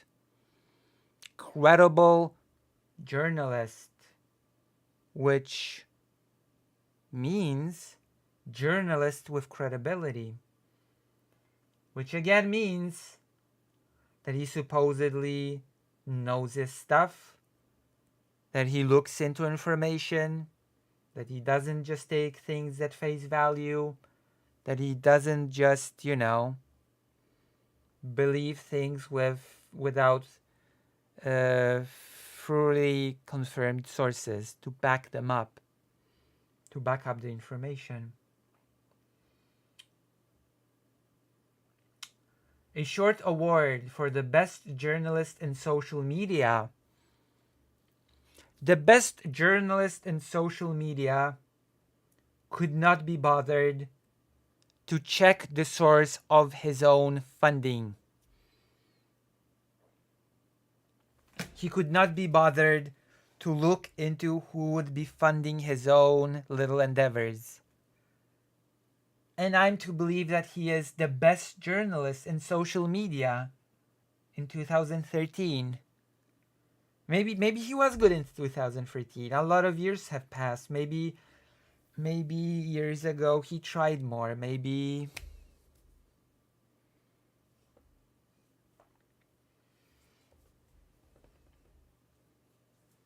his work has been recognized by globally recognized outlets, including Fox News, NBC, Reuters, MSNBC.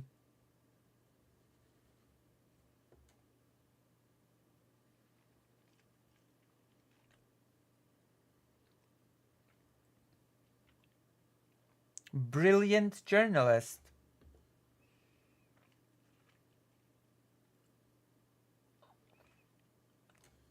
Field reporter for Tenet Media.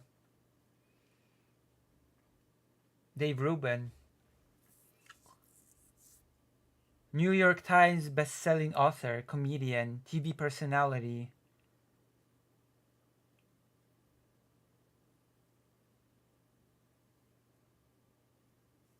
One of the most influential spaces for candid conversations.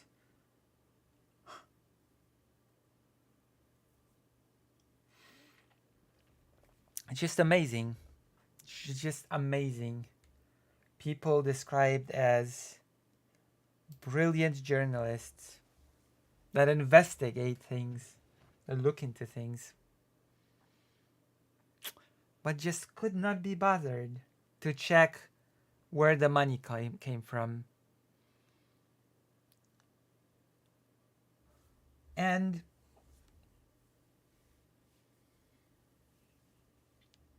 you would think that with so many people having covered the subject, with so many people, like so many sort of streamers, journalists that stream, so many have already covered this subject from top to bottom, went into detail of the financing of the even down to the negotiation process, which apparently Tim Pool was very bad at. Apparently he negotiated the worst deal out of the bunch, but that's neither here nor there. You would think that this whole thing would not find many defenders, right? Even the people themselves have sort of released statements to the effect of, hey, you know what? I'm a victim here. I am the victim. I didn't know. How could I have known? Just a little bit of like, I'm just a silly bean. That's basically what Tim Pool did. Hey, I'm just a victim here. I was duped. I was duped into receiving hundreds of thousands of dollars. $100,000 per video, I think, or something from Tim Pool. Which, as I've mentioned right before was actually one of the worst deals out of the bunch. So he did not negotiate very well. Other people apparently got far better deals than him.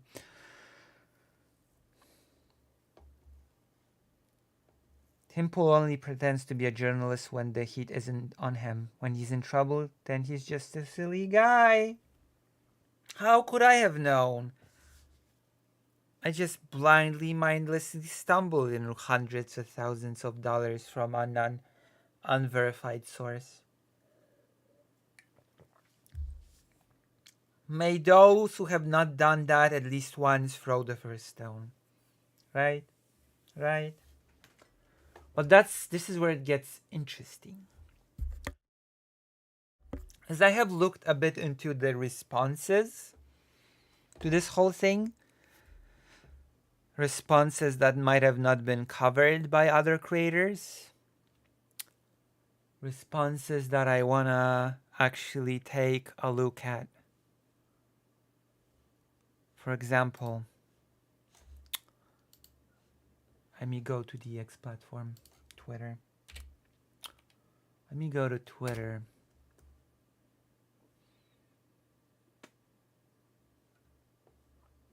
I'm gonna like this post.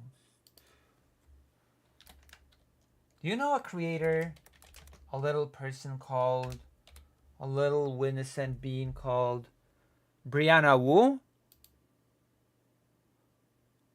I'm a little bit surprised to tell you, but Brianna Wu has actually thrown her hat into the ring as well. Brianna Wu has commented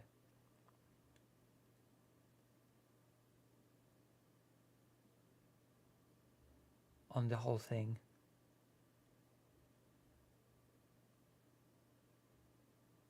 There we go. Brianna Wu commenting on the whole thing. Let's read and let's see what brilliant thoughts have been posted by one and only Brianna Wu. I've had friends tell me not to voice an opinion on the situation. That's not what I'm good at, so I'm gonna tell you what I think. We'll see. I have been made to believe that this post comes out in the defense of one Lauren Southern and her accepting of blood money from Russia. We'll see. We'll see how it sort of goes. Preface. I am extremely anti-Russia, pro-Ukraine, and I've aggressively debated both Lauren Chen and Tim Pool over our Russia policy. You can find hundreds of tweets of me talking about the dangers of information warfare. Oh, well. And yet here you are defending one of the dupes that fell for it. Congratulations. Or so I've been led to believe. Maybe she's not.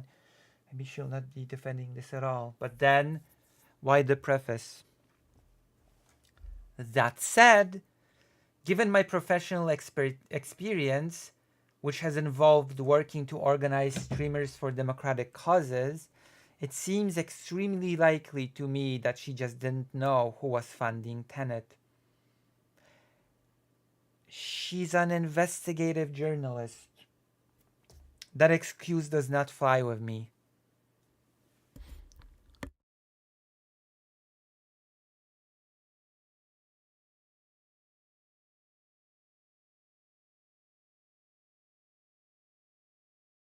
I'm sorry to inform that a person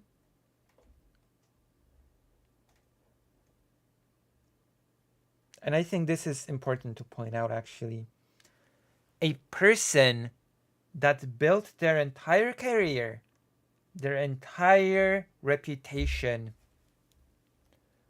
on being an investigator, on getting to the bottom of the truth, and getting that truth out there for people to know, for them to then turn around and say, I didn't know who financed me. I didn't know. How should I have known? How could I have known? He offered me hundreds of thousands of dollars and I took it. I could not have known. You know, it's not like I could have done some basic investigation into what the source of financing is, right? After all, I'm only an investigative journalist. Right? Yeah, of course.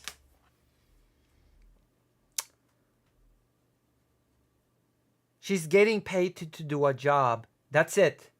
Does anyone really dig that deeply into their employer's finances? Yes. Yes. Yes, they do. If an unknown entity suddenly appears in front of you out of nowhere, offers you big sacks of money, no strings attached, to, you know, to promote a certain worldview, then you know what? Oh yeah.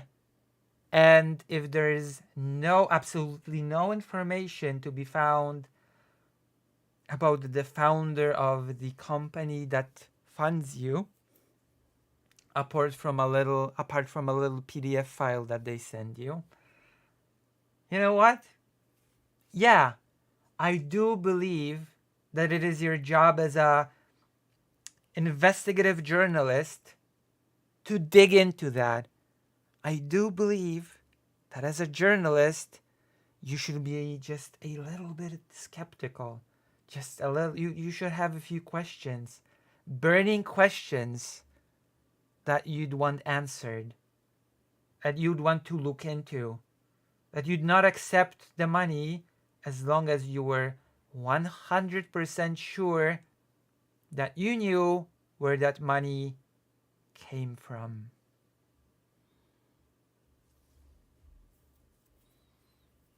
Right? So this whole point of she's just getting paid to do a job is silly. I also very strongly believe it would be impossible to pay Lauren to have an opinion. She enjoys shooting her mouth off too much and utterly despises any kind of power, especially governmental power. Irrelevant. Irrelevant. It is irrelevant if she was paid to change her mind artificially to... It's an irrelevant point. If she already had those beliefs, if she already had an opinion that aligned with Russia today and Russian government, then that just makes it easier for them. That just makes the cooperation simpler and more smooth. It's not some magic point in Lawrence Hudden's favor. Hey, you know what? I might have received Russia's blood money. I might have accepted financing from a foreign malicious entity. But you know what? Have you considered that I already held those awful beliefs that they wanted me to pander? Have you considered that all those horrible beliefs that they wanted me to pay me to spread, that I already had them? That they did not have to pay me to have them? That I received money to spread what I already believed? Well, that doesn't change anything, does it? It's just a very silly thing to say that it does.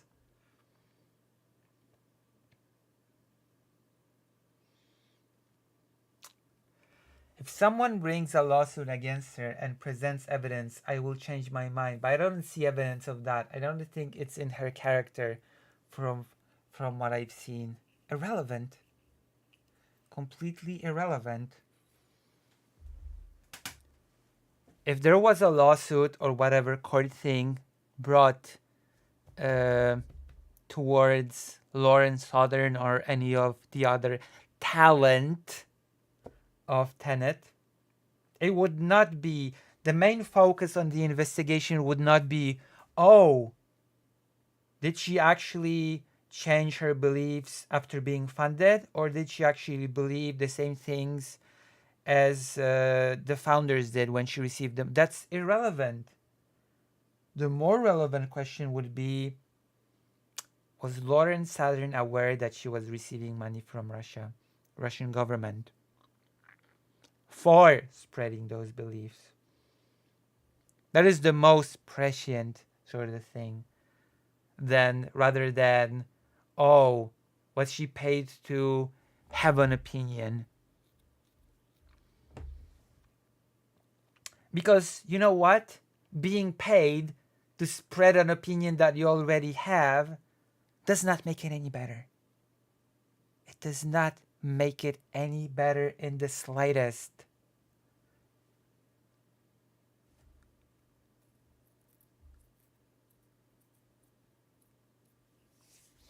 So it's irrelevant. But of course money speaks, so yeah, it does have a... I don't agree with a lot of Lauren's opinions, but I do feel she arrives at her conclusions honestly and in good faith, which is why it's sad that they are wrong. This is... Why would you type this out? Why? Hey, you know what? She might have received some huge amounts of blood money from Russia to spread horrible misinformation, with the goal of destabilizing the US, with the goal of influencing the US election, with the goal of averting public's eye from Ukraine and into perceived domestic problems. But you know what? At the same time, have you considered that Lauren arrives at her conclusions honestly, in good faith? Have you considered that Lauren is, at the end of the day, just a confused but ultimately good being? Have you considered that Lauren Southern is, at the end of the day, a good person? Ridiculous, of course. Ridiculous and stupid. Very, very silly. I did not think anybody could do this. Anybody could be like, yeah, they received blood money, but they're sincere in their beliefs.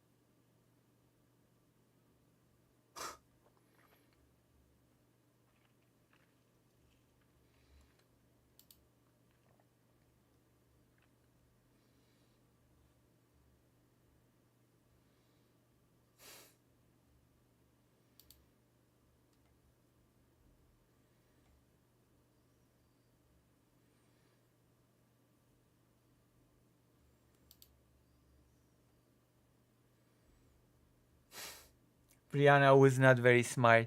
I'm just gonna read one exchange, okay? I'm gonna do it with Twitter off screen to defend the innocent, to defend the identity of the people involved. Indictments don't come from thin air. They may be incorrect, but they are substantial. It will take more than bluster and character references to dispel them. Brianna Wu responds with, "She's not accused in the indictment." And the answer is, to which Brianna Wu had no answer anymore. She's not personally named in the indictment. And guess what? Nobody is. Nobody is named in the indictment. And yet all the people came out and were like, oh yeah, I'm a victim of this. Tim Pool is also not named in the indictment. They're all sort of referred to in the indictment as Founder 1, Founder 2, Creator 1, Creator 2, Creator 3, or whatever. None of them are referred to by name, just so it's clear. There are many people referred to, commentators 1 through 6 and others known as unknown, all taking money from RT and the mothership. Indictment says a fake resume was used to induce them. Literally a paper thin disguise. So yeah. It's pathetic. It's pathetic that Lauren Southern would even try this.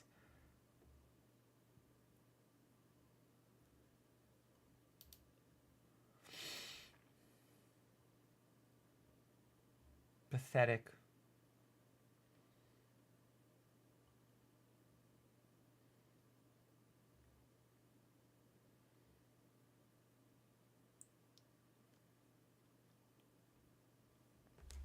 Alright then.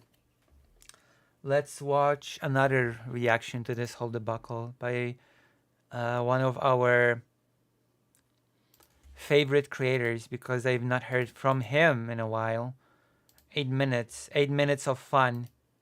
8 minutes of uninterrupted fun. This is where the fun begins, as they say in Star Wars related media. Persona 4, Persona 5 Golden.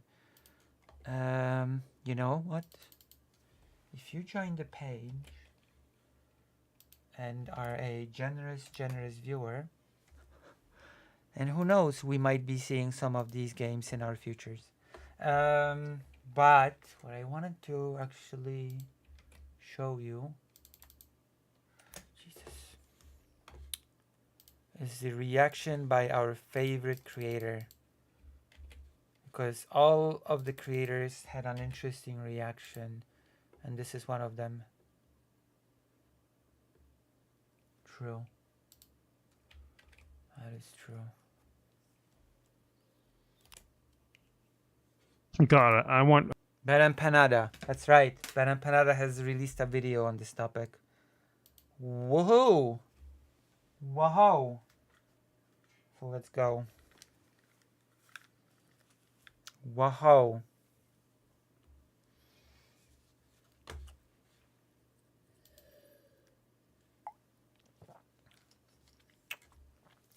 We shall wait for you, Greater Rain. You are my favorite creator. Well, thank you very much. So thank you for being here. I want Vladimir Putin to pay me $400,000 a video. I'll say whatever you want, Vlad. Just get in contact. Vladimir Putin, if you need someone to replace Tim Pool to like rant over images of Google Maps screaming about how Ukraine must be destroyed or whatever, I'm here for you. I'll even put on like a fake American accent so that, you know, people will believe I'm American, I guess. Like, oh, hamburger, oil hamburger. God. That's not working. Even I can pull off a better American accent. Bad empanada. Sorry to say, it's not working out for you as well as you believe. Jesus. It's not really working out for you as well as you think.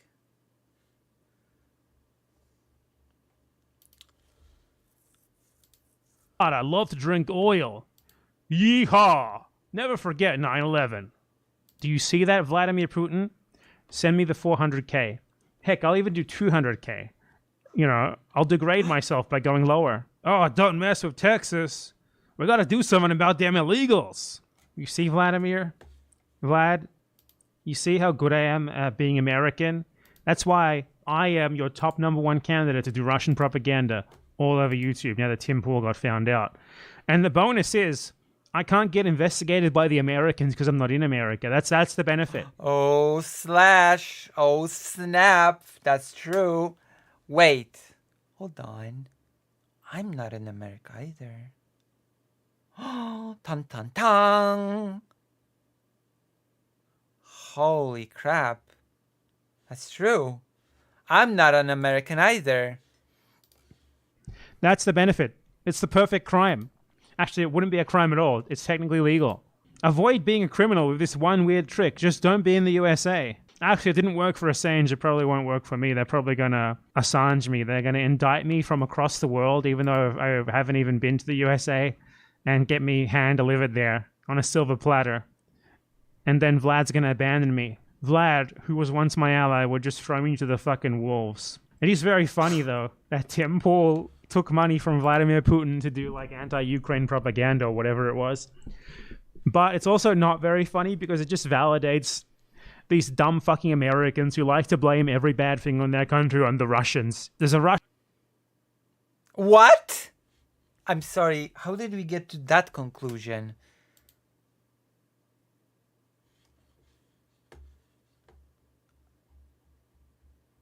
Wait, how did you get to that conclusion? I have to listen to this again. It validates who? Russian conspiracy, dumb fucking Americans who like to blame every bad thing on their country on the Russians. There's a Russian conspiracy that makes us genocidal maniacs. We're not genocidal maniacs ourselves. We're not a blight on the world ourselves. It's all just Vladimir Putin. He's...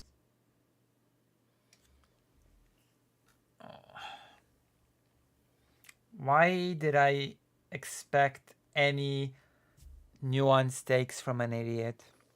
Why have I ever expected a nuanced take from an idiot, an absolute buffoon? No. It does not just validate people that blame everything on Russia. But believe it or not,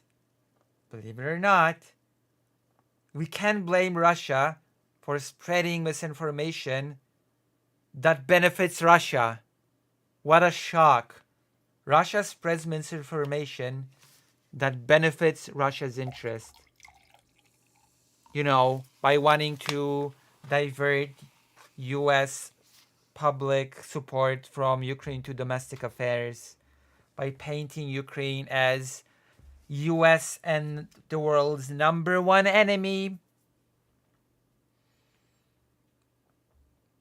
by trying to sow division within the US, also for the sake of, yeah, of course I'm gonna blame Russia. I'm not even American, so I'm not even targeted by this little insult, but whatever. This is a stupid point. It's causing us to be genocidal maniacs by paying people like Tim Pool to do... Also, the genocidal maniacs has not... That's just what? It's just out of pocket and refers to a totally separate question, totally separate topic, because I am pretty sure this refers to Israel-Palestine. A totally different, unrelated topic. Do pro-Russia propaganda or whatever. And it's also, you know, it's giving them another excuse in advance. So when they lose to Trump, because they're a bunch of fucking do-nothing genocide... Oh, no, they do something. Sorry, they do genocide. When they're a bunch of do-nothing except for genociders, and they end up losing to Trump yet again, because they fucking blow such dick that they lose. What is...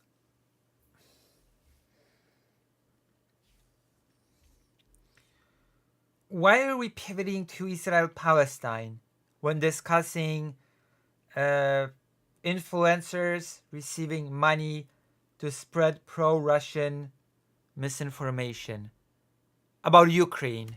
Why are we pivoting to Gaza? Because yes, I know this is a reference to Gaza. I know this is a reference to Israel-Palestine. What does that have to do with the topic? The answer is nothing. Lose to a fucking reality TV star. They're not. Are they going to self-reflect? Are they going to say... Self-reflect on what? Could we have done something differently to have won? No, what they're going to say is Russia, Vladimir Putin. You're stupid. This has nothing to do with the topic. No, no, they're not. Do you know why? Because it's completely unrelated. It's completely unrelated to what is being talked about.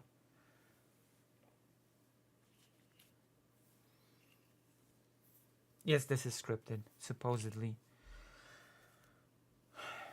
And yes, I'll put it out there.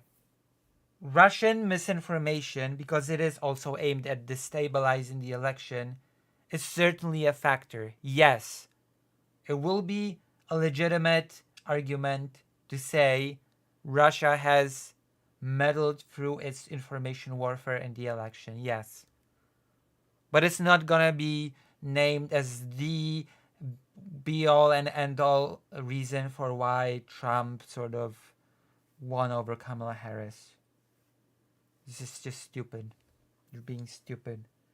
And you're not discussing the topic in the slightest. Maybe because you have no idea what you're talking about. Maybe you have no clue. So you have to pivot to the thing that you feel more comfortable in.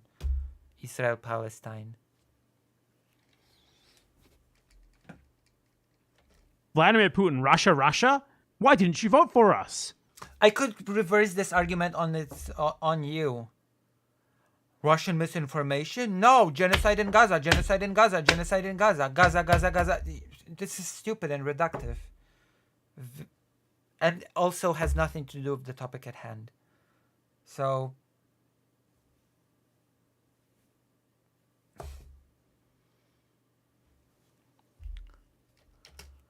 Vladimir Putin, Russia. It's the cycle of the fucking Yankoids. There is no saving. I'm not from the US. I'm from Poland. You're stupid. The Americans. There is only defeating them. We can laugh at their ineptitude and their idiocy from afar. Projection. Everybody laughs at your ineptitude from afar. I'm afraid. But there will come a day where they need to be put in their place, and that's the only way forward. So that, it's...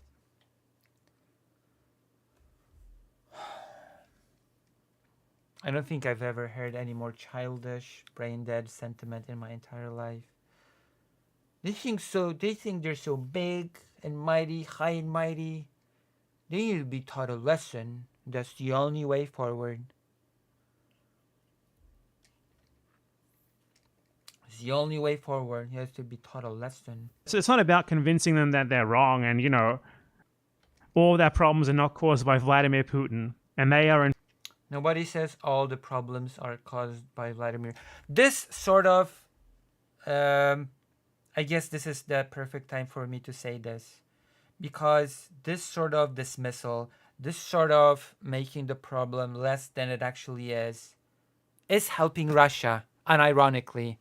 This whole line of, Russia hoax. Russia's not influencing anything. It's all a hoax. It's all a Russia hoax. Even though, people that actually know what they're talking about have been warning again. Thank you very much for the subscription, Shiro. I hope you're enjoying yourself.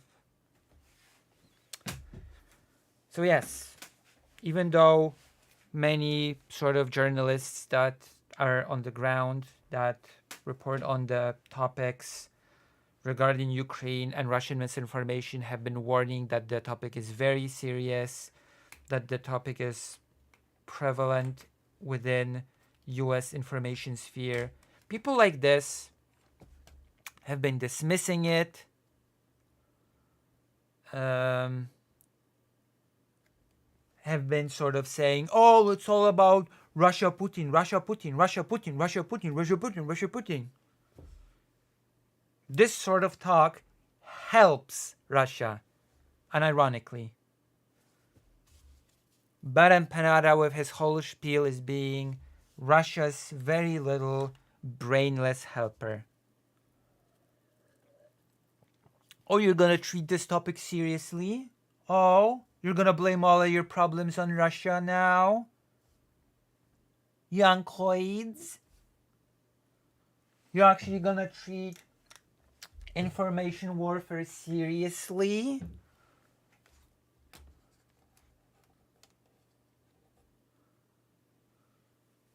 This is just silly. It's just stupid. Yeah, it is, believe it or not, a pretty serious subject. People receiving hundreds of thousands of blood money in order to try to dissuade people from being interested in US support to Ukraine. Yeah, it is a pretty serious topic. And that can be Jesus. I've done the bit. I've said my piece. Lucy, your fans grow. Isn't that exciting? Congrats. Yes, it is extremely exciting.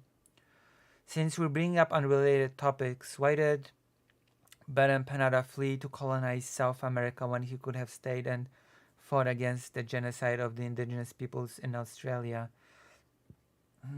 Because he's all talk and no show. Shocker of all shocks. Can I have an art prompt? Yes.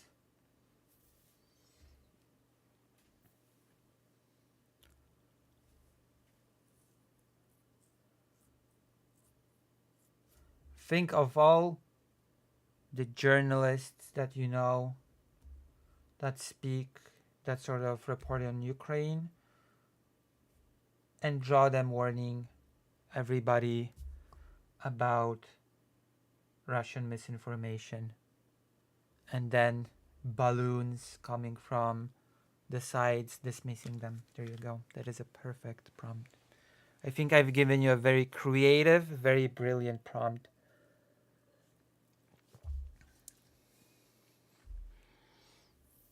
I think I've given you a very cool prompt, actually. All right, let's continue. Because we're going to have a presidential debate in 20 minutes, I believe. We're going to be having a presidential debate in just a few 20 minutes. It's going to be very, very exciting. Jesus, everybody's viewerships are so high right now.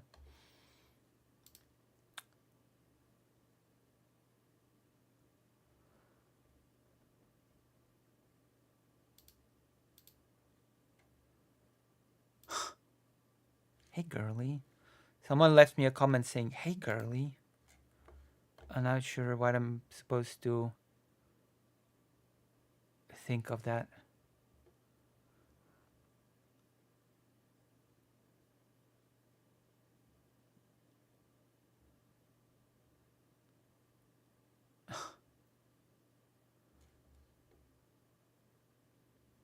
Oh well. Innocence gone, carry on. Alright, let's continue this video. In fact, the ones who cause the problems for the vast majority. Are you okay with the prompt, Greater Ain't? Are you okay with that prompt? People in the world, not fucking Vladimir Putin. He has a much lower share of the blame in that. But at the end of the day, it doesn't really matter. What did you just say? What you say, much problems for the vast problems are not caused by Vladimir Putin.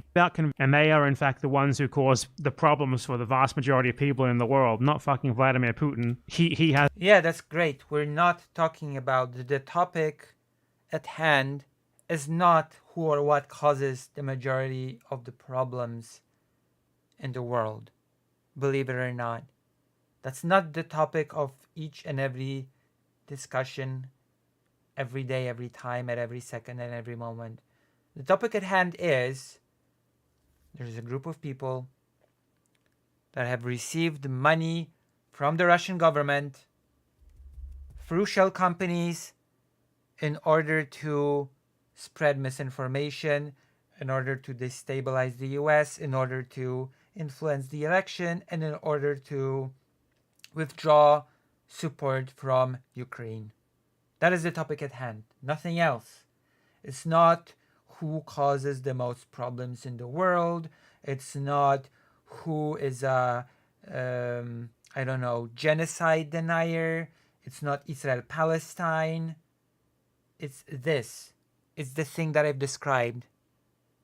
It's a very specific topic. Do please try to stay on it. Okay? Do your best. The topic is not Americans are bad. Silly Yankoids are bad because this, that, or the other. It's unrelated to the subject.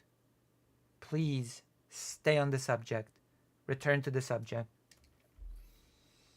Has a much lower share of the blame in that. But at the end of the day, it doesn't really matter what you say to them, even if you convince them. But again, I reiterate, Vladimir Putin, if you're watching this, $200,000 per video, I'll take it. I'll do nothing but talk about how Ukraine is bad. And I'll even say, what is it? I'll say Slava Rossini. That's your slogan, isn't it? That's what they say over there in Russia. I'm pretty sure that's not how you say it. Rossini? Americans be like, oil, genocide, hamburger, I'm obese. Russians be like, vodka, kill Ukrainians. No, sorry, Vladimir, I didn't say that. Russians are like, we are traditional Christian Chad warriors of light. Everything we do is righteous and just. Now, Vlad, if you could send me the... Amazing sense of humor. How many subs does this guy have? 36.7. Alright then. dollars immediately, that would be very nice. You know how to get to me. You've contacted me before. We've spoken on the phone. Just pick it up again and dial my number. Amazing humor. And there's still 4 minutes left of this. See the cringe Russian military recruitment ad? Is that on YouTube? Russia gay What ad. does that have to do? Are you able to focus? Do you have problems with staying on a subject? Do you have ADHD? Am I being ableist right now? You're just jumping from subject to subject. You're like me. But the difference between you and me is you have nearly 37,000 subscribers. I'm just a little bit over 1,000 subscribers. I assume a lot of people watch you, and which I'm very thankful for. 11 people are watching me. Yeah, sure, I jump from topic. At least in this one instance, I am staying firmly on topic, okay? In this one instance, I'm not jumping through 1 billion different anecdotes and stun locks. What does a cringe Russian military recruitment ad have to do with US influencers receiving Russian money to spread misinformation? Please connect the dots for me. Because maybe I'm just too stupid for your brilliance. Because I don't see it. I don't see how anything that you're saying right now has to do with the topic.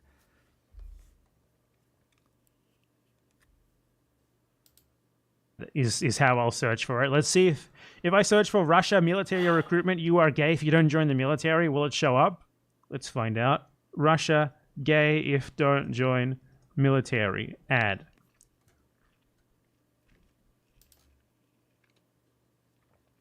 Weekly stream Bed and Parada Live. 380 people watching. 400 people more or less watch this crap. This is embarrassing. Can we stop this video? I'll stop this video if I receive a generous donation. Listen, I'm desperate for money.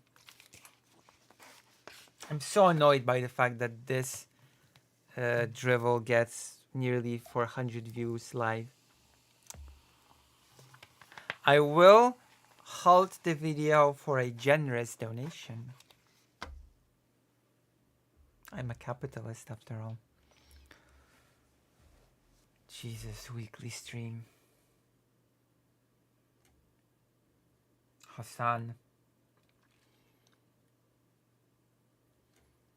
We can at least see what this guy's sort of YouTube pedigrees, podcasts, live, The Onion, gaming, news, democracy, history, debates, memes, comedy, role playing. I mean, I just typed a search and nothing happened. Did you see that? Oh my god, thank you for the $50.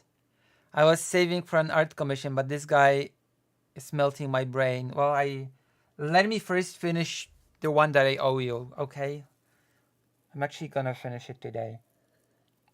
I'm gonna send it to you in DMs. The cloud one. Oh, thank you. Thank you for freeing us. So, there you have it. The conclusion to this whole mess is Badam Panada cannot stay on topic for the life of him. He just cannot. He cannot stop himself from jumping to totally unrelated topics. And we were made to stop it. Stop it. Get help, Badam Panada. Stop it.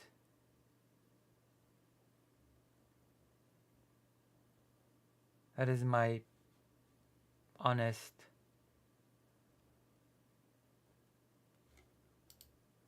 conclusion.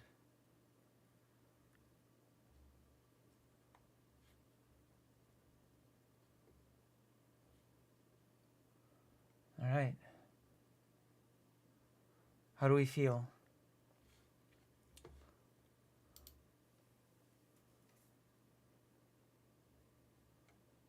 Or Shark 300 started stream. Majority Report live. Damn.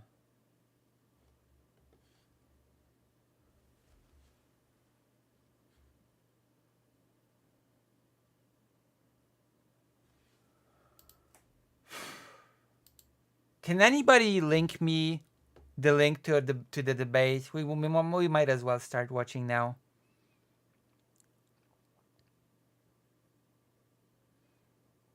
Oh, he gets recognition from Noah Samson. That's interesting. Can anybody link me a good source for the debate thing?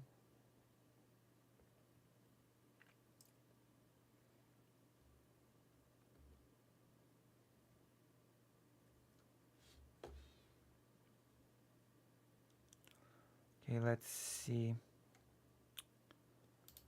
I assume I will have to use some weird tricks to not watch the video directly, right? I assume I'll have to obstruct the video because otherwise it'll be like struck down the stream or whatever, right?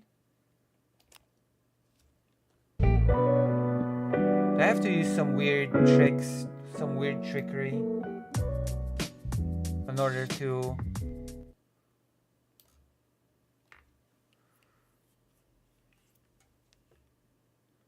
make it small.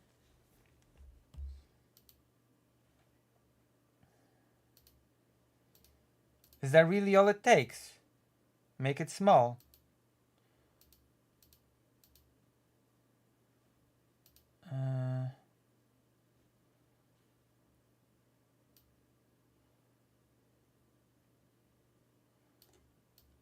Is that seriously all that it takes?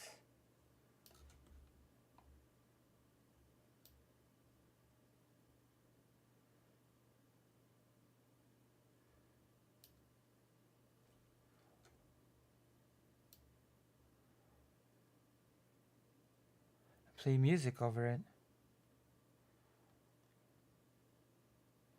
Royalty-free music. Sure. We're gonna play royalty-free music called the Final Fantasy Tactics music.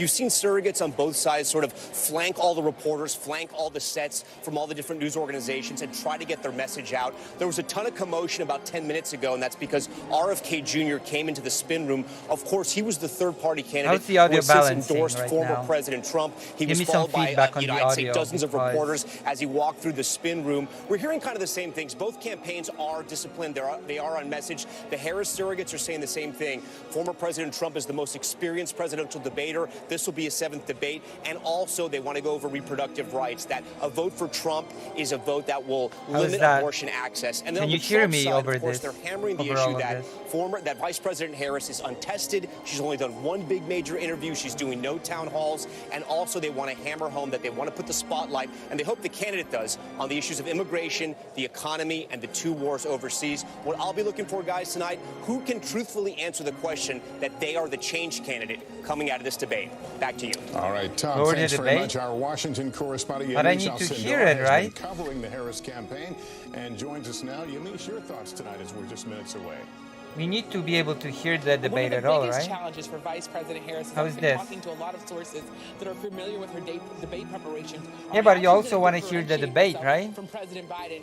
Former President Trump is going to try Perfect? to make her own Okay. every single mistake that he believes President Biden made. And there's been a lot of tension among the Harris team about whether or not she should throw President Biden, under the bus figuratively and say, I disagreed with some of the policies, maybe even the withdrawal from Afghanistan, the way that it was carried out, or whether she's going to say, I serve at the pleasure of, Right. of the president, and I agreed with everything that he did. But she has to, in some ways, really carve out what a Harris administration Any predictions is for gonna the look like. debate? It's not going to just be a third term gonna of the be Biden such an administration, or a interesting second term of the thing. Biden administration, rather. And the other thing that she's really going to have to do is not get pulled into personal attacks by former President Trump. They expect him to, at some point, maybe lose it. They're going to try to bait him a bit to try to He's not gonna do as well as he did with Biden, that's for sure. Because Biden lost because he defeated himself. That I'm just gonna put it out there. voters and voters who might not be I'm actually pretty interested in how this will go. How she will tackle his nonsense and lies. Will she point them out? I'd really like to see her point out his lies. I really like to maybe even lean in a bit on his criminality.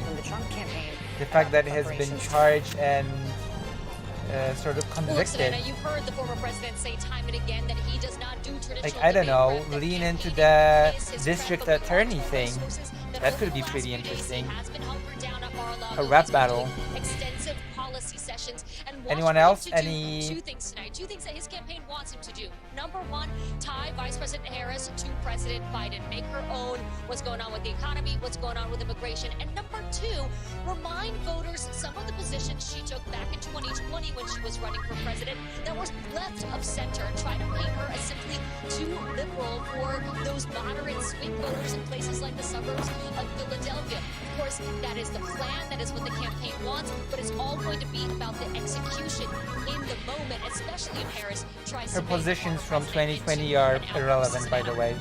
It was 4 years ago. Let's bring back Kristen Welker and Hallie Jackson. Like a million years ago. Nobody President cares. has cast herself in this campaign as the prosecutor, going against Donald Trump. Are there limits to that in this format, do you think, of coming I will off in a prosecutorial? I'm certainly interested in how this one goes. Like the debate, the Biden one was a disaster, so Specific but not too specific. She's got to tell the story of how a Harris administration would differ from a Biden administration. That word we keep using, change. How would she change things right now? Does she acknowledge to it would some be extent very. that the economy is That's a very not where interesting she wants topic it to because be? a lot of people claim that she will inherit a lot of the administration from Biden. That a lot of her president's sort of cabinet will be inherited from Biden.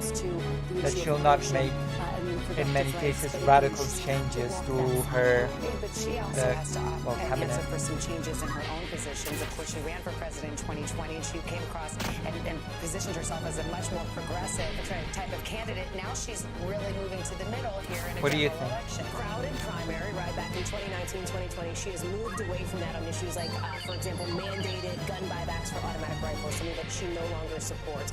Fracking, for example, something that she has changed her position on as well. You look at Medicare Medicare for All, a position that she's backed Fracking away is from. actually Watch very for the bad former for the president try to go environment. after some of these issues. And I'll tell you, to bring it back to the voters, that panel with Kate Snow is super Horrible. interesting. The economy came up again and again. And even though this summer, for the first time, inflation dipped below 3% for the first time since March of 2021, people don't feel great about it right now. So how does Vice President Harris address that moving forward? And let me briefly go there and talk about his physical performance. It's been noted by many that the former president has tended to be more rambling, disjointed in many of his answers at a time that we were focusing on. And you know what? That's something that folks This is now something that can be levied against Trump. Trump is rambling, Trump is old, Trump says a lot of nonsense. He's just been given a pass because Biden was perceived as worse. That will not be the case with Kamala Harris. That will just not happen with Kamala As we Harris. noted, this will be the first time these candidates have met in person, and it's happening on a debate stage. So Also if Trump the is first not debate careful, since President Biden he left the himself race might over the summer, and Harris became the Democratic become nominee. A lot the has happened old in a man very of the compressed period debate. time. Yes, it has, and we have a few moments until the debate starts. We will join it. ABC News is broadcasting it, but we will simulcast it right here in its So we'll entirety. see. It's taking place at the National Constitution Center in Philadelphia. And like June's debate, there will be no audience tonight. The candidates' microphones will be muted while the other one is talking. Each Whoa. candidate will get 2 minutes for answers. There will be closing statements, but no opening statements. So we expect Oh, them no to opening probably statements. mix it up, Interesting. rather early in this as they stake out their positions and we get a sense of where all this is going. And the mics are muted Right. when the other is talking. So let's take you to Philadelphia now. And the first What do you think of the rules? 2024. Yep. Good evening, I'm David Muir, and thank you for joining us for tonight's ABC Which News I Presidential honestly Debate. We don't want to welcome see viewers her watching on doing. ABC and Like, around I the world honestly tonight. don't see her Vice shooting President herself in the Kamala foot, Harris and but you President know, Donald Trump are just I've not moments seen away any from of her taking the debates, stage so in this I unprecedented honestly race don't for know president. what her And I'm style Lindsay is Davis. Tonight's meeting when could be debating. the most consequential Giving of fiery their speeches campaign. is a bit of a Election day different now skill less from than 2 debating, months so away. we'll For see. Vice President Kamala Harris, this is her first debate since President Biden withdrew from the race on July 21st. Of course, that decision followed his debate against President Donald Trump in June. Since then, this race has Believe it taken or on not, an entirely new dynamic. my father actually Brings us to took the part rules of in tonight's public debate. 90 debates on minutes with 2 television. commercial breaks. No topics or questions have I've been shared observed with the his campaigns. debates as a The kid. candidates will have 2 minutes to answer questions, and this is the clock. That's what they'll be seeing. 2 minutes for rebuttals and 1 minute for follow-ups, clarifications, or responses. Their microphones will only be I turned think on a when lot it's of their turn to patience speak. No pre-written and notes not allowed. getting baited There is into no being audience here angry tonight in this hall at the is a National thing that Constitution will Center. that This is would an set intimate Trump setting for off. two candidates who have never met. President Trump won the coin toss. It's a very He chose to give effective the final closing statement of the evening. Vice President stratagem Harris against people like him. So let's now welcome the candidates to the stage. Vice President Kamala Harris and President Donald Trump. Can you hear the thing? Can you hear the NBC News thing? Right. Kamala Harris, accept the debate. Thank you. Welcome to you both. It's wonderful to have you. It's an All honor right. to have you both here tonight. Good evening. We are looking forward to a spirited and thoughtful debate. So let's get started. All I right. want to begin tonight with the issue that voters repeatedly say is their number one issue, and that is the economy and the cost of living in this country. Okay. Vice President Harris, you and President Trump were elected 4 years ago, and your opponent on the stage here tonight often asks his supporters, are you better off than you were 4 years ago? When it comes to the economy, do you believe Americans are better off than they were 4 years ago? So I was raised as a middle-class kid, and I am actually the only person on this stage who has a plan that is Listen, about- I'm gonna be pausing. We don't have to watch this in super real life, right? I think it makes sense if you want to have any sort of analysis to pause the video and just take it in as it goes. I believe that she actually has a big advantage here over Trump because she actually does come from humble beginnings. She actually sort of knows what it is, how it is to struggle. She was affected by many of these things that many regular people have to face. And Trump was basically, as far as I know, born with a silver spoon. His parents were super rich. His father gave him like a big start in business. So it is, in my opinion, actually harder for him to relate, especially since the biggest breaks that has been giving to anybody was to billionaires, tax breaks to the billionaire class. So we'll see. I think she has an advantage here, debate-wise, with her whole background. lifting up the middle class and working people of America. I believe in the ambition, the aspirations, the dreams of the American people. And that is why I imagine and have actually a plan to build what I call an opportunity economy. Because here's the thing. We know that we have a shortage of homes and housing. And the cost of housing is... Also, I don't think I need to say this, but this is already leagues above what we've witnessed during the Biden debate. This is already leagues and bounds above what we've had in the Biden debate when it comes to the fluency of the answers. We'll see what Trump's response will be. I expect Trump not to really say anything of substance himself. I expect him to try to attack what she's saying now. I'm calling it now. He's gonna try to attack everything that she is saying instead of contributing anything of his own. But we'll see. That is my expectation of this debate. He'll not try to say anything of substance, or he will not talk about any policies of his own. He will just attack and attack and attack what she is saying. Maybe I'm off, maybe I'm totally off base, but we'll see. That has usually been the modus operandi of Trump, so... Too expensive for far too many people. We know that young families need support to raise their children, and I intend on extending a tax cut for those families of $6,000, which is the largest child tax credit that we have given in a long time, so that those young families can afford to buy a crib, buy a car seat, buy clothes for their children.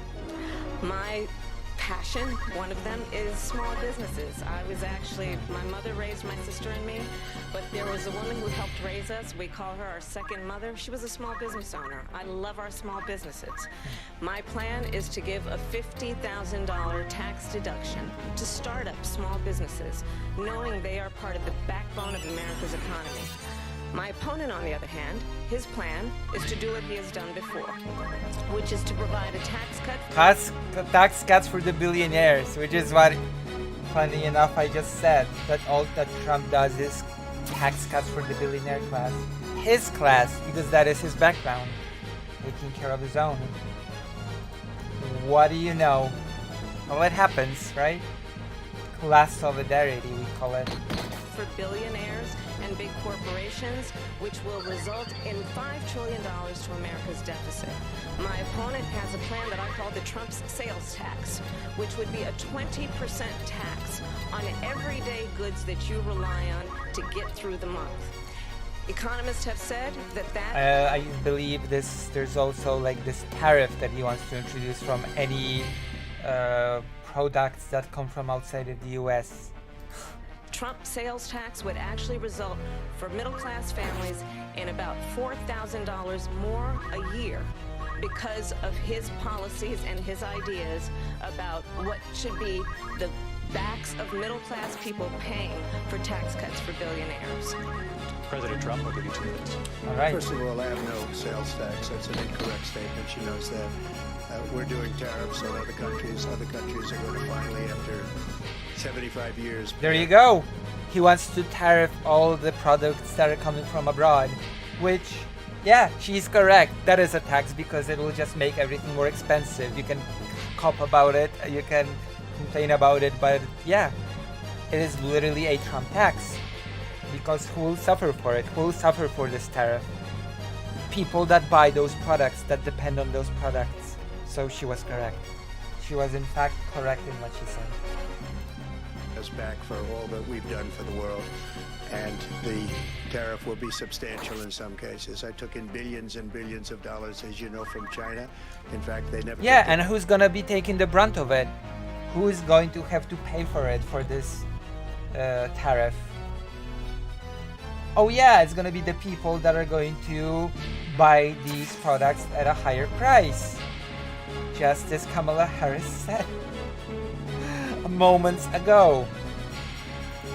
The tariff off because there was so much money they would totally destroy everything that they've set out to do. They're taking in billions of dollars from China and other places. They've left the tariffs on. When I had it, I had tariffs and yet I had no inflation.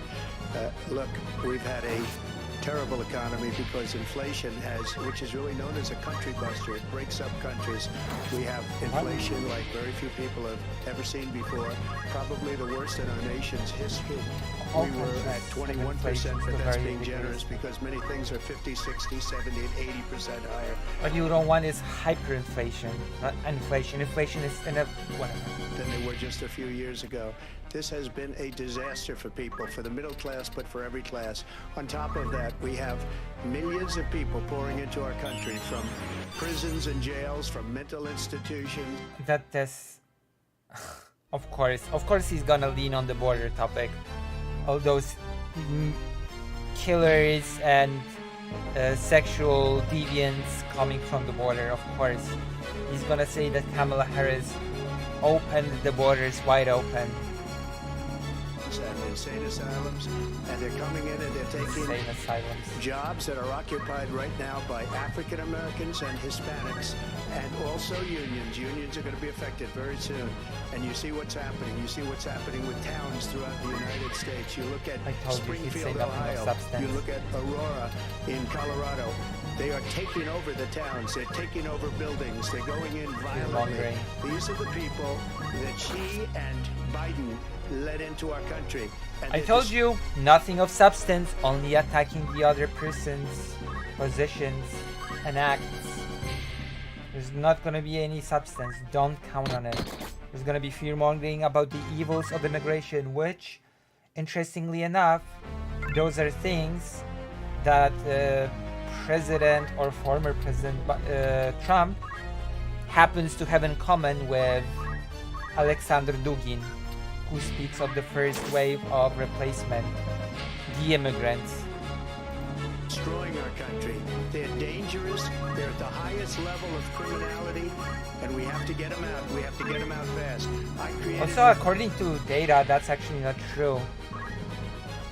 Unless the data has radically shifted. As far as I understand, first generation immigrants are actually very low on committing crime, as far as I remember.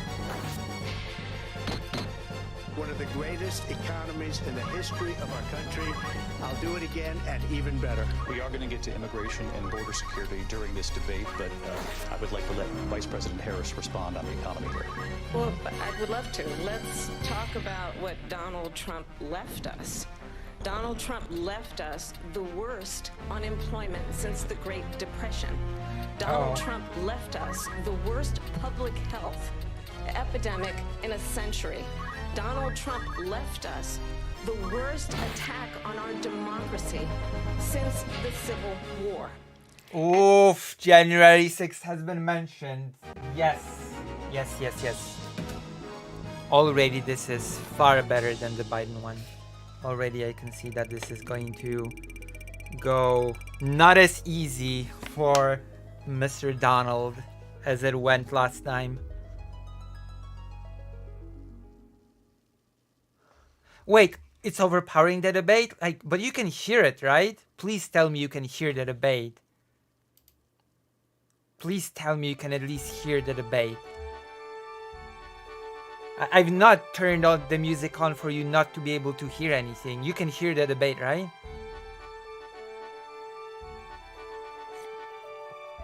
Okay, I'm gonna wait. I'm gonna wait for you to answer. Okay, good. Thank you. And what we have done is clean up Donald Trump's mess. What we have done and what I intend to do is build on what we know are the aspirations and the hopes of the American people. But I'm going to tell you on Look at his face. Do you know what his face is saying? Uh-oh. I'm not debating an old man anymore. I'm the old man now. I am the one who knocks. This debate tonight, you're going to hear from the same old tired playbook, a bunch of lies, grievances, and name-calling. What you're going to hear tonight is a detailed and dangerous plan called Project 2025 that the former president intends on implementing if he were elected again. I believe very strongly that the American people want a president who understands the importance of bringing us together, knowing we have so much more in common than what separates us. And I pledge to you to be a president for all Americans. President Trump will give you a minute here to respond. Number one, I have nothing to do, as you know, and as she knows better than anyone, I have nothing to do with Project 2025. That's out there. I haven't read it. I don't want to read it purposely. I'm not going to read it. This was a group of people that got together. They came up with some ideas. I guess some good, some bad, but it makes no difference. I have nothing to do. Everybody knows I'm an open book. Everybody knows what I'm going to do. Cut taxes very substantial. This is such bullshit. And he knows it, but he has to distance himself from it because it's so horrible. It's so indefensible. He has to scramble to distance himself from it, of course. Naturally, he has to do it. But he looks so bad while he does it. And create a great economy like I did before. We had the greatest economy. We got hit with a pandemic. And the pandemic was not since 1917, where 100 million people died, has there been anything like it. We did a phenomenal job with the pandemic. We handed them over a country where the economy and where the stock market was higher than it was before the pandemic came in. Nobody's ever seen anything like it. We made ventilators for the entire world. We got gowns, we got masks. So basically, it's gonna be just rambling like how anything Trump has done has been best since anything that has ever been done before. Like, it's very predictable and it's very easy to attack. Like, she attacked him on the Project 2025. And of course, he has not addressed the, the job crisis at all. He has not addressed the unemployment argument at all. He's actually not tackling any arguments, which is predictable. We did things that nobody thought possible.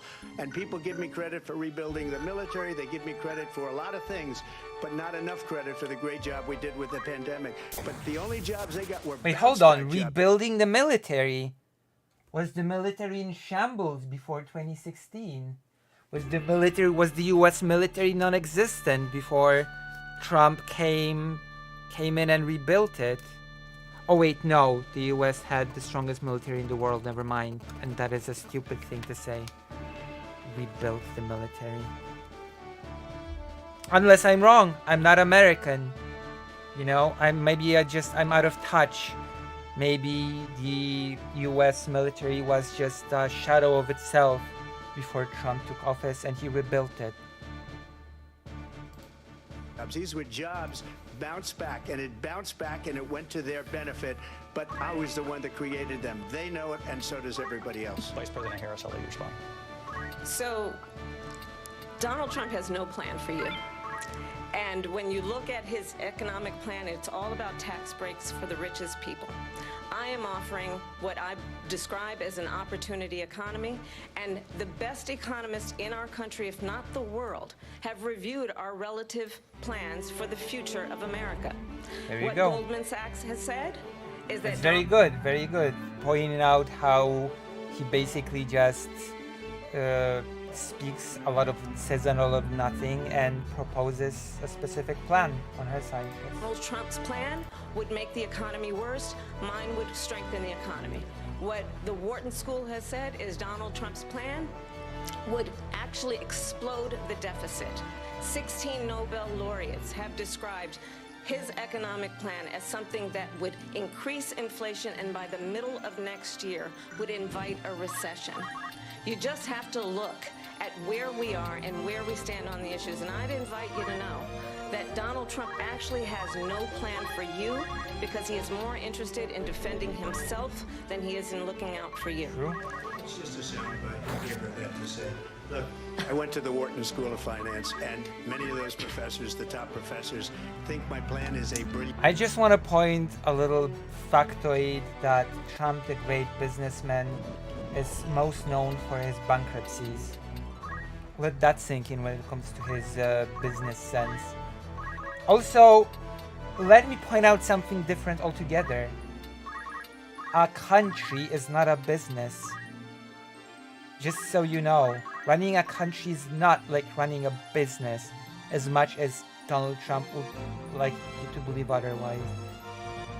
Because a country is not a profit-run endeavor. Plan. It's a great plan. It's a plan that's going to bring up our worth, our value as a country. It's going to make people want to be able to go and work, create jobs, and create a lot of good, solid money for our country. Just to finish off, she doesn't have a plan. She copied Biden's plan, and it's like 4 sentences, like run, spot, run. 4 sentences that are just, we'll try and lower taxes. She doesn't have a plan. Take a look at her plan. She doesn't have a plan. Mr. President, I do want to drill down on something you both brought up. The Vice President brought up your tariffs. You responded, and let's drill down on this, because your plan is what she calls is essentially a national sales tax. Your proposal calls for tariffs, as you pointed out here, on foreign imports across the board. You recently said that you might double your plan, imposing tariffs up to 20% on goods coming into this country. As you know, many economists say that with tariffs at that level, costs are then passed on to the consumer. Yep. Vice President Harris has argued it'll mean higher prices on gas. Hell, I pointed that out. I said it because I'm such a good analyst. I'm such a good political commentator. You see how brilliant I am to have pointed out the most obvious thing in the world? Food, clothing, medication, arguing it costs the typical family nearly $4,000 a year. Do you believe Americans can afford higher prices because of tariffs? They're not going to have higher prices. What's going to have, and who's going to have higher prices, is China and all of the countries that have been ripping us off for years. I was the only... That's not true. What will happen is that the prices for those products will increase to offset the tariff. And who will have to pay for that? Well, the people that buy the product, of course. That is exactly what is going to happen. To deny it is to be delusional. To deny it is to be Donald Trump. That's what I have to say about that. President ever. China was paying us hundreds of billions of dollars, and so were other countries. And, you know, if she doesn't like them, they should have gone out and they should have immediately cut the tariffs. But those tariffs are there 3.5 years now under their administration. We are going to take in billions of dollars, hundreds of billions of dollars. Quadrillions. No inflation, virtually no inflation. They had the highest inflation perhaps in the history of our country, because I've never seen a worse period of time. People can't go out and buy cereal or bacon or eggs or anything else. The people of our country are absolutely dying with what they've done. They've destroyed the economy. And all you have to do is look at a poll. The polls say 80 and 85 and even 90% that the Trump economy was great, that their economy was terrible. So if you claim that those tariffs will not affect the consumer, it just shows how great a businessman Trump is, actually. And why he went bankrupt so many times. President Harris, I do want to ask for your response, and you heard what the president said there, because the Biden administration did keep a number of the Trump tariffs in place. So how do you respond? Well, let's be clear that the Trump administration resulted in a trade deficit, one of the highest we've ever seen in the history of America. He invited trade wars.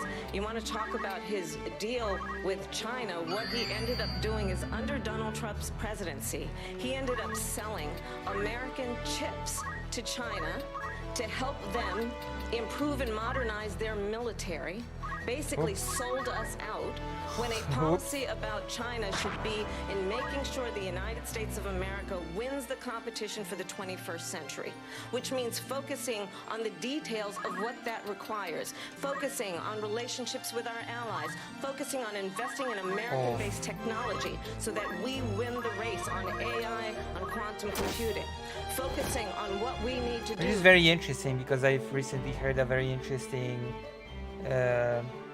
video about Intel and how it's sort of at war with the US government about selling GPUs to China. That's a very interesting topic, and I'm glad it's being brought up here. To support America's workforce so that we don't end up having on the short end of the stick in terms of workers' rights. But what Donald Trump did, let's talk about this, with COVID, is he actually thanked President Xi for what he did during COVID. Look at his tweet. Thank you, President Xi, exclamation point. when we know that she was responsible for lacking and not giving us transparency about the origins of COVID? President Trump, I'll let you respond. First of all, they bought their chips from Taiwan. We hardly make chips anymore because of philosophies like they have and policies like they have. I don't say her because she has no. That is such a stupid thing to say, especially since Biden has enacted the CHIPS Act, which is a very popular thing. Oof, that is, I'm sorry, you did not enact the CHIPS Act. Biden did. That's Biden's policy, not yours. Policy. Everything that she believed 3 years ago and 4 years ago is out the window. She's going to my philosophy now. In fact, I was going to send her a MAGA hat. She's gone to my philosophy. But if she ever got elected, she'd change it. And it will be the end of our country. She's a Marxist. Everybody knows she's a Marxist. Her father's a Marxist. I knew it! I told you there will be no substance. There will be just personal attacks. And this is just gibberish. She's a Marxist, her family's a Marxist, her friends are Marxists, everybody's a Marxist. He's doing so bad. Maybe it's just my bias, but what the hell is this? He's his professor in economics, and he taught her well. But when you look at what she's done to our country, and when you look at these millions and millions of people that are pouring into our country monthly, where it's, I believe, 21 million people, not the 15 that people say. There's nothing to do with the topic. Once again, he's going to the migration thing, even though the topic is the tariffs. We're supposed to be honing in on the tariffs, but now, back again, millions of immigrants. Back to the gibberish, back to the nonsense, back to the lies. The problem is that he's not debating a person that has trouble speaking anymore. So it's probably not going to work as well as in the first debate that he had with Biden. And I think it's a lot higher than the 21. That's bigger than New York State pouring in. And just look at what they're doing to our country. They're criminals. Many of these people coming in are criminals. And that's bad for our economy, too. You know, you mentioned before, we'll talk about immigration later. Well, bad immigration is the worst thing that can happen to our economy. Notice how much he is avoiding the topic of the tariffs, the actual topic that they're supposed to be discussing now. Running away as fast as he can to immigration, because he just cannot address the things that are being talked about now. He just cannot, because he has nothing. To try to deny that the consumer will get the brunt of the cost of this tariff is just silly, stupid. They have, and she has, destroyed our country with policy that's insane. Almost policy that you'd say they have to hate our country. President Trump, thank you. Lindsay? I want to turn to the issue of abortion. President Trump, you've often touted that you were able to kill Roe v. Wade. Last year, you said that you were proud to be the most pro-life president in American history. Then last month, you said that your administration would be great for women and their reproductive rights. In your home state of Florida, you surprised many with regard to your 6-week abortion ban, because you initially had said that it was too short. And you said, quote, I'm going to be voting that we need more than 6 weeks. But then the very next day, you reversed course and said you would vote to support the 6-week ban. Vice President Harris says that women shouldn't trust you on the issue of abortion. Yeah, because they shouldn't. He'll push whatever he thinks will get him popularity, because he doesn't care about women. He doesn't care about reproductive rights. He only cares about one thing. Number one thing. About himself. He only cares about the number one guy. So he'll push whatever he thinks will get him the more power and influence. So yeah, of course, he should not be trusted on this at all. Because Naturally. you've changed your position so many times. Therefore, why should they trust you? Well, the reason I'm doing that vote is because the plan is, as you know, the vote is, they have abortion in the 9th month. They even have, and you can look at the governor of West Virginia, the previous governor of West Virginia, not the current governor, is doing an excellent job, but the governor before, He said the baby will be born and we will decide what to do with the baby. In other words, we'll execute the baby. And that's why I did that, because that predominates, because they're radical. The Democrats are radical in that. Radical and Marxists. Her vice presidential pick, which I think was a horrible pick, by the way, for our country, because he is really out of it.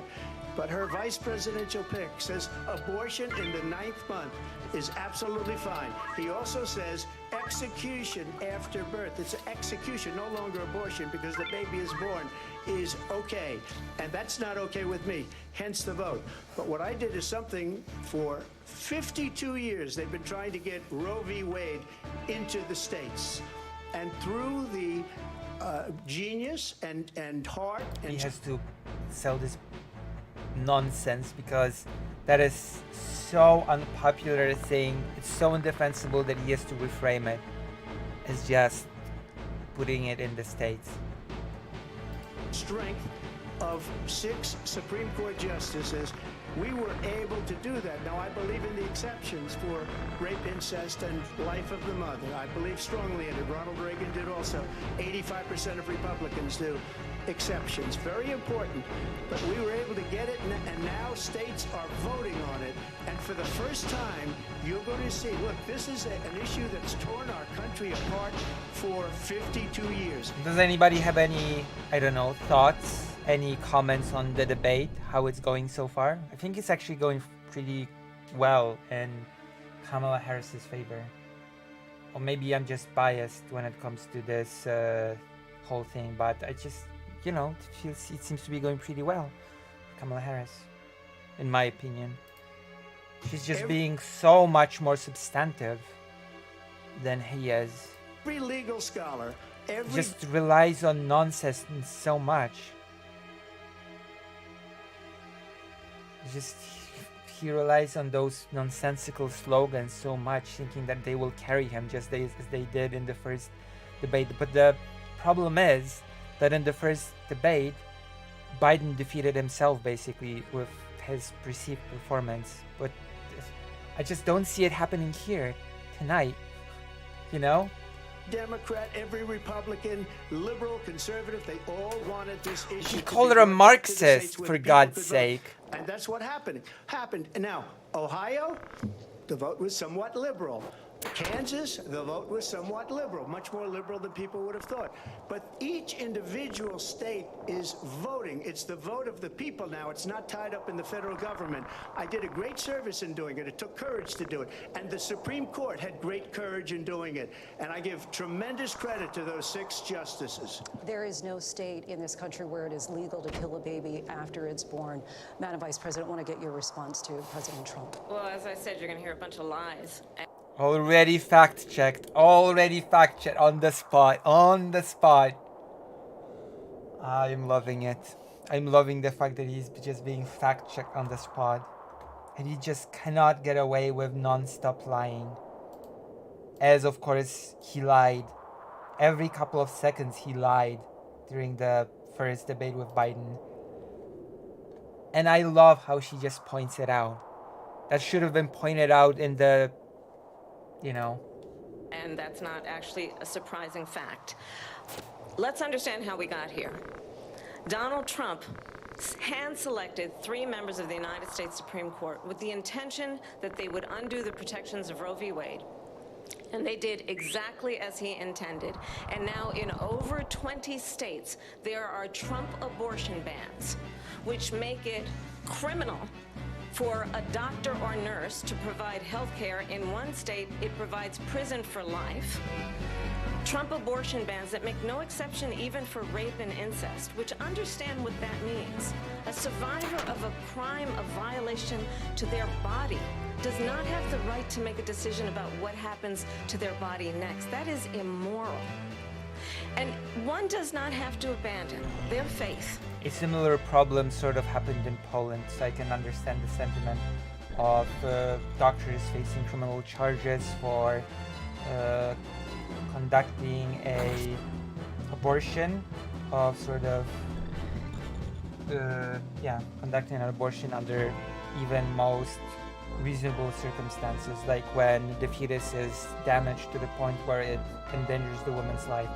it happened quite a few times in Poland that the doctors were so afraid of doing the abortion, that women just died afraid in the hospital, begging for their life. I assume these sort of things happen in these states as well, where women go to the hospitals fearing for their lives, expecting the doctors to help them, only to die because the doctors are just too afraid to go to jail. Held beliefs to agree. The government and Donald Trump certainly should not be telling a woman what to do with her body. I have talked with women around our country. You want to talk about this is what people wanted? Pregnant women who want to carry a pregnancy to term, suffering from a miscarriage, being denied care in an emergency room because the healthcare providers are afraid they might go to jail, and she's bleeding. There we go. I say things that Kamala is about to say before she even says it, because it's the most obvious thing in the world. In a car in the parking lot? She didn't want that. Her husband didn't want that. A 12 or 13-year-old survivor of incest being forced to carry a pregnancy to term? They don't want that. And I pledge to you, when Congress passes a bill to put back in place the protections of Roe v. Wade, as President of the United States, I will proudly sign it into law. But understand, if Donald Trump were to be reelected, he will sign a national abortion ban. Understand, in his Project 2025, there would be a national abortion, a monitor that would be monitoring your pregnancies, your miscarriages. I think the American people believe that certain freedoms, in particular the freedom to make decisions about one's own body, should not be made by the government. Thank you, Vice President Harris. Well, there she goes again. It's a lie. I'm not signing a ban, and there's no reason to sign a ban, because we've gotten what everybody wanted. Democrats, Republicans, and everybody else, and every legal scholar wanted it to be brought back into the states, and the states are voting. And it may take a little time, but for 52 years, this issue has torn our country apart, and they've wanted it back in the states. And I did something that nobody thought was possible. The states are now voting. What she says is an absolute lie. And as far as the abortion ban, no, I'm not in favor of abortion ban, but it doesn't matter, because this issue has now been taken over by the states. Would you veto a national abortion ban if it Well, I won't have to, because again, two things. Number one, she said He didn't say no. He did not answer the question with a yes or no. He avoided the question because yes, he wants to ban abortion. That's first of all. Second of all, under this whole it went to the states, he just conveniently avoids the inconvenient fact that in states that are Republican controlled, the exact ban that he wants is being implemented, as was listed by Kamala Harris. How people go to jail, how doctors are afraid to go to jail, how absolute bans are being imposed even on victims of assault. Trump did not answer to any of that, you will notice. He avoided answering to any of that. He just said, she lies, that's a lie. I don't want a ban. Would I condemn a nationwide ban? I won't have to, so no answer. Just notice. she'll go back to Congress. She'll never get the vote. It's impossible for her to get the vote, especially now with the 50-50, essentially 50-50 in both Senate and the House. She's not going to get the vote. She can't get the vote. She won't even come close to it. So it's just talk. You know what it reminds me of? When they said they're going to get student loans terminated, and it ended up being a total catastrophe. The student loans, and then her, I think probably her boss, if you call him a boss, he spends all his time on the beach. But look, her boss went out and said, we'll do it again. We'll do it a different way. And he went out, got rejected again by the Supreme Court. So all these students got taunted. The Supreme Court is stacked by Trump loyalists. With this whole thing about this whole idea.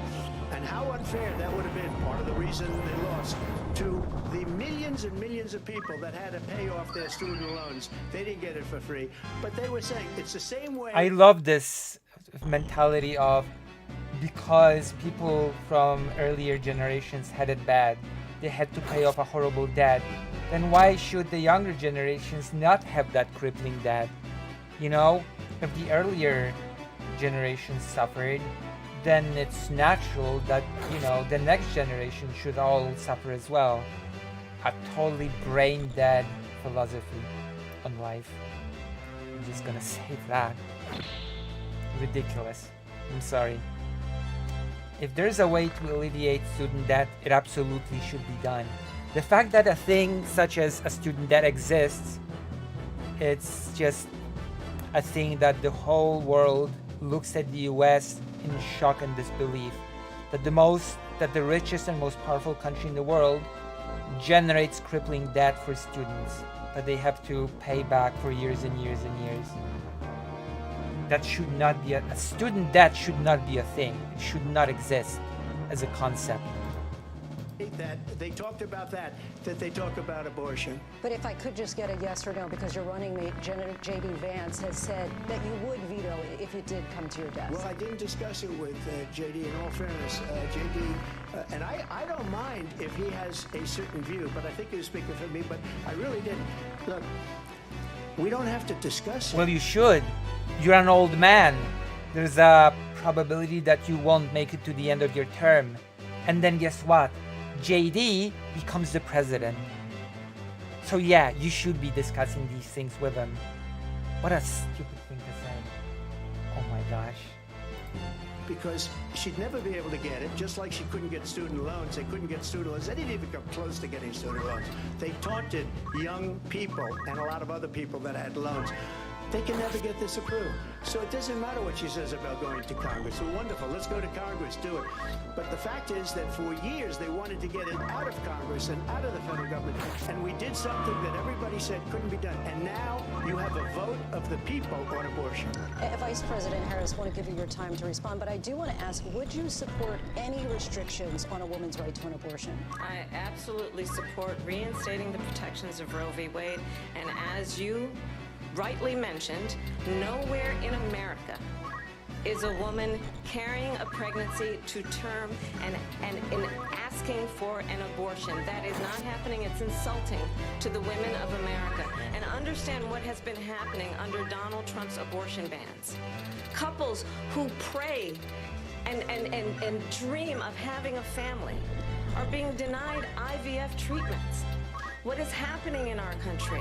Working people, working women who are working 1 or 2 jobs, who can barely afford childcare as it is, have to travel to another state to get on a plane sitting next to strangers, to go and get the health care she needs.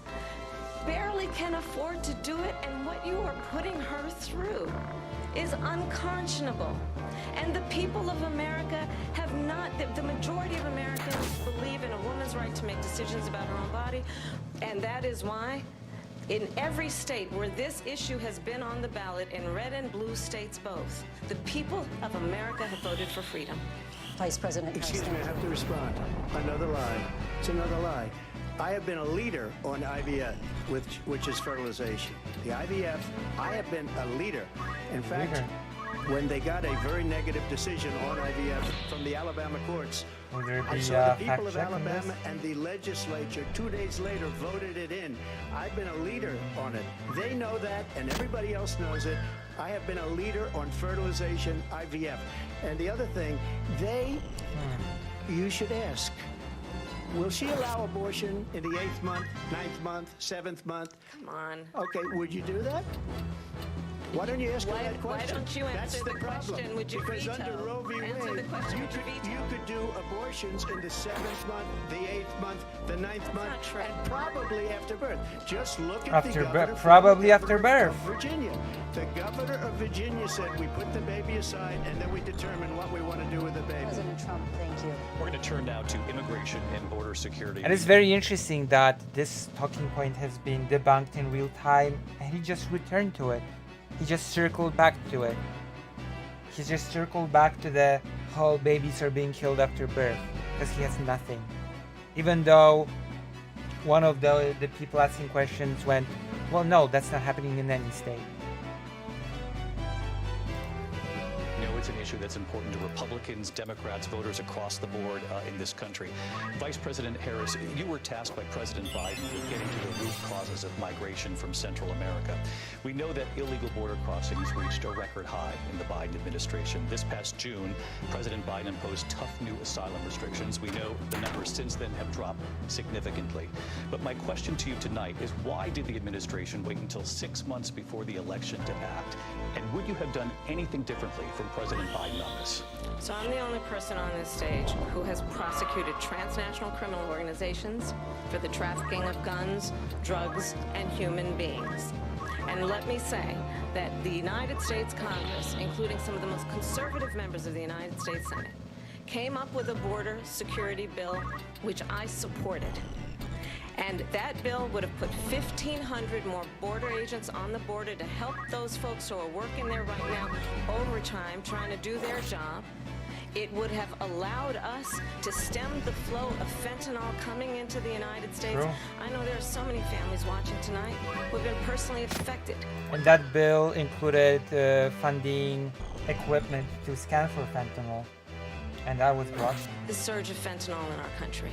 That bill would have put more resources to allow us to prosecute transnational criminal organizations for trafficking in guns, drugs, and human beings. But you know what happened to that bill?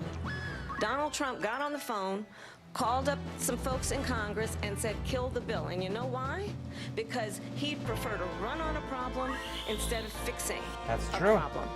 And understand, this comes at a time... And it also caused the continuation of blocking aid to Ukraine, which is also a pretty important point to drill on. Where the people of our country actually need a leader who engages in solutions, who actually addresses the problems at hand. But what we have in the former president is someone who would prefer to run on a problem instead of fixing a problem. And I'll tell you something, he's going to talk about immigration a lot tonight, even when it's not the subject that is being raised. True. And I'm going to actually do something really... He already has done that several times in this debate. So it's great that it's being pointed out. I love that. Unusual, and I'm going to invite you to attend one of Donald Trump's rallies, because it's a really interesting thing to watch. You will see during the course of his rallies, he talks about fictional characters like Hannibal Lecter. He will talk about windmills cause cancer. And what you will also notice is that people start leaving his rallies early out of exhaustion and boredom. And I will tell you, the one thing you will not hear him talk about She's doing far better than Biden. You will not far, hear him talk better, about your needs, your dreams, and your desires. And I'll tell you, I believe you deserve a president who actually puts you first, and I pledge to you that I will. Vice President Harris, thank you. President Trump, on that point, I want to get your response. Well, I would like to respond. Let me just ask, though, why did you try to kill that bill, and successfully so? That would have put thousands of additional agents and officers on the border. First, let me respond as to the rallies. She said people start leaving. People don't go to her rallies. There's no reason to go. And the people that do go, she's bussing them in and paying them to be there. And the ego hurt has to respond to the rally thing first because it directly hurt his ego. Ouch. And showing them in a different light. So she can't talk about that. People don't leave my rallies. We have the biggest rallies, the most incredible rallies in the history of politics. That's because people want to take their country back. Our country is... Come on! Biggest rallies in the history of politics? Come on, dog. Can you provide any data to support your claim? Source? Being lost. We're a failing nation. And it happened 3.5 years ago. And what's going on here, you're going to end up in World War III, just to go into another subject. What they have done to our country... Yeah, of course you have to jump from subject to subject like a grasshopper. Because you cannot say anything of substance if you stay on a single subject. You got nothing. Oh my god, World War III. We're there now. Allowing these millions and millions of people to come into our country, and look at what's happening to the towns all over the United States. And a lot of towns don't want to talk about it. Wait, hold on. Immigrants will cause World War III? All over millions of subjects. What's going on here, you're going to end up in World War III, just to go into another subject. what they have done to our country by allowing these millions and millions of people to come into our country, and look at what's happening to the towns. This is such incomprehensible rambling that I can't wrap my head around it. We're gonna end up in World War III with millions of billions people being let in? So what, the immigrants will cause World War III? He really is just jumping from topic to topic. All over the United States, and a lot Like of a towns don't rambly want old to talk, man. not going to be Aurora or Springfield. A lot of towns don't want to talk about it because they're so embarrassed by it. In Springfield, they're eating the dogs, the people that came in. They're eating the cats. They're eating the pets of the people that live there. And this is what's happening in our country, and it's a shame. As far as rallies are concerned, as far as the reason they go is they like what I say. They want to bring our country back. They want to make America great again. It's a very simple phrase, make America great again. She's destroying this country, and if she becomes president, this country doesn't have a chance of success. Not only success, we'll end up being... This is such an incomprehensible ramble. What are you talking about? Eating pets? Venezuela on steroids. God, he's doing so badly. I cannot imagine anyone seeing this and looking at it, listening to it, and being like, ah, yeah, he's making a good point. Yeah, this is a pointed commentary. This is really good debate skill. I just want to clarify here. You bring up Springfield, Ohio, and ABC News did reach out to the city manager there. He told us there have been no credible reports of specific claims of pets being harmed, injured, or abused by individuals within the immigrant community. And yet, there we go. Fact checked on the spot. I do love the fact checking on the spot. Have I said that already? All the lies caught in real time, all the nonsense. Well, I've seen people on television. Let me just say here, this is the people on television say my dog was taken and used for food. So maybe. But he there said were that. people on TV that said things. Who cares about data? Who cares about facts? A person on TV said their pets was being used for food. Don't you trust that? God. This is Maybe amazing. that's a good thing to say for a city manager. I'm not taking this from But television. the people I'm on taking it from television the city saying their manager. dog was eaten by the people that went there. Again, the Springfield city manager says there's no evidence of that. Vice We'll President find Harris, out. I'll let you respond to the rest of what you've heard. This is amazing. Oh my God. He's being such a rambly old man. Well, you know, should we really trust this guy when people on TV said that the pets were being eaten? Do you wanna? Well, there's no evidence. There's no evidence of that. Well, yeah, well, you know, the people on the TV, the telly. Jesus Christ Almighty.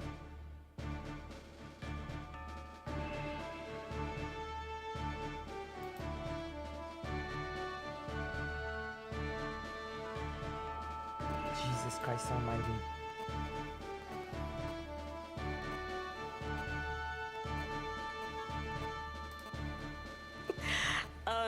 You know, this is, I think, one of the reasons why in this election I actually have the endorsement of 200 Republicans who have formerly worked with President Bush, Mitt Romney, and John McCain, including the endorsement of former Vice President Dick Cheney and Congress member Liz Cheney.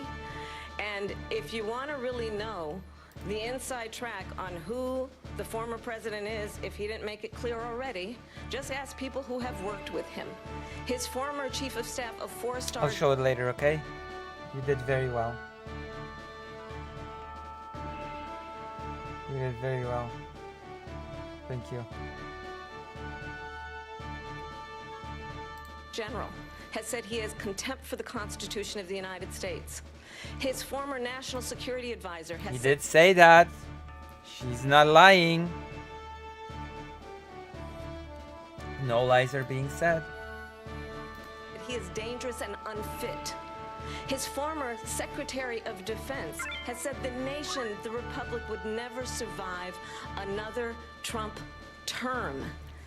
And when we listen to this kind of rhetoric, when the issues that affect the American people World are War not III being due to addressed, immigration. I think the choice is clear in this election.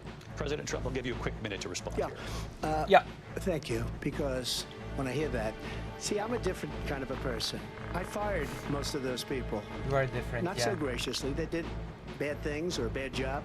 I fired them. They never fired one person. They didn't fire anybody having to do with Afghanistan and the Taliban and the 13 people. What kind of an argument is that? You never fired anyone. You're no good. Dude, what kind of stupid thing is that to say? You never fired anyone. Who's were just killed, viciously and violently killed, and I got to know the parents and the family. They didn't fire. They should have fired all those generals, all those top people, because that was one of the most incompetently handled situations anybody has ever seen. So when somebody does a bad job, I fire him. And you take a guy like Esper. He was no good. I fired him. So he writes a book. Another one writes a book. Because with me, they can write books. With nobody else can they? But they have done such a poor job, and they never fire anybody. Look at the economy. Look at the inflation. They didn't fire any This of is their nonsensical rambling. economists. They have the same people. That's a good way not to have books written about you. But just to finish, I got more votes than any Republican in history by far. Yeah, of course you fire people and you replace them with loyalists. Of course. In fact, I got more That is votes not the great argument that you think you're crafting here. than any president, sitting president in history by far. Let me continue on immigration. It was what you wanted to talk about earlier, so let's get back to your deportation proposal that the vice president has reacted to as well. President Trump, you call this the largest domestic deportation operation in the history of our country. You say you would use the National Guard. You say if things get out of control, you'd have no problem using the U.S. military. Police, yes. You also said you would use local police. How would you deport 11 million undocumented immigrants? I know you believe that number is much higher. Take us through this. What does this look like? Will authorities be going door to door in this country? Yeah. It is much higher because of them. They allowed criminals, many, many millions of criminals. They allowed terrorists. They allowed common street criminals. They allowed people to come in, drug dealers, to come into our country, and they're now in the United States. He is a and bad judge of told character, by true. their countries like Venezuela, don't ever come back or we're going to kill you. Do you know that crime in Venezuela and crime in countries all over the world is way down? You know why? Because they've taken their criminals off the street and they've given them to her to put into our country. And this will be one of the greatest mistakes in history for them to allow, and I think they probably did it because they think they're going to get votes, but it's not worth it because they're destroying the fabric of our country by what they've done. There's never been anything done like this at all. They've destroyed the fabric of our country. Millions of people let in, and all over the world, crime is down all over the world except here. Crime here is up and through the roof. Despite their fraudulent statements that they made, crime in this country is through the roof, and we have a new form of crime. It's called Do you have any migrant stats crime, to back that and up? It's happening at levels that nobody thought possible. President Trump, as you know, the FBI says overall violent crime is actually coming down in this country. But Vice Excuse me, President the Harris, FBI they were defrauding statements. They There you go. Once again, fact checked in real time. Once again, the BS is being checked in real time. Oh no, the FBI is clearly lying. I'm the real true guy. Yes, of course. They didn't include the worst cities. They didn't include the Yeah, cities yeah, with of the course. worst crime. FBI is Because pro-Biden. they're fraud. Just like their number of 818,000 jobs that they said they created turned out to be a fraud. President Trump, thank you. I'll let you respond, Vice President Harris. Well, I think this is so rich coming from someone who has been prosecuted for national security crimes, economic crimes, election interference, has been found liable for sexual assault, and his next big court appearance is in November at his own criminal sentencing. Oops. And let's be clear where each person stands on the issue of what is important about respect for the rule of law and respect for law enforcement. The former vice president called for defunding Federal law enforcement 45,000 agents, get this, on the day after he was arraigned on 34 felony counts. So let's talk about what is important in this race. It is important that we move. Very good to point it out. Very good to get it in here.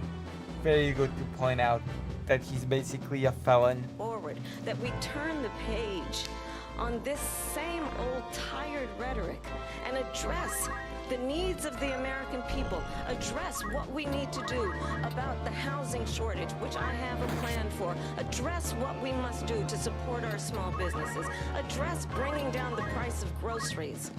But frankly, the American people are exhausted with this same old tired playbook. Vice President Harris, thank you. Excuse me. Every one of those cases was started by them against their political opponent. And I'm winning most of them, and I will win the rest on appeal. And you saw that with the decision. I'm being persecuted. January 6th was actually orchestrated by Biden, you see. All the assault things were actually orchestrated by Biden, you see. The documents that I withheld, the classified documents that I bragged about in a recording, those were all orchestrated by Biden, you see.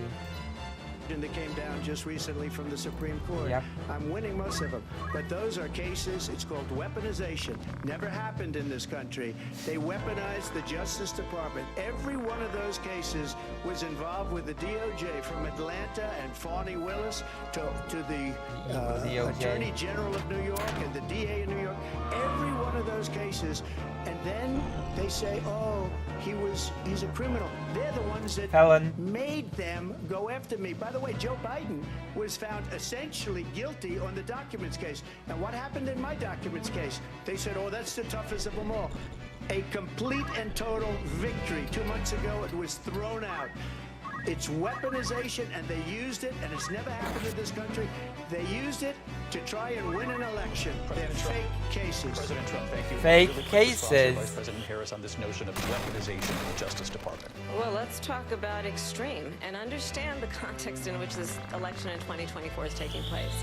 The United States Supreme Court recently ruled that the former president would essentially be immune from any misconduct if he were to enter the White House again. Yep. Understand, this is someone who has openly said he would terminate, I'm quoting, terminate the Constitution of the United States, that he would weaponize the Department of Justice against his political... He did say that. He cannot deny it. Someone who has Is he gonna deny that he said it? disdain for members of our military. Understand what it would mean if Donald Trump were back in the White House with no guardrails. Because certainly we know now the court won't stop him. We know J.D. Vance is not going to stop him. Nope. It's He's a up to the loyalist. American people. Through and through. Thank you. Lindsay? Vice President Harris, in your last run for president. This is the one that weaponized, not me. She weaponized. They don't move on completely. They actually do fact check him in real time. They fact checked him 3 times on 3 different statements. It's very funny. I probably took a bullet to the head because of the things that they say about me. They talk about democracy. I'm a threat to democracy. Well, They're you are. the threat to democracy with a fake Russia investigation that went nowhere. We have a lot to get to. Lindsay? Vice President Harris, in your last run for Nobody president, mentioned you said Russia you in wanted this to debate ban once. fracking. Now you don't. You wanted mandatory government buyback programs for assault weapons. Now your campaign says you don't. You supported decriminalizing border crossings. Now you're taking a harder line. I know you say that your values have not changed. So then why have so many of your policy positions changed? So my values have not changed, and I'm going to discuss every one of the, at least every point that you've made. But in particular, let's talk about fracking, because we're here in Pennsylvania. I made that very clear in 2020. I will not ban fracking. I have not banned fracking as Vice President of the United States, and in fact, I was the tie-breaking vote on the Inflation Reduction Act, which opened new leases for fracking. My position is that we have got to invest in diverse sources of energy so we reduce our reliance on foreign oil. We have had the largest increase in domestic oil production in history because of an approach that recognizes that we cannot over-rely on foreign oil. As it relates to my values, let me tell you, I grew up a middle-class kid raised by a hardworking mother Trump. who worked and saved and was able to buy our first home when I was a teenager. The values I bring to the importance of home ownership, knowing not everybody got handed $400 million on a silver platter and then True. filed bankruptcy 6 times, True. is a value that I bring to my work to say we are going to work with the private cannot sector and home deny builders it. to increase 3 million homes, increase by 3 million homes by the end of my first term. My work that is related to having a friend when I was in high school who was sexually assaulted by her stepfather. And my focus then on protecting women and children from violent crime is based on a value that is deeply grounded in the importance of standing up for those who are most vulnerable.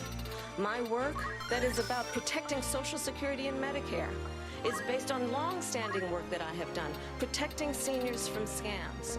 My values have not changed. And what is important is that there is a president who actually brings values and a perspective that is about lifting people up and not beating people down. And name calling. The true measure of the leader is the leader who actually understands that strength is not in beating people down, it's in lifting people up. I intend to be that president.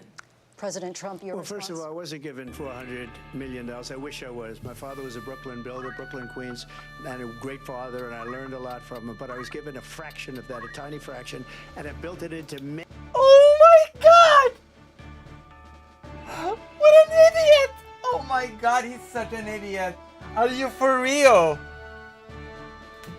Holy crap!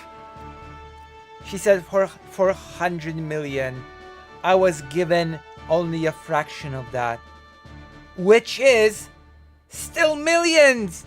A fraction of 400 million is still in the millions. I was not given 400 million. I was just given 10, 15, 20 millions, which is indeed a fraction of 400 millions. But guess what? That is still being handed millions on a silver platter. You have not deflected the argument at all. You have not... Jesus Christ almighty. He thought that this was a good argument. I was just given a fraction of 400 million. This is amazing. What an amazing debate. What an inspiration. Many... Truly a self-made man. Billions of dollars, many billions. And when people see it, they are even surprised. So we don't have to talk about that. I am surprised. Fracking, she's been against it for 12 years. Defund the police, she's been against that forever. She gave all that stuff up very wrongly, very horribly. Wait. And everybody's laughing at it. Wait, hold on. Is Trump pro defund the police? They're all laughing at it. She gave... He's not even telling the truth, by the way. He inherited 413 million. True, but you know, irrelevant to the fact that even being given a fraction of that is still not something that regular people get to have. Come on, man. Give up at least 12 and probably 14 or 15 different policies. Like, she was big on defund the police. In Minnesota, she went out... Wait a minute, I'm talking now. If you don't mind, please. Does that sound familiar? What? She went out in Minnesota and wanted to let criminals that killed people, that burned down Minneapolis, she went out and raised money to get them out of jail. She did things that nobody would ever think of. Now she wants in the to history do of the US. transgender operations on illegal aliens that are in prison. Transgender operations? Really? That's gonna be a thing in this debate? The transgender operations in schools? You know, the thing that he said that kids go to school, they get transgender operations, and then they get sent back. There was a really interesting thing about that. I have to bring it up because I did not expect the transgender operations to be being mentioned. This is so great. I have to point this. I have to show this. Okay, it's in the pond or whatever. It's somewhere around here.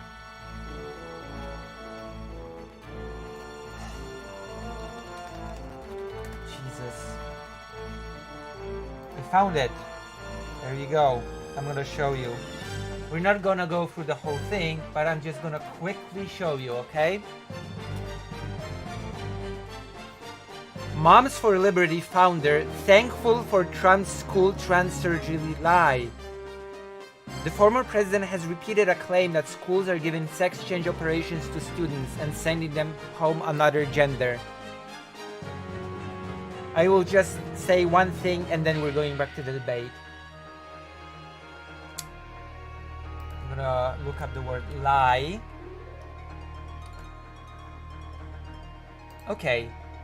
When asked about the claim, Moms for Liberty founder Tiffany Justice acknowledged that it was a lie, but said she was thankful to Trump for spreading it.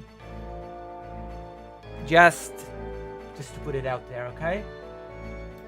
Just to put it out there, I did not think that this would make an appearance in the debate.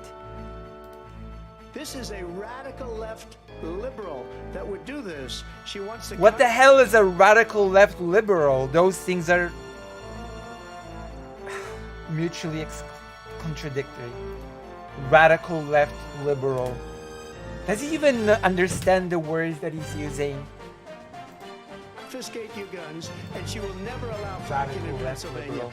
If she won the election, fracking in Pennsylvania will end. And of course, we're back to rambling. We're back to just throwing out one nonsense after the other in rapid pace. We call it gish galloping in debate, actually. I'm surprised the term gish galloping has not been used yet. Day one. Just to finish one thing, so important in my opinion.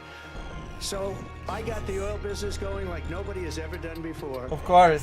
When they took over, they got rid of it, started getting rid of it, and the prices were going up the roof. Up and away. They immediately let these guys go to where they were.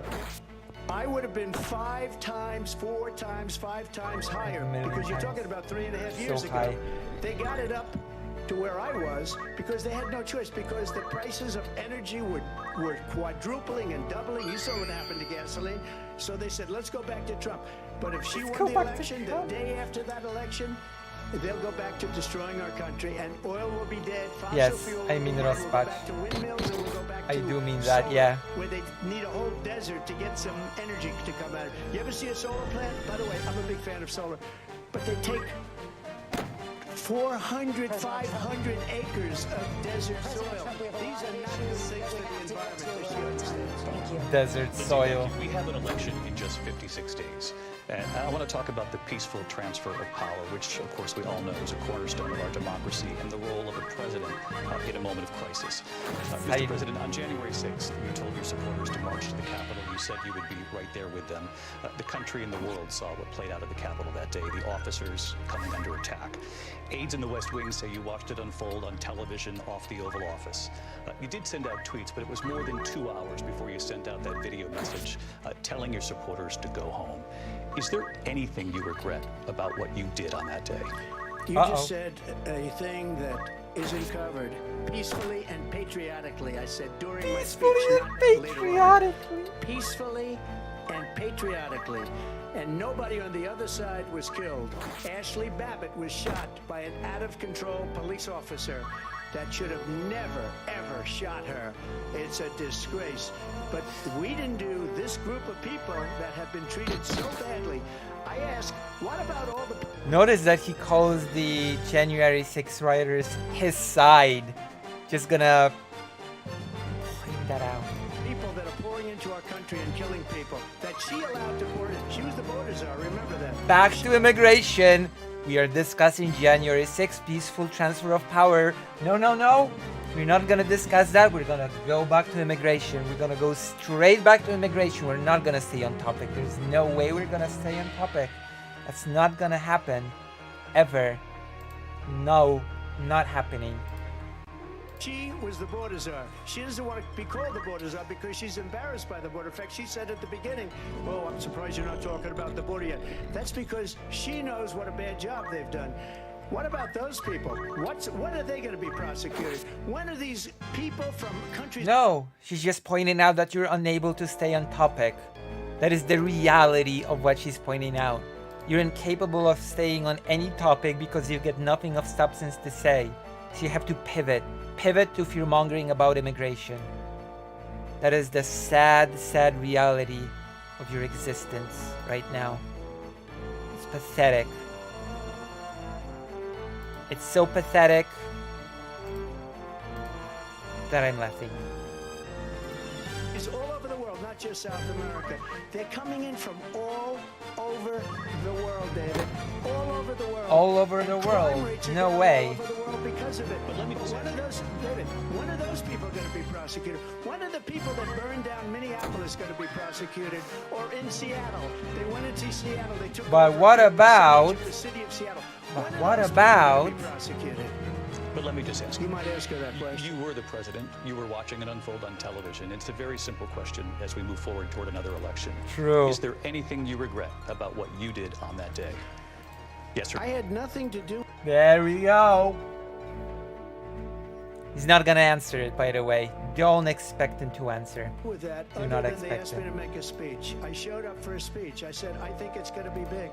I went to Nancy Pelosi and the mayor of Washington, D.C., and the mayor put it back in writing, as you know. I said, you know, this is going to be a very big rally or whatever you want to call it. And again, it wasn't done by me. It was done by others. I said, I'd like to give you 10,000 National Guard or soldiers. They rejected me. Nancy Pelosi rejected me. It was just 2 weeks ago. Her daughter has a tape of her saying she is fully responsible for what happened. They want to get rid of that tape.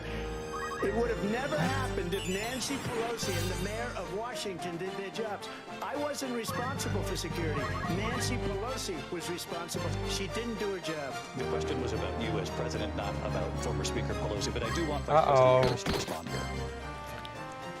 I was at the Capitol on January 6th. I was the vice president-elect. I was also an acting senator. I was there. And on that day, the President of the United States incited a violent mob to attack our nation's capital. To desecrate our nation's capital. On that day, 140 law enforcement officers were injured, and some died. And understand, the former president has been indicted and impeached for exactly that reason. But this is not an isolated situation. Let's remember Charlottesville, where there was a mob of people carrying tiki torches, spewing anti-Semitic hate. And what did the president then at the time say? There were fine people on each side. Let's remember that when it came to the Proud Boys, a militia. Also, she's delivering it far better than Biden. I remember Biden also touching on this in his debate, but she's just doing it far better than he did. The president said, the former president said, stand back and stand by. So for everyone watching who remembers what January 6th was, I say we don't have to go back. Let's not go I remember. It was a very emotional time for me. After all, I still have been sort of getting through my father's death. He died at the end of 2020. And we were still sort of wrapped up in all that stuff happening. So yeah. It's pretty vivid in my memory. Going back. It's time to turn the page. And if that was a bridge too far for you, well, there is a place in our campaign for you to stand for country, to stand for our democracy, to stand for rule of law, and to end the chaos, and to end the approach that is about attacking the foundations of our democracy because you don't like the outcome. And be clear on that point. Donald Trump, the candidate, has said in this election there will be a bloodbath. If this and the outcome of this election is not to his liking. I mean, let's turn the page on he can this. smile all he wants, but maybe he should think more before he speaks. Because he did say those things, so... What was your dad like as a person? Complicated. Let's just say, not a very complicated, it's a bit complicated. I would not describe him as a good person. Let's not go back. Let's chart a course for the future and not go backwards to the past. Let me just follow up here. It was a different term and a politician. I can say as much. No, wait, I cannot actually say it. But he was a public figure, basically. I can say as that I can say. He was a public figure.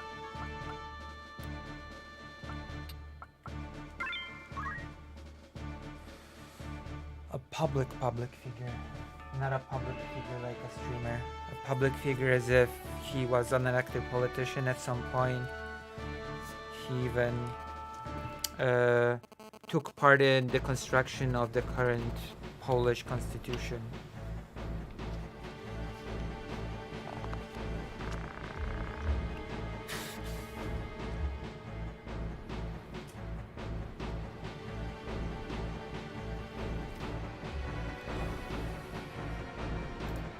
was a term that related to energy because they have destroyed our energy business. That was where bloodbath was. Also, on Charlottesville, that story has been, as you would say, debunked. Laura Ingraham, Sean Hannity, Jesse, all of these people, they covered it. If they go an extra sentence, they will see it was perfect. It was debunked in almost every newspaper, but they still bring it up, just like they bring 2025 up. They bring all of this stuff up. I ask you this, you talk about the Capitol. So bad to bring up all those inconvenient facts, isn't it? Oof, must hurt. That must hurt. Why are we allowing these millions of people to come through on the southern border? How come she's not doing anything? And I'll tell you what I would do, and I would be very proud to do it. I would say we would both leave this debate right now. I'd like to see her go down to Washington, D.C. during this debate, because we're wasting a lot of time. Go down to, because she's been so bad, it's so ridiculous. Go down to Washington, D.C. and let her sign a bill to close up the border, because they have the right to do it. They don't need bills. They have the right to do it. The President of the United States, you'll get him out of bed, you'll wake him up at 4 o'clock in the afternoon, you'll say, come on down to the office, let's sign a bill. If he signs a bill that the border is closed, all he has to do is say it to the Border Patrol, who are phenomenal. If they do that, the border is closed. Those people are killing many people, unlike J6. We talked immigration here tonight. I do want to focus on this next issue to both of you, because it really brings us this into focus, truth in these times that we're living in. Mr. President, for 3.5 years after you lost the 2020 election, you repeatedly falsely claimed that you won, many times saying you won in a landslide. In the past couple of weeks leading up to this debate, you have said, quote, you lost by a whisker, that you, quote, didn't quite make it, that you came up a little bit short. I said that? Are you now acknowledging that you lost in 2020? No, I don't acknowledge it at all. But I you said did that say sarcastically, you know that. It was said, oh, we lost by a whisker. That was said sarcastically. Look, there's so much proof. All you have to do is look at it, and they should have sent it back to the legislature. All his cases were dismissed. All his cases, all his court cases were dismissed. Were all the courts rigged, including the courts that were packed with his own judges?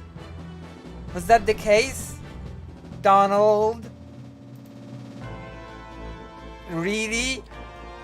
He's gonna push that? Fine, do whatever you want. He's just gonna make you look not quite as good as you think it will in this debate. Oh my gosh. He's being made to say such things. I love it. I got almost 75 million votes, the most votes any sitting president has ever gotten. I was told if I got 63, which was what I got in 2016, you can't be beaten. The election, people should never be thinking about an election as fraudulent. We need two things. We need walls, and we have to have it. We have to have borders, and we have to have good elections. Our elections are bad. And a lot of these illegal immigrants coming in, they're trying to get them to vote. They can't. Oh my God, back to election, back to immigration. back to immigration. He just cannot. It's like a crutch. He cannot discuss any topic, even a single topic. He cannot discuss without mentioning those evil immigrants.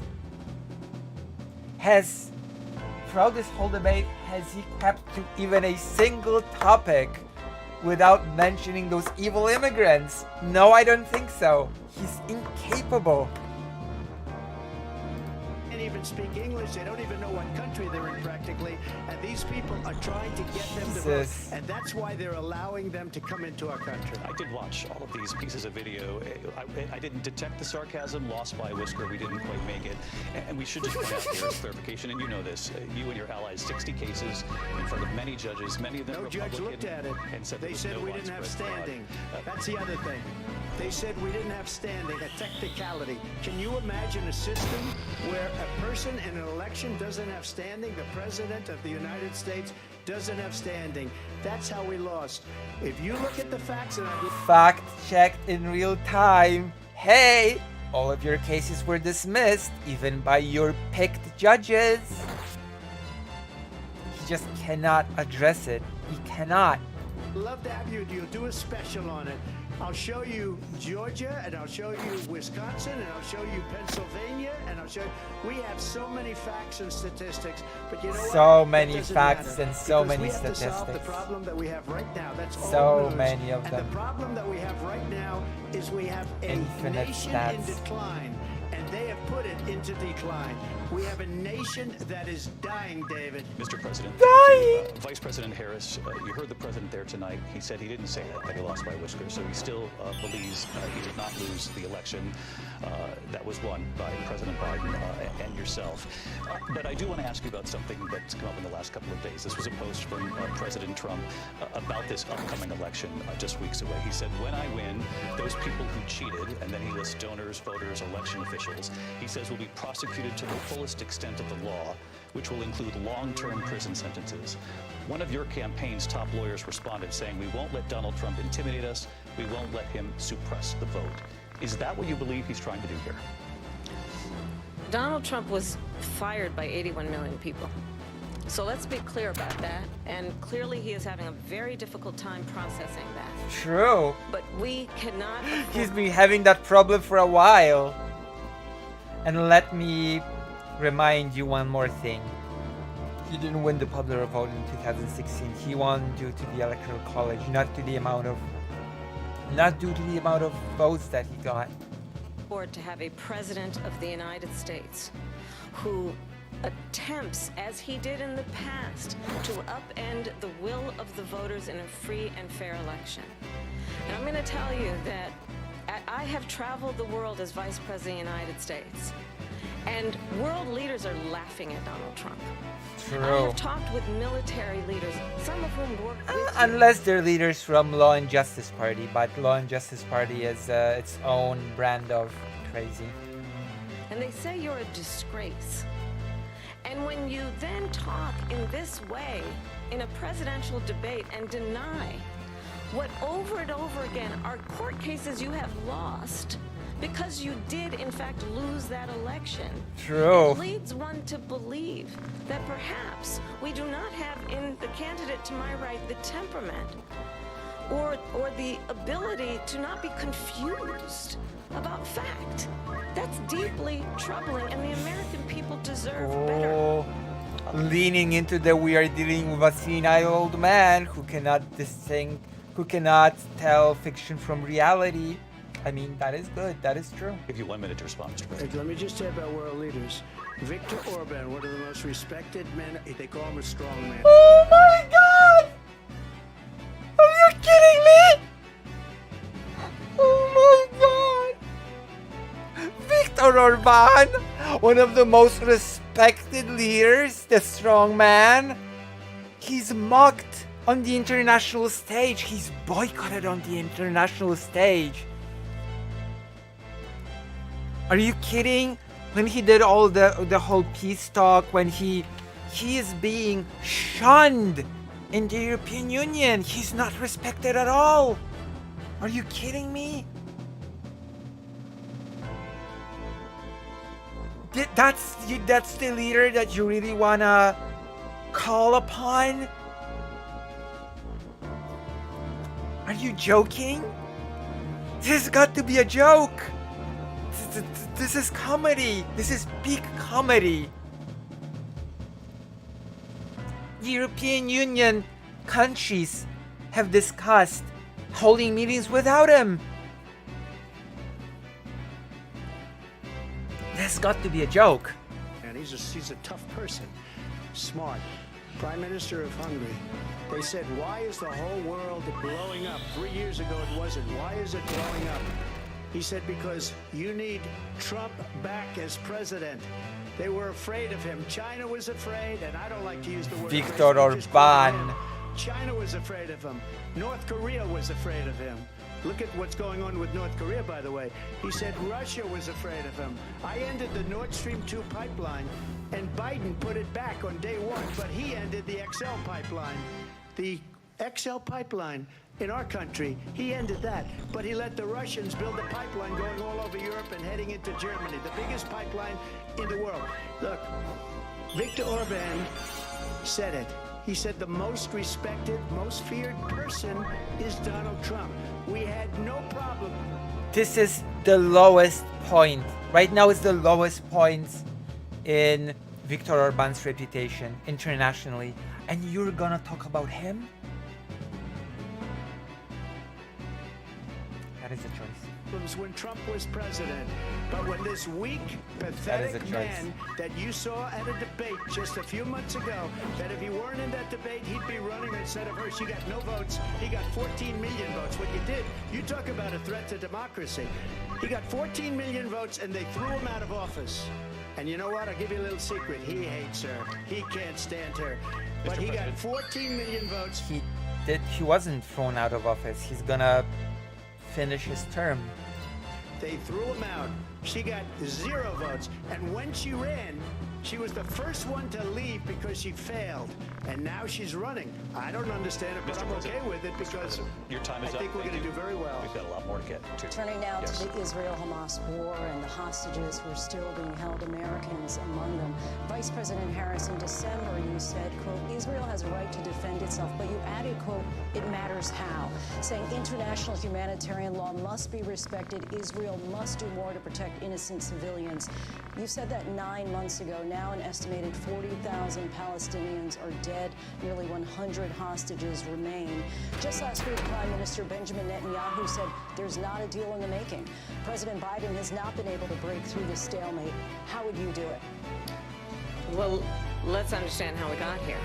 On October 7, Hamas, a terrorist organization, slaughtered 1,200 Israelis. Many of them young people who were simply attending a concert. Women were horribly raped. And so absolutely, I said then, I say now, Israel has a right to defend itself. We would. And how it does so matters. Because it is also true, far too many innocent Palestinians have been killed. Children, mothers. What we know is that this war must end. It must end immediately, and the way it will end is we need a ceasefire deal and we need the hostages out. And so we will continue to work around the clock on that. Work around the clock, also understanding that we must chart a course for a two-state solution.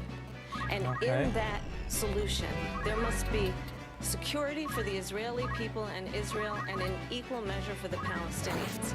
But the one thing I will assure you always, I will always give Israel the ability to defend itself, in particular as it relates to Iran and any threat that Iran and its proxies pose to Israel.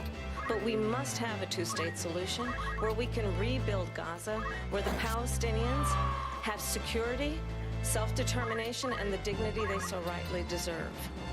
President Trump, how would you negotiate with Netanyahu and also Hamas? So, is he gonna be able to respond without just flinging insults at the opponent in the debate? That is my main question here now. Can he do it? Can he actually debate?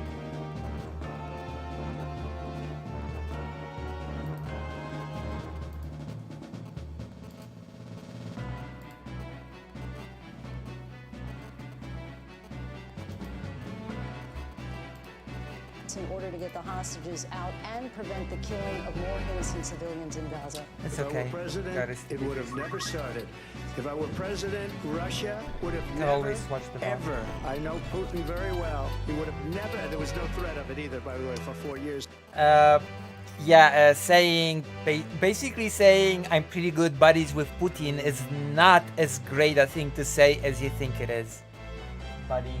In our current geopolitical climate, that's not really the slam dunk that you think it is. Yeah, me and Putin, we're tight. Like,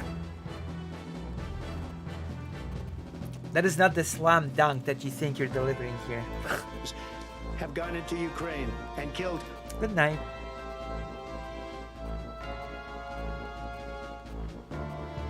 Oh yeah, I've already checked it out. It's good.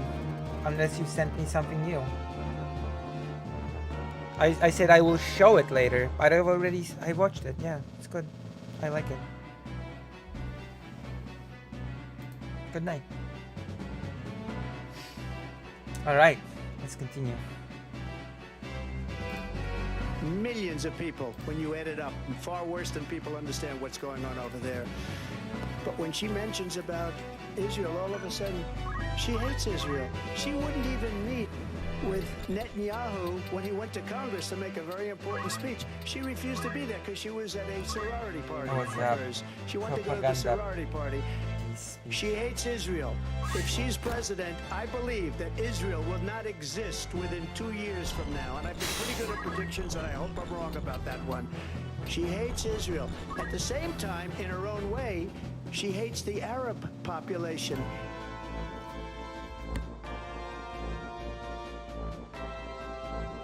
I'm just gonna point something out again.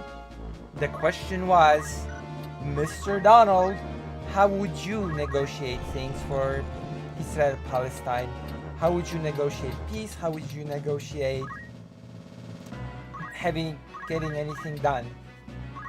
And the answer is, under me it never would have happened.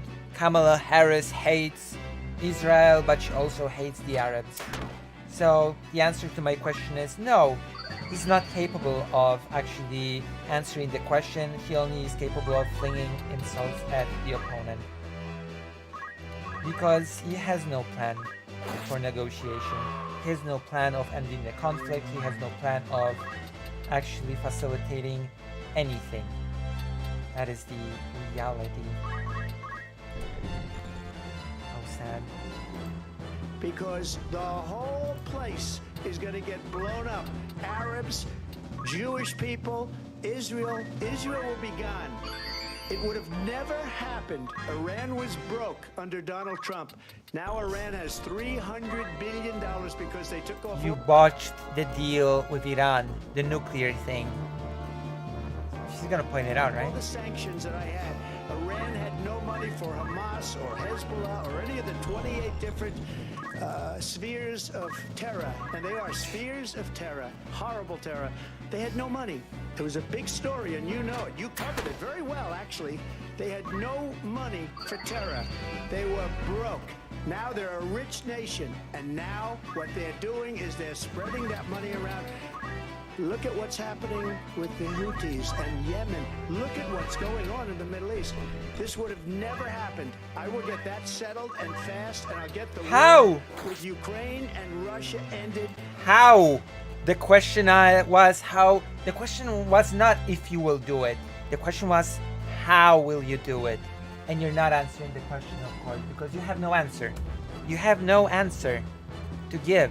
If I'm president-elect, I'll get it done before even becoming president. Okay, then answer the question. How will you do it? What will you do? How will you negotiate it? That was the question, which you have not answered. What will happen under your presidency? Kamala Harris at least has attempted to answer that question. You have not. Vice President Harris, he says you hate Israel. That's absolutely not true. I have my entire career and life supported Israel. Come on, point it out. He has not answered the question. He has said nothing on the subject. The Israeli Can he be pressed to answer a single question? people. He knows that He's trying to, Penny? again, divide and distract from the reality, which is it is very well known that Donald Trump is weak and wrong on national security and foreign policy. It is well known that he admires dictators, wants to be a dictator on day one, according to himself.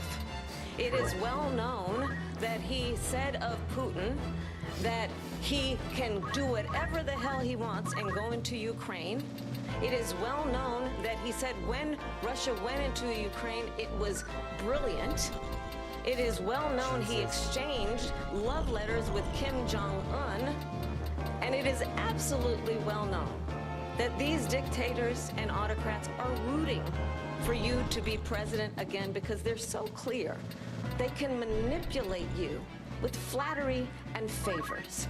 And that is why so many military leaders who you have worked with have told me you are a disgrace. That is why we understand that we have to have a president who is not consistently weak and wrong on national security, including the importance of upholding and respecting in highest regard our military. Vice President Harris, thank you. And she's the one that caused it. That's No, weak you. on national security by allowing every nation last month for the year, 168 different countries sending people into our country. Again with the immigration. The topic is Israel-Palestine. But no, no. Inevitably, we're back to immigration. We're back. We're back. I feel nostalgia now. We're back to the topic of immigrants. Again. Crime rates are way down. Putin endorsed her last week, said, I hope she wins, and I think he meant it. Because what he's gotten away with is absolutely incredible. It wouldn't have happened with me. The leaders of other countries think Kamala that Harris they're is not weak the president and incompetent, right now. and they are. They're grossly incompetent. And I just ask one question. Why does Biden go in and kill the Keystone Pipeline and approve the single biggest deal that Russia's ever made, Nord Stream 2, the biggest pipeline anywhere in the world going to Germany and all over Europe? Because they're weak and they're ineffective. And Biden, by the way, gets paid a lot of money. Thank you. We have a lot of issues to get to. We'll be right back with much more of this historic ABC News presidential debate from the National Constitution Center right here in Philadelphia. Back in a moment. Incredible. He's not doing well. The ABC News presidential debate will continue after this. You should drill him more on the fact that he's not answering any questions, though.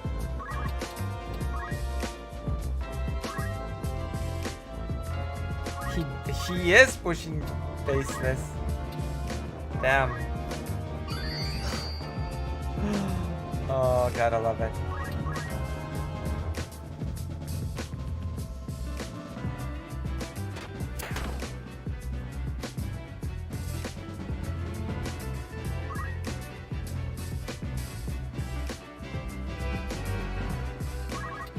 I'm gonna go to the toilet, be right back, okay? I'm just gonna be right back.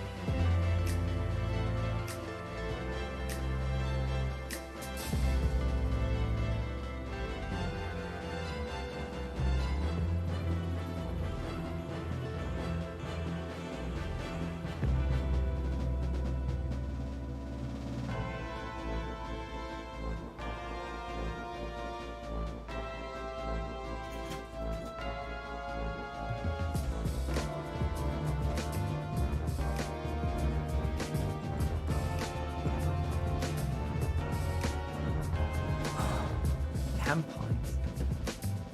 Hey. I'm back. Hello. Hello. Hello there. What a debate, huh? What a debate. A person that's incapable physically of staying on topic on anything. Oh, gotta love it. Gotta love it. Oh, I don't actually love it, but you know. Can't say I actually love it. I cannot say that I'm in love with it.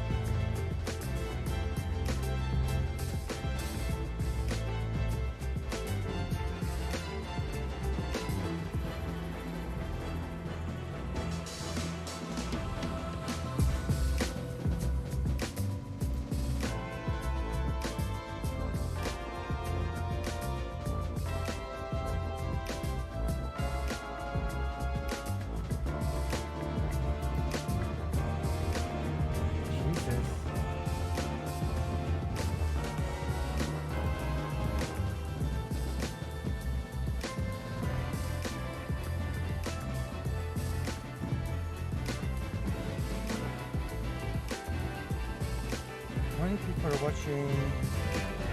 Top story live from Paris, live in Tel Aviv. We are here in Butler, Pennsylvania. Every weeknight, it's your news playlist.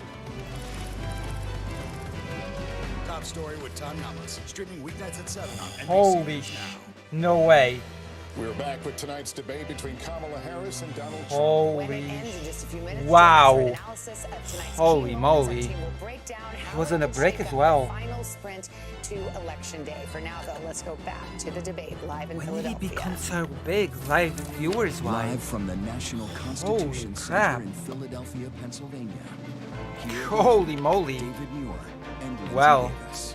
Welcome back to this historic ABC News presidential debate tonight. We're going to continue Welcome, here. I wanna turn to the war welcome in back. Ukraine. We're now 2.5 years into this conflict. Mr. President, it has been the position of the Biden administration that we must defend Ukraine from Russia, from Vladimir Putin, to defend Ooh. their sovereignty, their democracy. My favorite topic. That Let's it's in go. America's best interest to do so, arguing that if Putin wins, he may be emboldened to move even further into other countries. You have said you would solve this war in 24 hours. You said so just before the break tonight. How exactly would you do that? And I want to ask you a very simple question tonight. Do you want Ukraine to win this war? I want the Yes, yes, that is an excellent question. I love to hear it. Do you actually want Ukraine to win?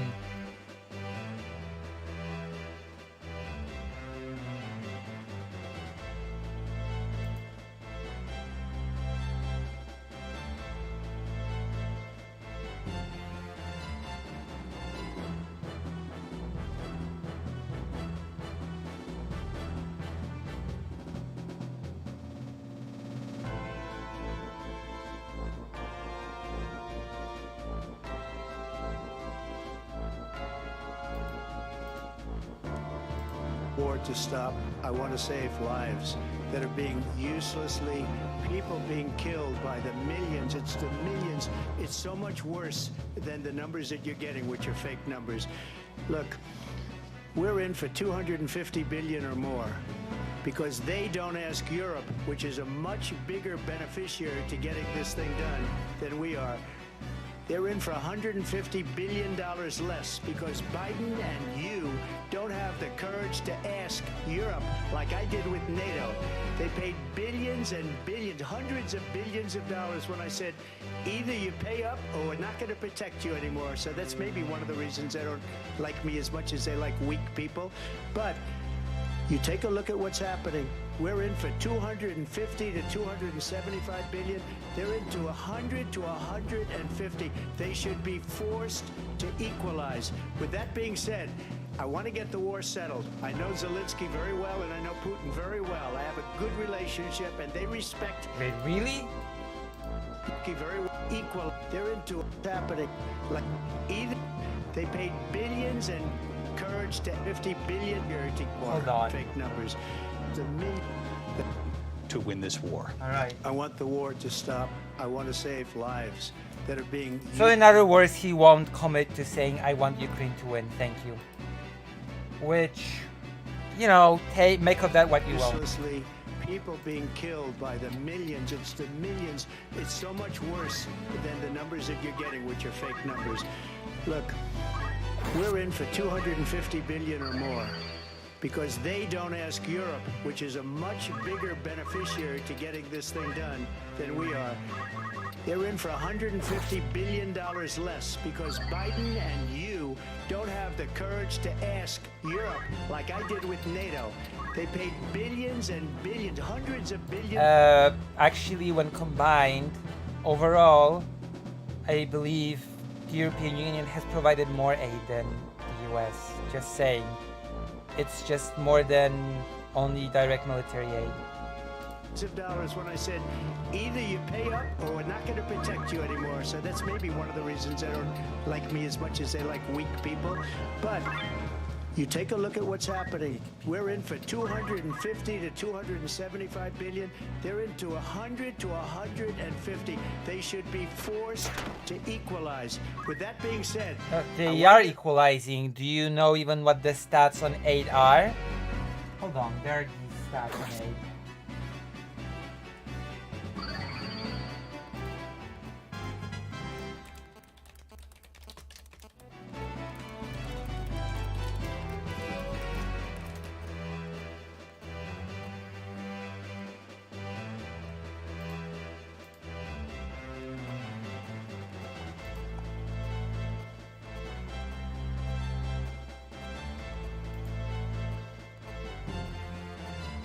I don't have that page on hand.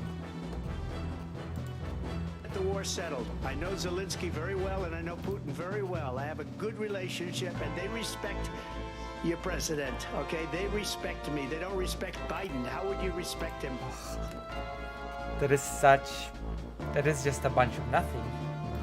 Why? For what reason? He hasn't even made a phone call in 2 years to Putin, hasn't spoken to anybody. They don't even try and get it. That is a war that's dying to be settled. I will get it settled before I even become president. If I win, when I'm president-elect, and what I'll do is I'll speak to one, I'll speak to the other. Oh, okay, we're getting some sort of an answer as to how he'll do it. Get them together, that war would have never happened. And in fact, when I saw Putin after I left, unfortunately left because our country has gone to hell. But after I left, when I saw him building up soldiers, he did it after I left, I said, oh, he must be negotiating. It must be a good, strong point of negotiation. Well, it wasn't, because Biden had no idea how to talk to him. He had no idea how to stop it. And now you have millions of people. That is... You had nothing to substantiate that. Nothing. Nothing at all. Maybe you don't understand Putin as well as you think. Only getting worse, and it could lead to World War III. Don't kid yourself, David. We're playing with World War III, and we have a president that we don't even know if he's... Where is our president? We don't even know if he's a president. And just to clarify... What? They threw him out of a campaign like a dog. We don't even know. Is he our president? But we have a president, Mr. President, that doesn't know he's alive. Your time is up. Just to clarify in the question, do you believe it's in the U.S. best interest for Ukraine to win this war, yes or no? I think it's the U.S. best interest to get this war finished and just get it done. So won't answer the question, in other words. Is he gonna be asked for the third time to answer the question? Is he actually gonna answer? Deal, because we have to stop all of these human lives from being destroyed. I want to take this to Vice President Harris. I want to get your thoughts on support for Ukraine in this moment, but also as Commander-in-Chief, totally if elected, King. how would you deal with Vladimir Putin and President is any different totally from what we're seeing from President Biden? Well, first of all, it's important to remind the former president you're not running against Joe Biden, you're running against me. I believe the reason that Donald Trump says that this war would be over within 24 hours is because he would just give it up. And that's not who we are as Americans. Let's understand what happened here. I actually met with Zelensky a few days before Russia invaded, tried through force to change territorial boundaries, to define one of the most important international rules and norms, which is the importance of sovereignty and territorial integrity. True. And I met with President Zelensky. I shared with him American intelligence about how he could defend himself. Days later, I went to NATO's eastern flank, to Poland and Romania. And through the work that I and others did, we brought 50 countries together to support Ukraine in its righteous defense. And because of our support, because of the air defense, the ammunition, the artillery, the javelins, the Abrams tanks that we have provided, Ukraine stands as an independent and free country. If Donald Trump were president, Putin would be sitting in Kyiv right now. And understand what that would mean, because Putin's agenda is not just about Ukraine. Understand why the European allies and our NATO allies are so thankful that you are no longer president. True. And that we that is actually understand true. the importance of the I just great watched a debate recently in Poland, and one of the prompts was, unironically, are we prepared for the worst to happen? The worst being a Trump presidency. greatest military alliance the world has ever known, which is NATO, and what we have done to preserve the ability of Zelensky and the Ukrainians to fight for their independence. Otherwise, Putin would be sitting in Kyiv with his eyes on the rest of Europe, starting with Poland. And why don't you tell the 800,000 Polish Americans right here in Pennsylvania how quickly you would give up for the sake of Poland mentioned in the debate. Huh. I'm not even that positive that he would start with Poland, but, you know, Polish people are definitely nervous. favor and what you think is a friendship with what is Damn. known to be a dictator who would eat you for lunch. Vice President Harris, thank you. We've heard from both of you on Ukraine tonight. Afghanistan came up. Oof. The Polish people have been mentioned. In the last hour. I wanted her to respond to something you said earlier, and please, I'll give you a minute here. Putin would be sitting in Moscow, and he wouldn't have lost 300,000 men and women, but he would have been sitting in Moscow. Quiet, please. He would have been sitting in Moscow much happier than he is right now. But eventually, you know, he's got a thing that other people don't have. He's got nuclear weapons. They don't ever talk about that. He's got nuclear weapons. Nobody ever thinks about that. Everybody thinks about that constantly, non-stop, every second. That's why the pussyfooting around escalation. That's why the whole being afraid to send aid. That's why the whole of being afraid to allow Ukraine to strike targets with long range. What are you talking about? Are you stupid? And eventually, maybe he'll use them, and maybe he hasn't been that threatening, but he does have that. Something we don't even like to talk about. Nobody likes to talk about it, but just everybody's talking about it all of the time. You understand? They sent her to negotiate peace before this war started. 3 days later, he went in and he started the war because everything they said was weak and stupid. They said the wrong things. That war should have never started. She was the emissary. They sent her in to negotiate with Zelensky and Putin, and she did. And the war started 3 days later. And that's the kind of talent we have with her. She's worse than Biden. In my opinion, I think he's the worst president in the history of our country. She goes down as the worst vice president in the history of our country. But let me tell you something. She is a horrible negotiator. They sent her in to negotiate. As soon as they left, Putin did the invasion. President Trump, thank you. You did bring up something. You said she went to negotiate with Vladimir Putin. Vice President Harris, have you ever met Vladimir Putin? Can you clarify tonight? Yet again, I said it at the beginning of this debate, you're going to hear a bunch of lies coming from this fellow. And that is another one. When I went to meet with President Zelensky, I've now met with him over 5 times.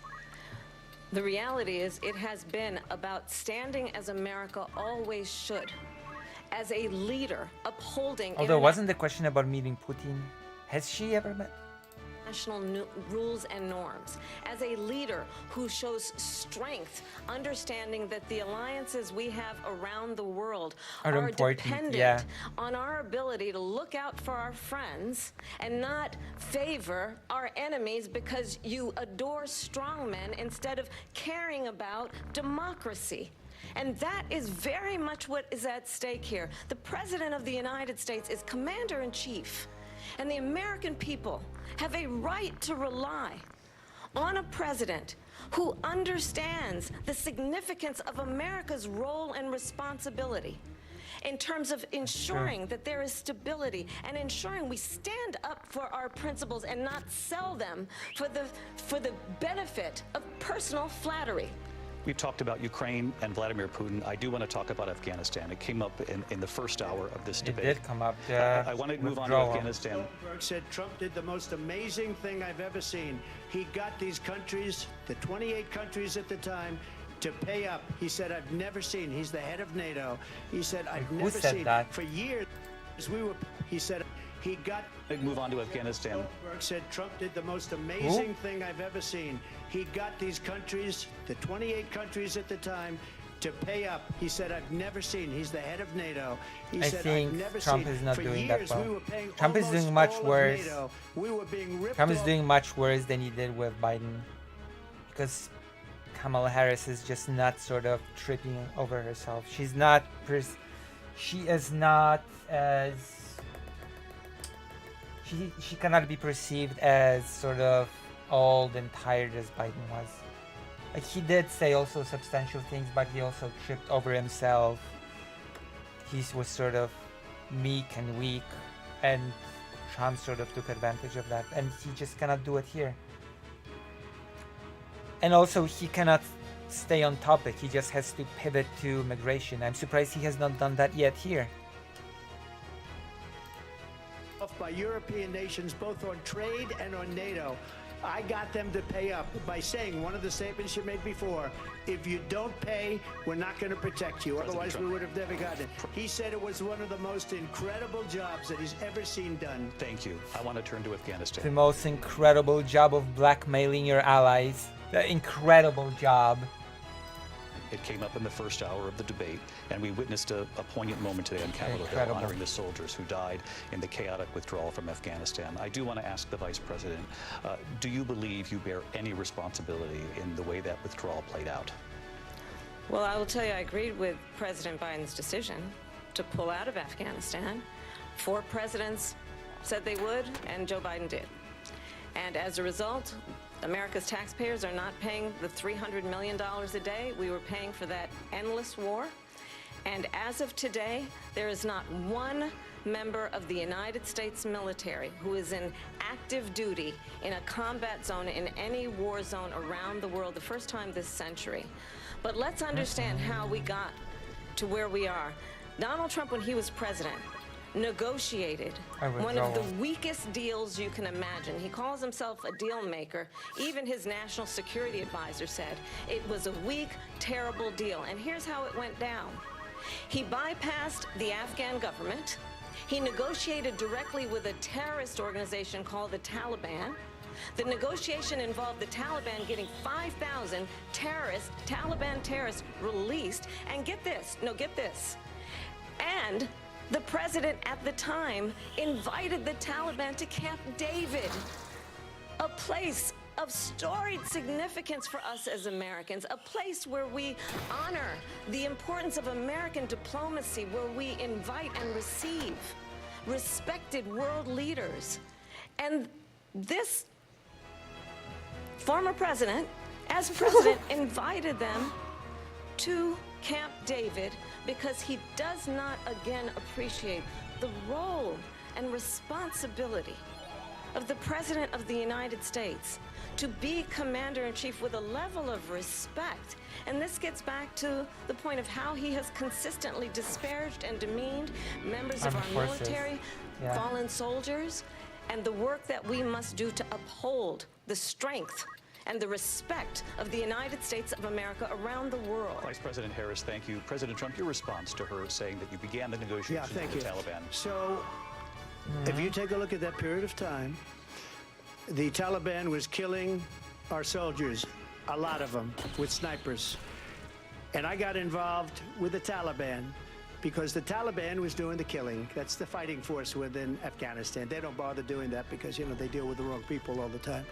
But I got involved, and Abdul is the head of the Taliban. He is still. It's actually the key of his negotiating strategy. If he bypassed the Afghani government, then why would he not bypass the Ukrainian government when, solving the war? I'm just gonna, throw this question out there. Why wouldn't he decide to just bypass the Ukrainian government when negotiating? Head of the Taliban. And I told Abdul, don't do it anymore. You do it anymore, you're going to have problems. And he said, why do you send me a picture of my house? I said, you're going to have to figure that out, Abdul. And for 18 months, we had nobody killed. We did have an agreement negotiated by Mike Pompeo. It was a very good agreement. The reason it was good, it was we were getting out. We would have been out faster than them, but we wouldn't have lost the soldiers. We wouldn't have left many Americans behind, and we wouldn't have left $85 billion worth of brand new, beautiful military equipment behind. And just to finish, they blew it. The agreement said you have to do this, and they didn't do it. They didn't do it. The agreement was terminated by us because they didn't do what they were supposed to do. And these people did the worst withdrawal and, in my opinion, the most embarrassing moment in the history of our country. And by the way, that's why Russia attacked Ukraine, because they saw how incompetent she and her boss are. President Trump, thank you. I want to move on now to race. In fact, I would remind you that the war in Ukraine has been waging already since 2014. It just became a full-scale invasion now, and Trump did nothing to stop Russia fighting Ukraine, and nothing to stop the ongoing conflict in Ukraine. Politics in this country. Mr. President, you recently said of Vice President Harris, quote, I didn't know she was black until a number of years ago when she happened to turn black, and now she wants to be known as black. I want to ask a bigger picture question here tonight. Why do you believe it's appropriate to weigh in on the racial identity of your opponent? I don't, and I don't care. I don't care what she is. And yet you did. I don't care. You make a big deal out of something. I couldn't care less.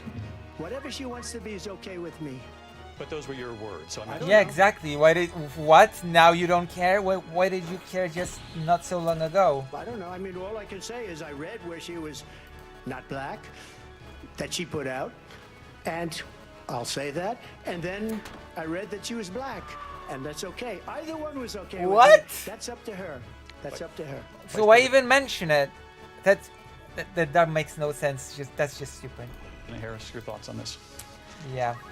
I think it's, I mean, honestly, I think it's a tragedy that we have someone who wants to be president who has consistently, over the course of his career, attempted to use race to divide the American people. You know, I do believe that the vast majority of us know that we have so much more in common than what separates us, and we don't want this kind of approach that is just constantly trying to divide us, and especially by race. And let's remember how Donald Trump started. He was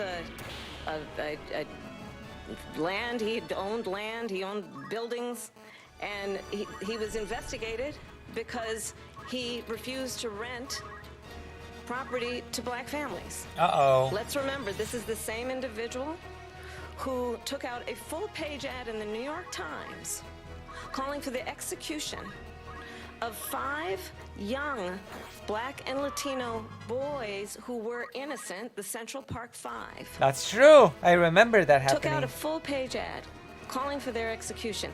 This is the same individual who spread birther lies about the first black president of the United States. And I think the American people want better than that, want better than this. Want someone who understands, as I do, I travel our country.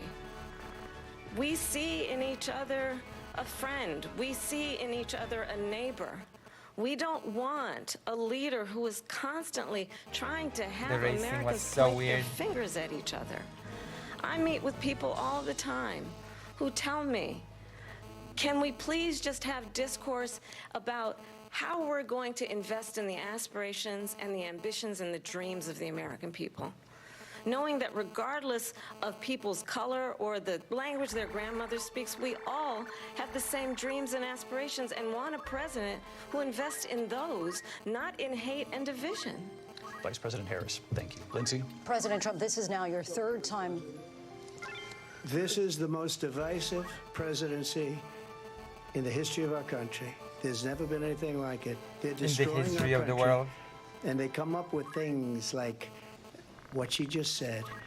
Going back many, many years, when a lot of people, including Mayor Bloomberg, agreed with me on the Central Park Five, they admitted, they said, they pled guilty.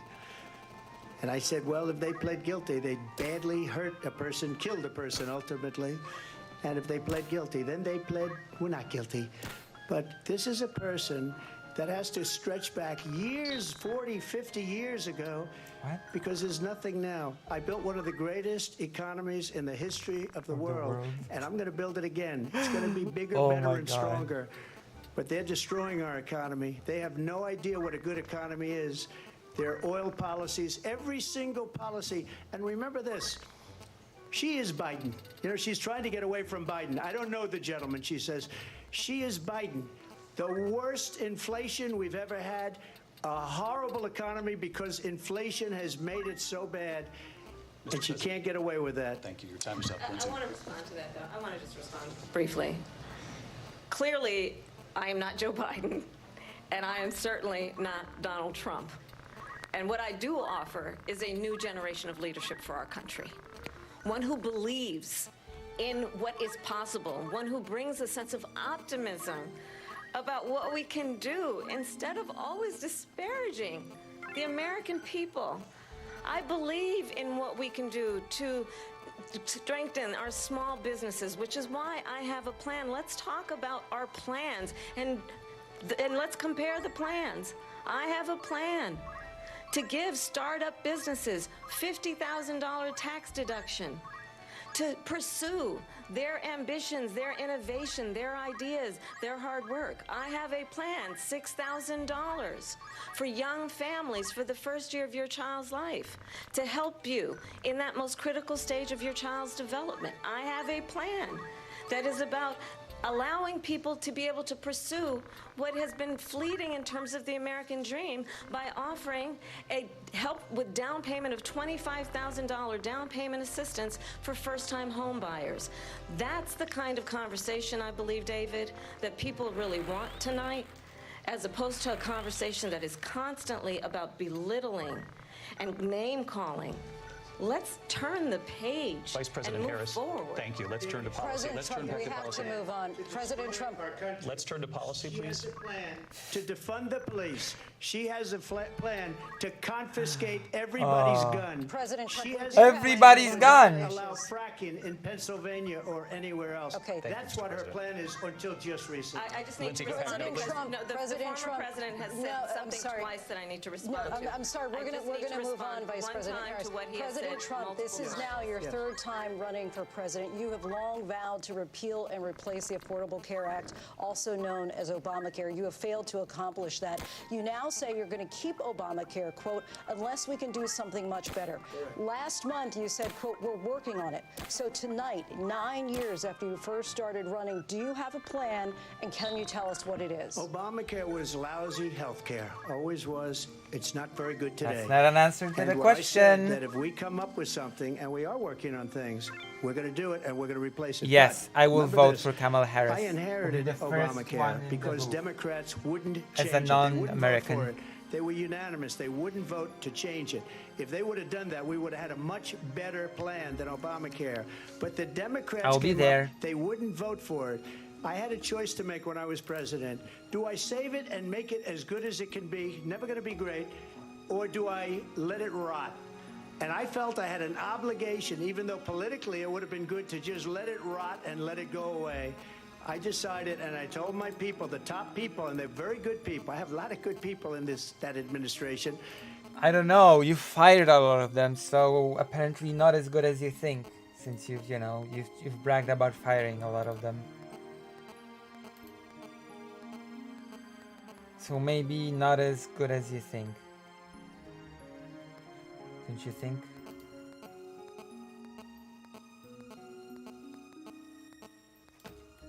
We read about the bad ones. We had some real bad ones too, and so do they. They have really bad ones. Trump, I don't think, has answers a single question this entire debate. I think Harris only dodged one question. It is what it is. Sometimes he just be like that. They don't get rid of them. But let me just explain. I had a choice to make. Do I save it and make it as good as it can be, or do I let it rot? And I saved it. I did the right thing. But it's still never going to be great, and it's too expensive for people. And what we will do is we're looking at different plans. If we can come up with a plan that's going to cost our people, our population, less money and be So better this is a healthcare non-answer, than Obamacare, basically. then I would We're gonna absolutely think of do it. something. But is until then, the I'd answer. run it as good as it can be run. So just to We'll guess, think you of still do something. not have a Trust me, plan. bro. I have concepts of a plan. I'm not president right now. But if we come up with something, I would only change it if we come up with something that's better and less expensive. And there are concepts and options we have to do that. And you'll be hearing about it in the not too distant future. Vice President Harris, in 2017, you supported Bernie Sanders' proposal to do away with private insurance and create a government-run healthcare system. 2 years later, you proposed a plan that included a private insurance option. What is your plan today?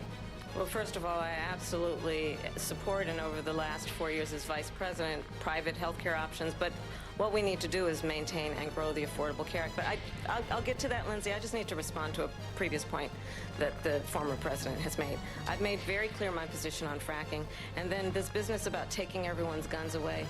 Tim Walz and I are both gun owners. We're not taking anybody's guns away, so stop with the continuous lying about this stuff. As it relates to the Affordable Care Act, understand, just look at the history to know where people stand. When Donald Trump was president, 60 times he tried to get rid of the Affordable Care Act. 60 times. I was a senator at the time when I will never forget the early morning hours when it was up for a vote in the United States Senate. And the late, great John McCain, who you have disparaged as being, you don't like him, you said at the time, because he got caught. He was an American hero. The late, great John McCain, I will never forget that night, walked onto the Senate floor and said, no, you don't. No, you don't. No, you don't get rid of the Affordable Care Act. You have no plan. And what the Affordable Care Act has done is eliminate the... I also remember when Trump bragged about completely changing the healthcare system, and then with his tail between his legs saying, I never imagined it would be this difficult. Of insurance companies to deny people with pre-existing conditions. I don't have to tell the people watching tonight, you remember what that was like? Remember when an insurance company could deny if a child had asthma, if someone was a breast cancer survivor, if a grandparent had diabetes?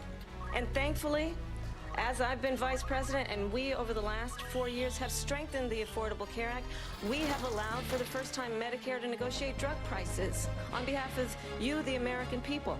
Donald Trump said he was going to allow Medicare to negotiate drug prices. He never did. We did. And now we have capped the cost of insulin at $35 a month. Since I've been vice president, we have capped the cost of prescription medication for seniors at $2,000 a year. And when I am president, we will do that for all people, understanding that the value I bring to this is that access to health care should be a right and not just a privilege of those who can afford it. So there we go. She actually is answering, and he did not. And the plan has to be to strengthen the Affordable Care Act, not get rid of it. Vice President Harris, thank in terms you. of where Donald Trump stands on that. I want to move to an issue that's important for a lot made of... a mistake. At number one, John McCain fought Obamacare for 10 years. But it wasn't only him. It were all of the Democrats that kept it going. And you know what? What? We can do much better than Obamacare. Much less money. But okay, we can do much better. What is it? What is the much better? You just said that we will think of something. We can do much better. What is the much better? You can't just say we can do much better if you have nothing. And you have nothing because you just admitted it by saying we will think of something. She won't improve private insurance for people, private medical insurance. That's another thing she doesn't want to get. People are paying privately for insurance that have worked hard and made money, and they want to have private. She wants everybody to be on government insurance where you wait 6 months for an operation that you need immediately. President Trump, thank you. We have another issue that we'd like to get to that's important for a number of Americans, in particular younger voters, and that's climate change. President Trump, with regard to the environment, you say that we have to have clean air and clean water. Vice President Harris, you call climate change an existential threat. The question to you both tonight is, what would you do to fight climate change? And Vice President Harris, we'll start with you. 1 minute for you Would each. President Trump do anything? Does he even believe that it's a thing? Well, the former president had said that climate change is a hoax. True. And what we know is that it is very real. You ask anyone who lives in a state who has experienced these extreme weather occurrences, who now is either being denied home insurance or it's being jacked up.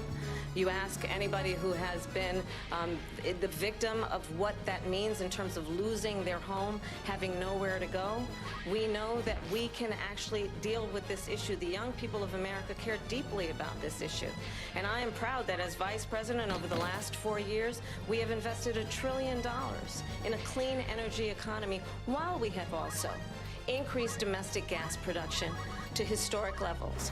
We have created over 800,000 new manufacturing jobs while I have been vice president.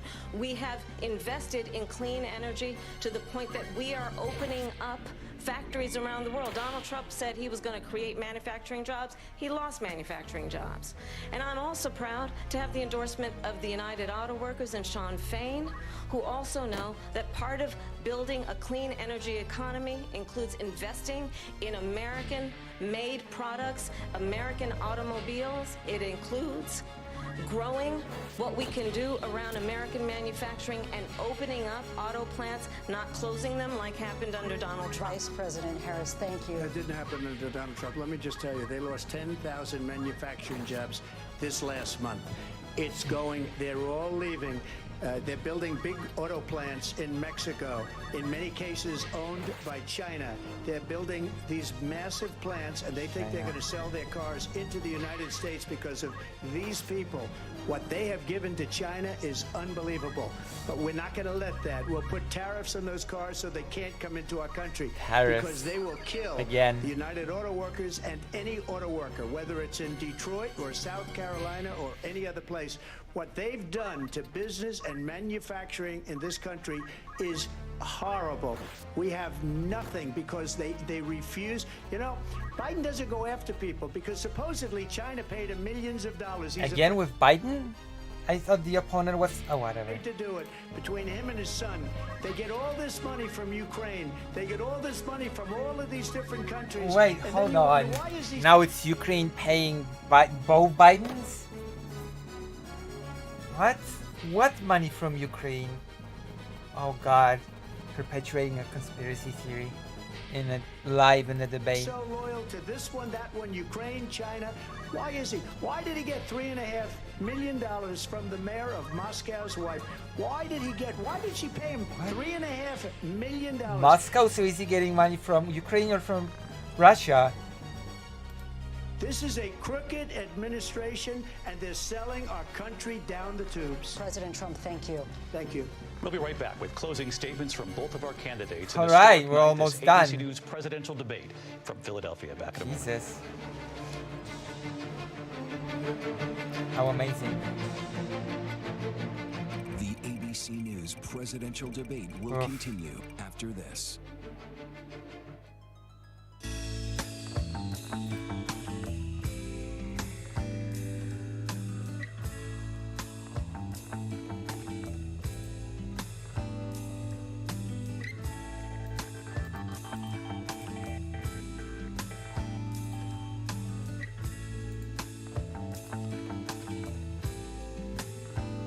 Hey, I can just skip that. Different visions for our All right. Is We're gonna finish up with the finishing statement. We're back with tonight's debate between Kamala Harris and Donald Trump. And when it ends, please join us for analysis of tonight's key moments. Our team will break it down. As we enter the final sprint to Election Day, we'll go back to the debate and closing statements. Live from the National Constitution Center in Philadelphia, Pennsylvania. Here again, David Muir and Lindsay Davis. Welcome back tonight. The time has come for closing statements, and Vice President Harris, we begin with you. So I think you've heard tonight two very different visions for our country. True. One that is focused on the future, and the other that is focused on the past, and an attempt to take us backward. But we're not going back. And I do believe that the American people know we all have so much more in common than what separates us, and we can chart a new way forward. And a vision of that includes having a plan, understanding the aspirations, the dreams, the hopes, the ambition of the American people, which is why I intend to create an opportunity economy, investing in small businesses, in new families, in what we can do around protecting seniors, what we can do that is about giving hardworking folks a break and bringing down the cost of living.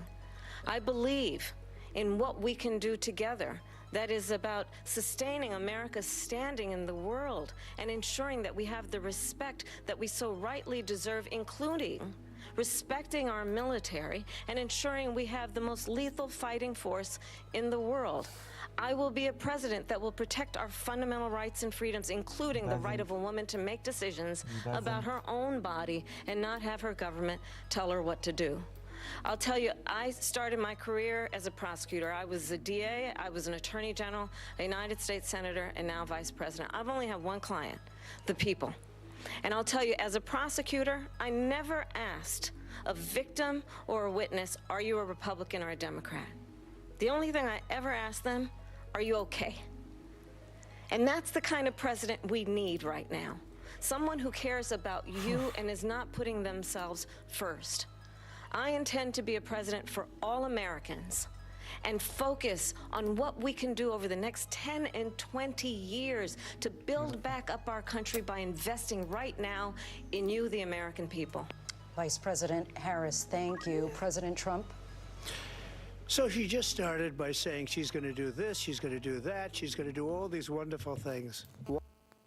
He could not say anything for himself. Why hasn't she done it? She's been there for 3.5 years. They've had 3.5 years to fix the border. They've had 3.5 years to create jobs and all the things we talked about. Why hasn't she done it? She should leave right now, go down to that beautiful White House, go to the Capitol, get everyone together and do the things you want to do, but you haven't done it, and you won't do it because you believe in things that the American people don't believe in. You believe in things like we're not going to frack, we're not going to take fossil fuel, we're not going to do things that are going to make this country strong, whether you like it or not. Germany tried that, and within 1 year they were back to building normal energy plants. We're not ready for it. We can't. What the hell are normal energy plants? For the sake of bad vision. But I just ask one simple question. Why didn't she do it? We're a failing nation. We're a nation that's in serious decline. We're being laughed at all over the world. All over the world they're laughed. I know the leaders very well. They're coming to see me. Yeah. They call me. We're the most important leader, Viktor Orban, apparently. All over the world, they don't understand what happened to us as a nation. We're not a leader. We don't have any idea what's going on. We have wars going on in the Middle East. We have wars going on with Russia and Ukraine. We're going to end up in a third world war, and it'll be a war like no other because of nuclear weapons, the power of weaponry. I rebuilt our entire military. She gave a lot of it away to the Taliban. She gave it to Afghanistan. What these people have done to our country, and maybe toughest of all, is allowing millions of people to come into our country. Many of them are criminals, and they're destroying our country. The worst president, the worst vice president in the history of our country. He still thinks he's debating Biden. President Trump, thank you. And that is our ABC News presidential debate from here in Philadelphia at the National Constitution Center. I'm Lindsay Davis. And I'm David Muir. Thank you for watching here in the U.S. and all over the world. Thank you very much. That has been a debate. So, I guess I'll see you tomorrow. I've been streaming for 1 billion hours. 7 hours or something. So, I guess I'll see you. That was something else. That was interesting. So, yes. We'll see you. I'll be voting for Kamala Harris as a non-American. As I said, I'll be the first person. I'll vote through mail. I will vote in person. I'll do both of these things. I'll just vote and vote. I'll double vote, triple vote. I vote twice, thrice, quadruple-ice, 15-ice, and all that stuff. And so should you. So, good night. Good night, all you trumpets out there just waiting to vote for your favorite president, who has been the best president in the history of the world that the world has ever seen. Good night.